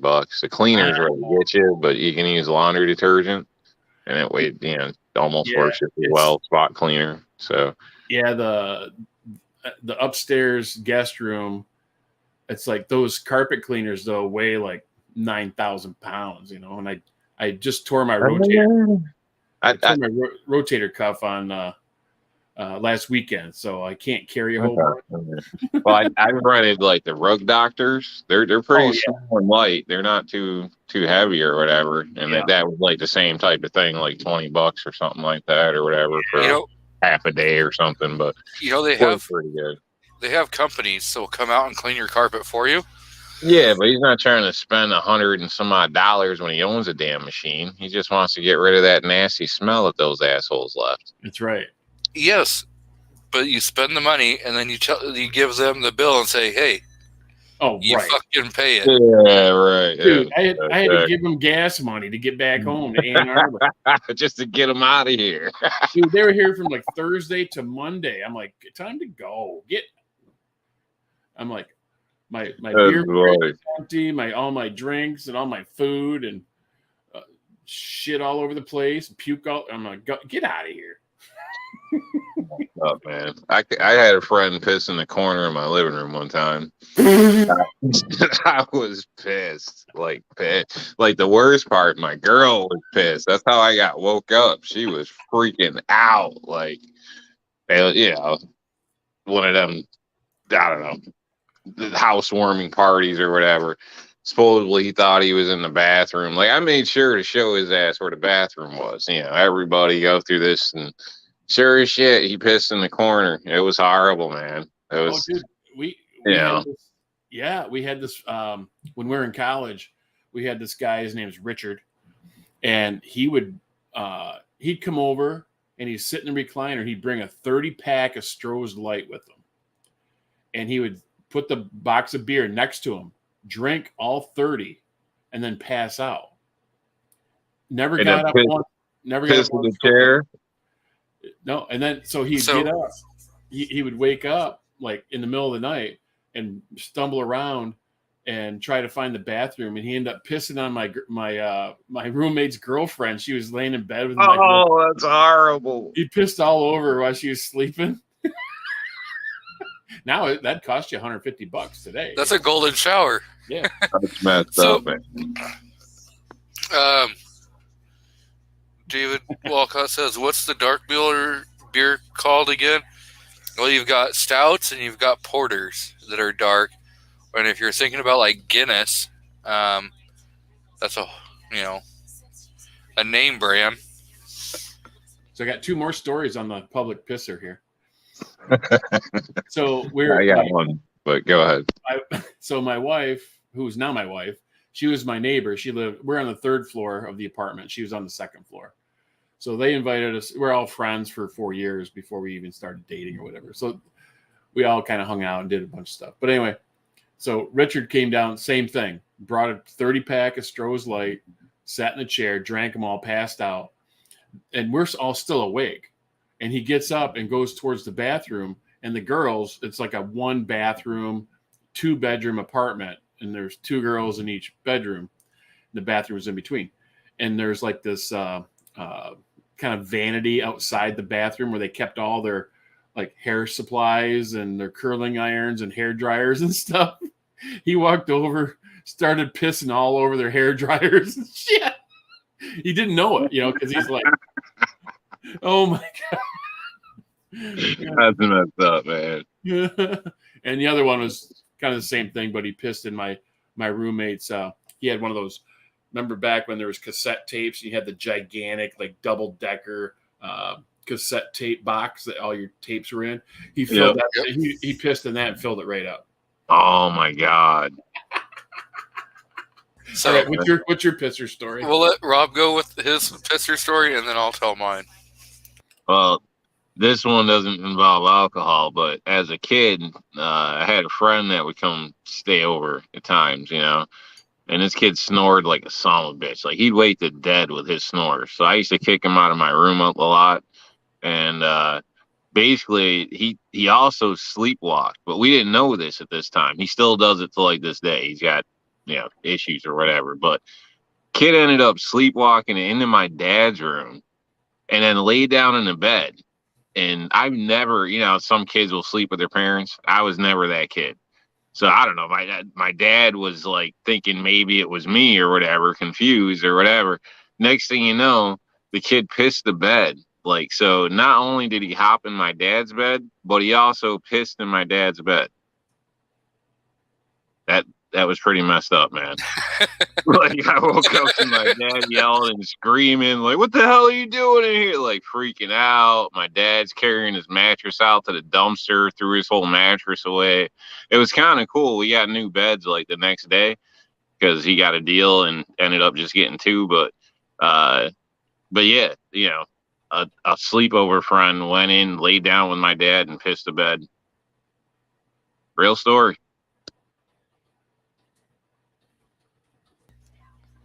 Ooh.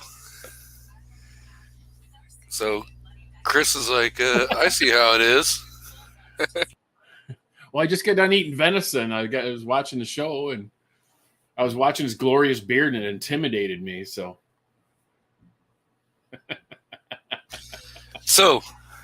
we were having a party at the house.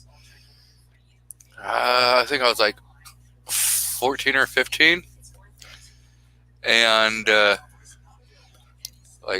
I yelled that I was going to go take a piss off the back porch because there was, people in the bathroom and stuff. And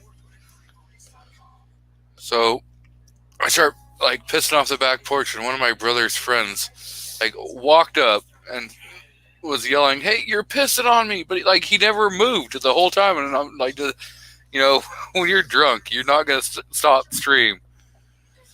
Yep. It's hard to stop midstream if you're not drunk. Like once you let it go, it's difficult to stop that sometimes. Yeah.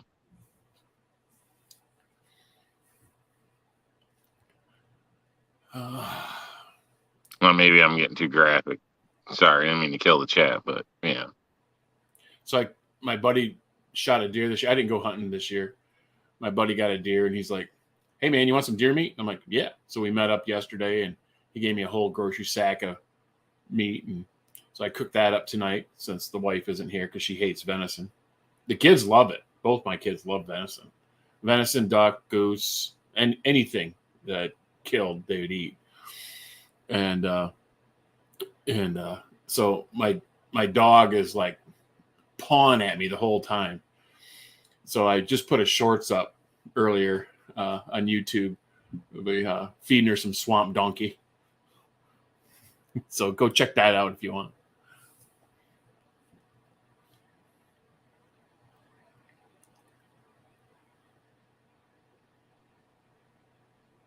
Ooh, MC. Oh no. Peeing on a tree. Yeah, when I was living single for say, I wasn't single, but I was working out of town, whatever. When it's just me, shit, I ate like steak, cereal, peanut butter and jelly, and salads, like all the time. I started gaining weight because of that shit. So I think it was the peanut butter and jelly sandwiches that got me. And I'm not really a big fan of peanut butter and jelly. It was just a cheap lunch deal. So I don't know.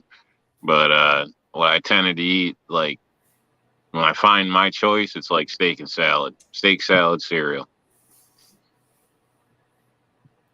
Those are pretty good staples. Not bad. I mean, I did well. Like I said, I put on a little weight, but I think that's because I was eating like 4 peanut butter jelly sandwiches for lunch. But yeah, it's just because I was cheap. But oh, Chris is in bed. Bernie says, "Don't piss down my back and tell me it's raining." That is a Josie Wales, outlaw Josie Wales, right? Well, that was one of the famous quotes from outlaw Josie Wales.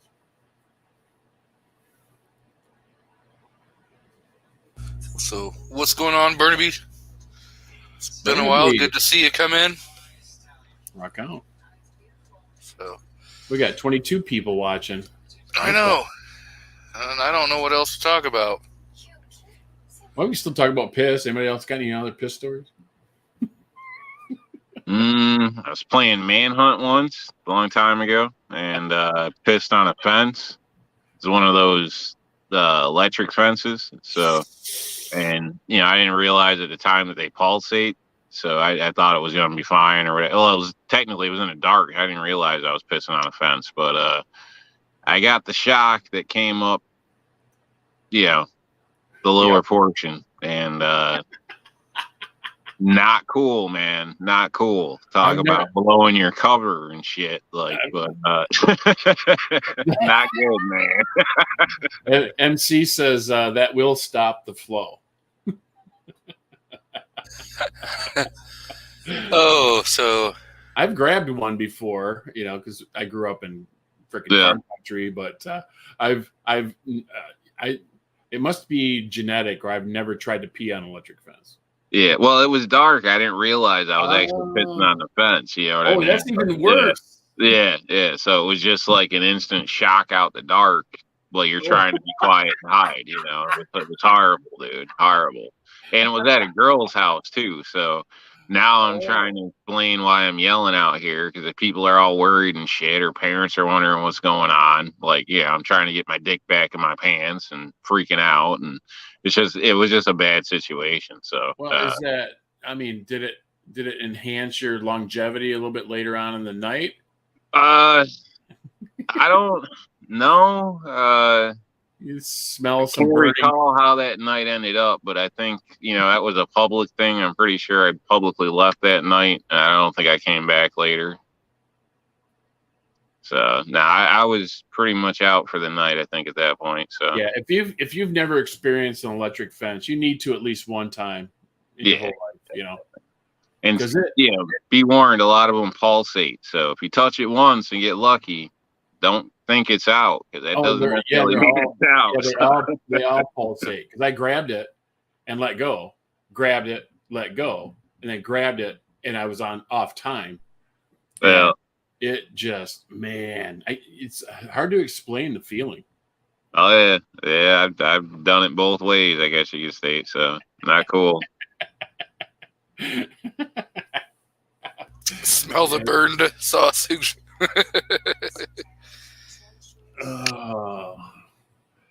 So, are we going with gross or just funny? Knife says, "Fuck that." I guess going with whatever. I got another funny one, but I'll let G23 go here if he's got one. So, one of my friends, she had told her boyfriend at the time that they were through, and he didn't seem to get the picture. And so, we were all drinking and everything, and she took her beer in the bathroom, and while she was on the rag, peed in the beer and gave it to him and said, "Hey, you want to finish this? It's warm." Dude, that's a nasty bitch. What's up with that? That's crossing the line. That's way over the line. Let's just say that they broke up. She should be dead in a ditch. Nope. Yeah, right. But it was funny as hell. I laughed. I laughed my ass off at that. So I was going to ask when Rob's going to put the Lambo scissor doors on his Civic. He already did. I don't know, man. Maybe that'll come up. That'd be sweet. One day. You'd never door ding your truck, when you get out of it. And you park real close. Well, yeah, it might be nice. You should see my driveway right now. My wife, she can't park worth a shit. I'm like, our driveway is pretty narrow. And so you pull one car in on the left, right? And you skim the edge of the concrete. And then I always back into the driveway, so our driver's doors open out and out. I come home from work yesterday. She's like halfway in the damn driveway. I got to park almost on the grass. But there's probably our mirrors would hit if I backed up far enough. We're like that close. And now she's gone for 3 weeks, although I do have the keys to her car, but it's like, what my dad always says, you park like a Canadian. That's always the thing. If you park bad, that's what my dad always says. He's 82 years old. He can say whatever the hell he wants, right? Yeah. When you get that age, it doesn't matter anymore. No. That's funny. That's typical. But I'm just like, you're not going anywhere because they took my daughter's car. So my wife and daughter, they went over to my in-laws, which is across the state. So my daughter dropped my wife off so she could drive to, help haul the boat down with my brother-in-law. And then she's going to college. So college is like halfway in between. So she got to see her grandparents. She starts school on Monday. So then she's just going to drive, hour and a half back to school tomorrow.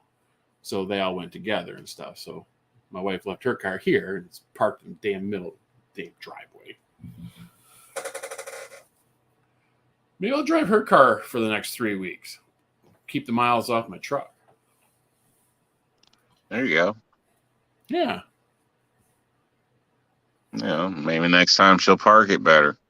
I doubt it. Make sure it's on E when you put it back. Like, I mean on E. Like, that's right. Like, you might not even make it to the gas station E. Oh, you know what's crazy? So our driveway is kind of steep. and she's got a You were brand. saying their car kept sliding out the driveway. Oh, did I tell you about that? Yeah. Yeah. You know, I've had that happen to my truck too, believe it or not, because I've got a slightly angled driveway myself. So, yeah, it is pretty disturbing when you wake up to people beeping and look out the window like, what the hell's going on? And then you Oh, see yeah, your it's halfway vehicle on the out road. in the street. Yeah. So, yeah. Yeah, you got to be careful of that. Ice is ice, man. It don't matter what you're driving. Well, my truck never does it, but the tires on her Equinox must be, you know, more like, you know, it's like a street racer, right? That Equinox. Yeah. Well, you probably got all seasons on it, right? I'd assume. Probably. I go with MS, mud, and snow myself, but I haven't had that issue in quite a while. But it did happen a time or two, once or twice. I think I've had it happen too. So. Yeah, it was crazy. The first time it's only done it twice, but the first time I'm like going, did you not put that thing in park?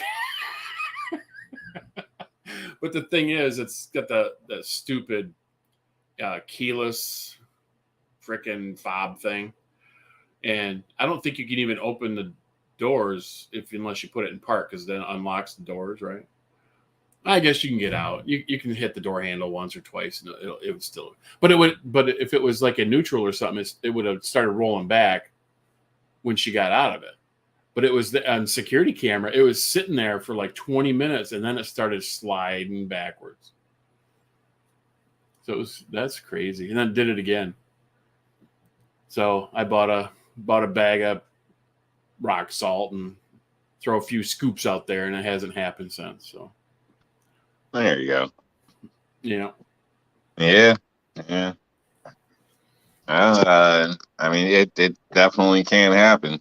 So I know. Back to the pit stories, because everybody's loving. Oh, that's right. You had a story that you have to go. Yeah. So me and some friends are hanging out. I don't know. For a while, I'd get paid. Well, not really paid, but my whole trip would be free to take people down to New York City and like be a tour guide type stuff, because everybody else is too scared to go. They don't want to drive there, blah, blah, blah, all this crap. So basically I had a lot of good nights just being a tour guide. But took some people down, you know, a bunch of friends were all hanging out, having fun. We were hanging in Lincoln Park, Hoboken for a little bit. We ended up coming across on the Tappan Zee Bridge, and kid's got to take a piss. Like, he's got to go. Like, and we're waiting, and it's like a traffic jam, like bumper to bumper. Nobody's moving nowhere. So there's two guys, two girls in the car. So, you know, he's not with this other chick. Like, I'm not with this chick either. They're just a couple chicks, couple dudes, you know. So, like, he's not going to whip it out in the back seat. So there was a cup. That's all it was available. So he ends up popping out, like, in traffic, door to door, like, trying to angle and piss in a cup, and traffic's moving. And so he keeps trying to walk with the car. Yeah. He ends up pissing all over the place. He's pissing on the side of the car, like it's bouncing off the cup on him. People are next to us, like, yo, what are you doing? You know what I mean? Like, people are honking and laughing and shit. And then all of a sudden it jumps up like 5 car lengths. And I'm like, dude, there's nothing I can do. Like, hustle. So now he's like sidestepping, trying to keep pissing and all this stuff without, you know, flashing everybody. It was freaking hilarious. Finally, you know, he ended up finishing off, and it was a mess everywhere, and I'm sure embarrassing as hell for him. And it was a hell of a deal. But, you know, to see somebody like that, I couldn't imagine being somebody else in another vehicle looking at him, just standing in a middle lane, just trying to piss in a cup. It was hilarious. That's but pretty good. what are you gonna do though? You know what I mean? Like, you know, like, yeah. That's a good one. Shit deal, yeah. Shit deal. I got another one that's maybe not quite as good. My buddy Jeff, he just got into medical sales, and they were at this big meeting, you know, with customers and stuff. And one of the customers invited the sales guy back to his house. You know, a bunch of guys going over there to have some cigars and some bourbon and stuff like that. And they're like, well, where is it at? Of course, this is probably 20 years ago. And they're like, well, just follow us, right? it's not like you just punch it into your phone and, so like, just follow us. So he's like trying to stay on these guys' ass through the city. I think they were in Indianapolis. And anyway, he had to piss so bad. He looks over, he's got a empty Gatorade bottle. So he unzips and sticks his dick in the hole of the Gatorade bottle and starts peeing in the bottle. Well, the pressure built up. His dick got stuck in the bottle. And so now he's almost like a semi-panic situation. And he pulls his dick out and the piss flies all over him while he's driving. And then he's got to go like, play, like sales guy over there when he gets there. He's got piss all over. That's funny. He's telling me the story, and the guy that I'm talking about, he's like we call his nickname was Turtle because he just talked really slow, just super mellow, and he's telling me this story, and dude, I was fucking cracking up. Oh my god, It's definitely funny. yeah. He's like, the head got stuck underneath the the neck, and he just kept building up pressure.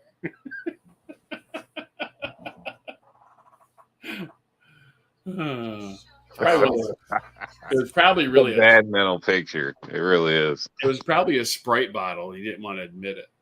Yeah. I was thinking, well, they got the wide mouth. I mean, I don't know. Yeah, I don't know. Hey, you never know. It probably was like a Sprite or Mountain Dew bottle. David wants to know if everybody's drunk on the panel. No, just slightly buzzed. Nope, haven't had a drop of alcohol. I've had a couple of drops. Same. Not ready for another drop. I just mixed another one. I haven't drank since 2022. What are you drinking, Moo? Vodka lemonade. Good. Well, vodka and Crystal Light. Low carb. So I'm a lard. Crystal Light. That stuff's pretty good, though. Well, that's all I had. Taste-wise, it's pretty good. Yeah, that's all I had down here in the office. I had some Gatorade. I had some vodka Gatorade earlier. I get the whole setup down here, man. Yeah, I know. Don't make me jealous. Your pool table and dude, close to the dunes too. Now you're talking that shit. So we didn't play any pool when the kids were home. They were too busy puking and stuff. Wow. So we need a recap from the last time Moo was on the show. We voted on the tattoo. Has it happened? No. Wait, what? Repeat that? The last time you were on the panel. Yeah. We voted for the tattoo for your daughter. Oh. Has the tattoo happened yet? She did get one. I don't know what was it voted. They had it rigged. They were saying a Rough Rider, which I think is DQ. Yeah, no. Like, that's DQ. Not even an issue. No father's going to pay for a Rough Rider tattoo on his daughter. No respectable father. No. I mean, if you're willing to trade her for a few goats, you might. No, that did not happen. I think she will get a revolver tattoo, but it's not going to be a Rough Rider. Thank goodness. Actually, I think it was the 686 that won, or the 640 that won. I don't remember. I guess I'd have to go back and Anything look. like a Rough Rider. Knives, Mr. Knives is out. Good night, buddy. Have a good night. Nice. May the chocolate gods be with you. Chocolate.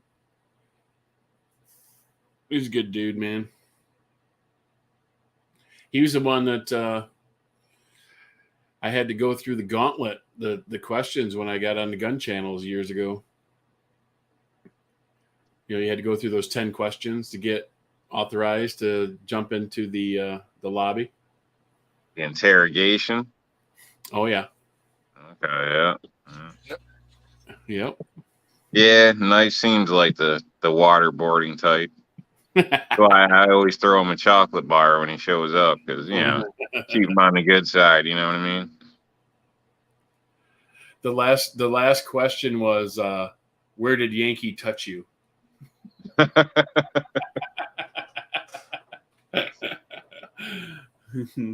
God.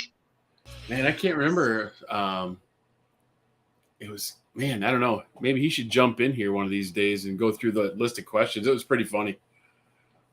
I don't remember questions when I jumped on. There might have been something, but I don't recall. I remember being pissed, honestly. So maybe I shouldn't even talk about it, but whatever. No offense, G-Web, but it was advertised one way, and I got there, and it seemed like it was another way, and I was like, "What the fuck?" So I don't know, whatever. Little bait and switch and false Kind of. Well, hosting platform, all this, da da da da. I go start dropping shit in, posting shit up, and he's like, "Yeah, this really ain't for that." And I'm like, "Oh, like, you can buy a thing or whatever." And I was like, "Oh, son of a bitch!" Like, nobody said anything about buying a thing before, with all this advertisement. But that's how shit is. I mean, I don't know. Yeah, like I said, I shouldn't have said anything. I got no problems or whatever. It was a cool deal. So I wasn't around then. That was bad, man. It was fun. It was simple. I mean, that was a lot of fun back then. Man, that's going back quite a few years. Like 4 years, 3-4 years. I think I got in like right at the end. Like I think I was only there like a year before he shut it down or something. So 4, yeah, maybe 4 or 5. I would think maybe. I don't know. I've only been on YouTube like 4 years, so it had to be within the 4. I would think. Let's see. I've been in my new house for almost 3, and I remember doing this in my old house. Yep. Because at least 4. At least 4. Yeah. I can go back and look and see when I posted my very first live stream, and I guarantee you that's over 3 years ago. And I remember, so I was dicking around on gun channels, and I'm like clicking on shit and trying to figure stuff out and stuff like that. And I ended up like calling Ghost by mistake. And all of a sudden I hear this over my speakers. He's like, "Hello?" I'm like, "Hello?" He goes, "Yeah, what's up?" I'm like, "I don't know, man. I'm just clicking on shit. I don't know what's going on."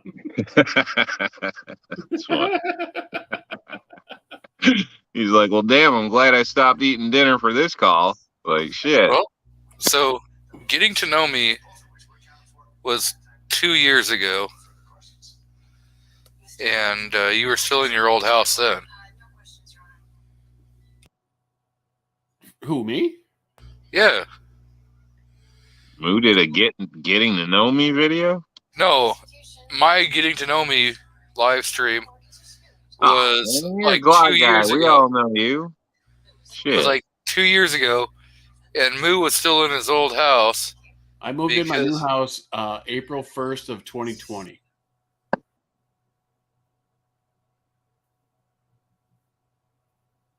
April Fool's Day 2020, during the pandemic.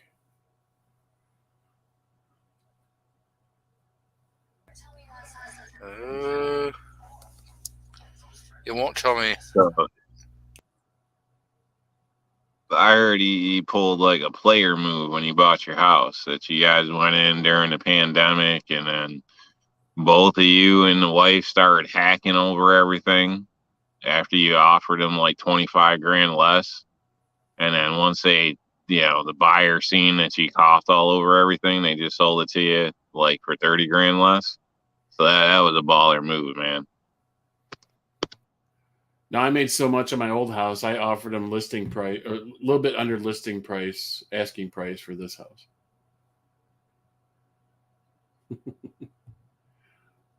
I made a lot of money on my old house. But we were there for 14 years. That's good, making money. Yeah. Did you take out any loans on your property prior to that you had to pay off? Oh, Like yeah. It was, fixing the house up to rent it and all that shit. So did you factor like that in on your sale costs in a sense? How much you paid to actually get it ready for sale and all that too?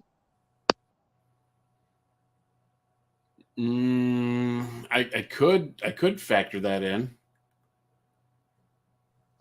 You should, because you spent it to sell the house in a sense. You know what I mean? If you want to talk pure profit, you know, you got to count every damn thing, your coffee, your gas, everything. I know what I paid for it and I know what I sold it for. That's two factors. But how much did you put into it? Oh, we did some renovations for sure. I mean, we redid the whole kitchen. We did the demo, gutted it right down to the studs. I did a lot of my own work on that. Of course, we had, I don't do granite, so I had to pay for that.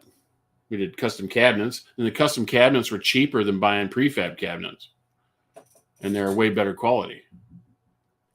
Wow, found them cheaper. Yeah, we had this dude come in, these two guys, man, they came in and they did exactly, because we had, 10-foot ceilings, and we didn't want that gap between the top of the cabinets and the ceiling. We wanted them to go all the way up, man. Yep. Nice crown molding around and everything. And yep. Of course, we had to have a freaking step stool in the kitchen all the time if we wanted something. Yep. But it looked cool as shit. Yeah, I got bitched at by a customer once for raising the wall cabinets up to the ceiling. The guy was like 6'6" or something, and he was there when I was doing the install, you know what I mean? He was, basically, if somebody's there, I'll ask their preference, you know what I mean? And, this is standard, but, if you'd like something different, whatever. And the guy's like, yeah, no, put them all the way up. And so I installed them all the way up, where he had no problem getting into it.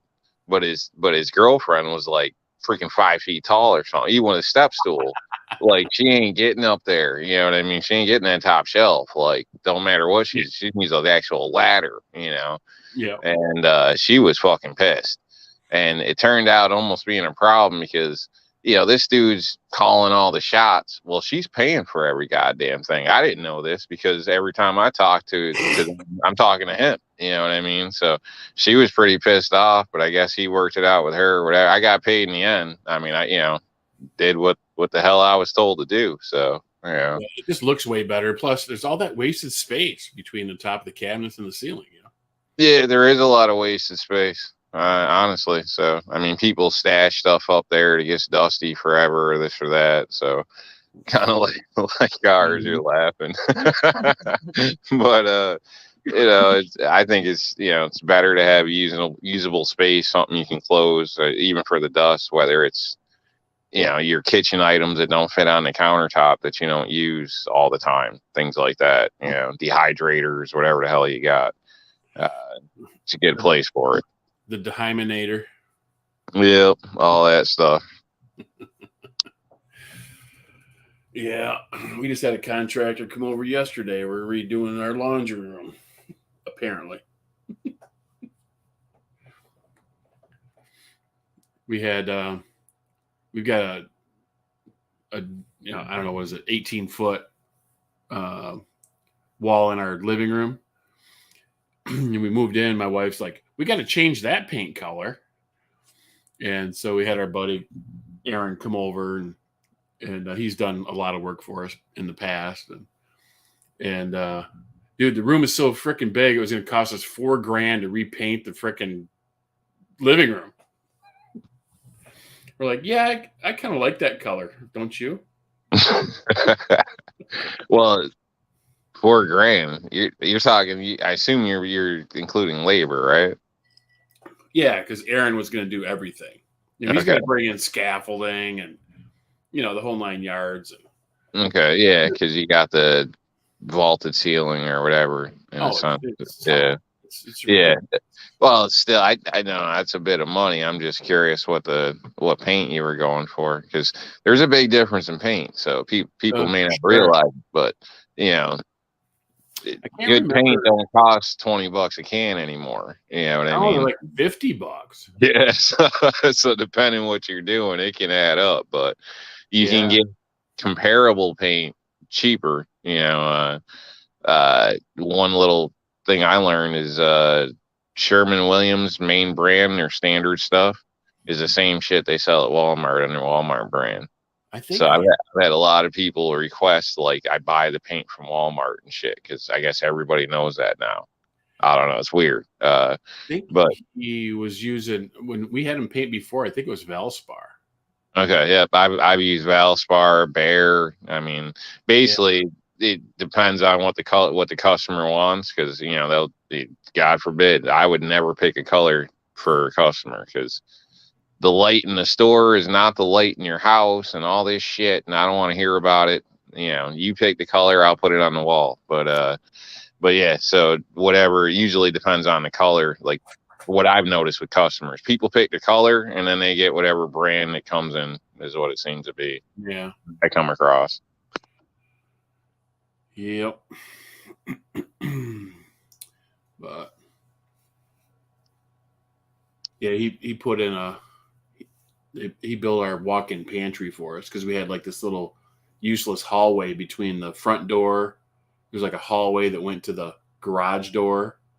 It was like you could, you know, kids could run around from the living room around that little hall, you know, you for the kitchen, you know, all this. And this little hallway was just like useless space. So we turned that whole thing into a walk-in pantry, closed off both sides, and it's a freaking awesome pantry. And it's full. It's full of all kinds of shit. But that was, when she first said that, I'm like, come on, man, we already have a pantry. It was like a little closet right in the kitchen.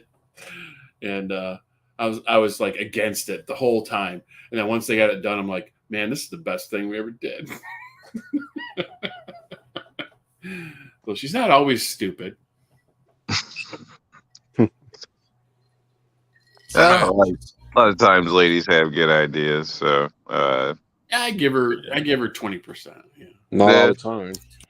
What's up, Chicago Mike? I'm gonna clip that part and email it to her. I'll send you your email. Oh, I wouldn't do that to you. It wouldn't matter. We've been married 32 years. It don't matter. Oh, wow, that's a long time. You tell me. Yeah, you only got the wife and I by 9 years. It'll be 33 in April.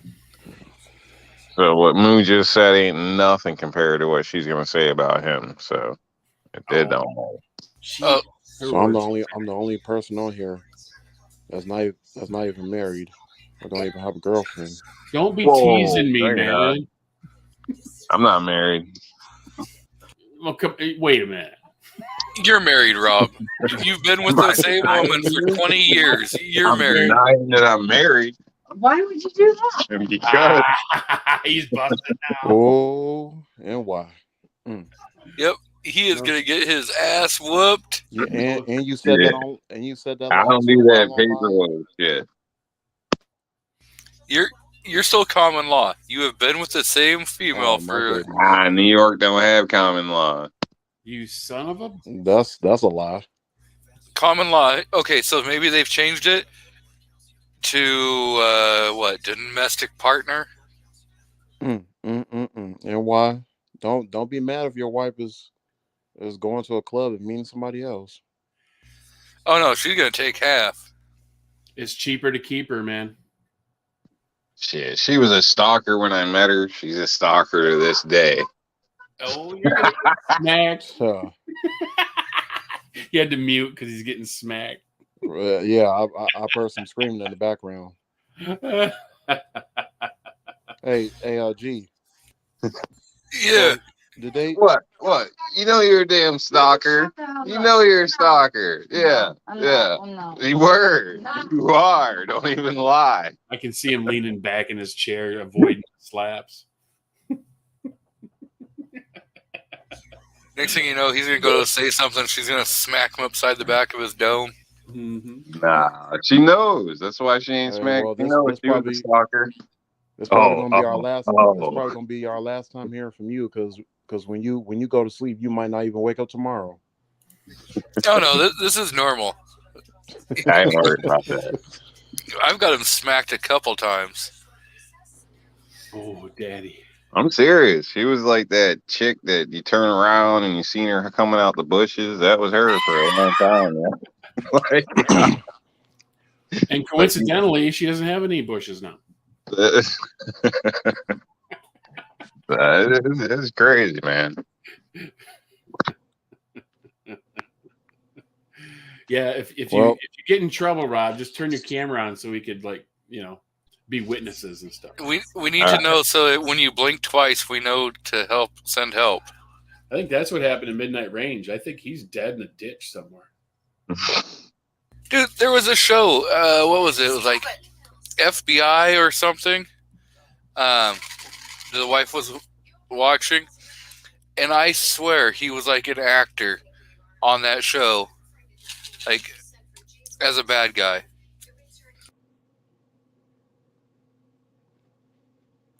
Who, Midnight? Yeah. He got into acting. Maybe that's where he's at. I mean, it looked just like Midnight, and he was like a serial killer. He got all famous now and stuff. Maybe that's what happened to Kingpin too. Midnight. Is he still missing? Yeah. Oh shit! I emailed with Kingpin not that long ago. But he was sick, wasn't he? Did he get the Rona or something? Jason just got over the Rona. Oh, remember when? Hey, that's still going on. I thought it was over with.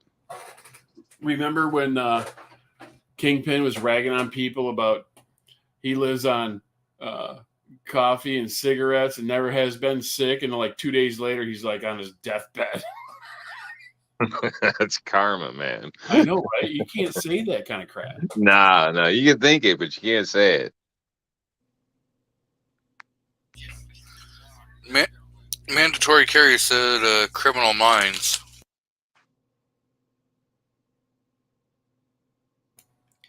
Those mines freak me out. Oh, mines. Never mind. I'm over here. I was on YouTube earlier, looking at this damn bill that's supposed to be passing. Oh yeah.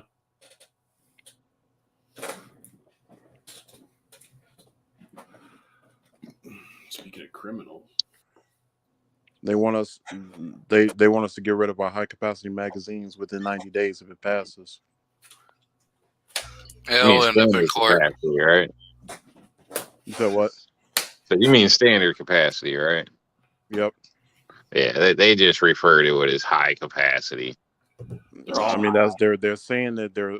I mean, I hate it that they put it that way, but that's their, Yeah, no, me too. oh, they got to put the adjectives on there, right? Yep. Well, Gotta get those trigger words it's in there. It's two different bills now, which I just found out. Like I thought it was just the HP 5855, but now it's the HP 226 or something like that.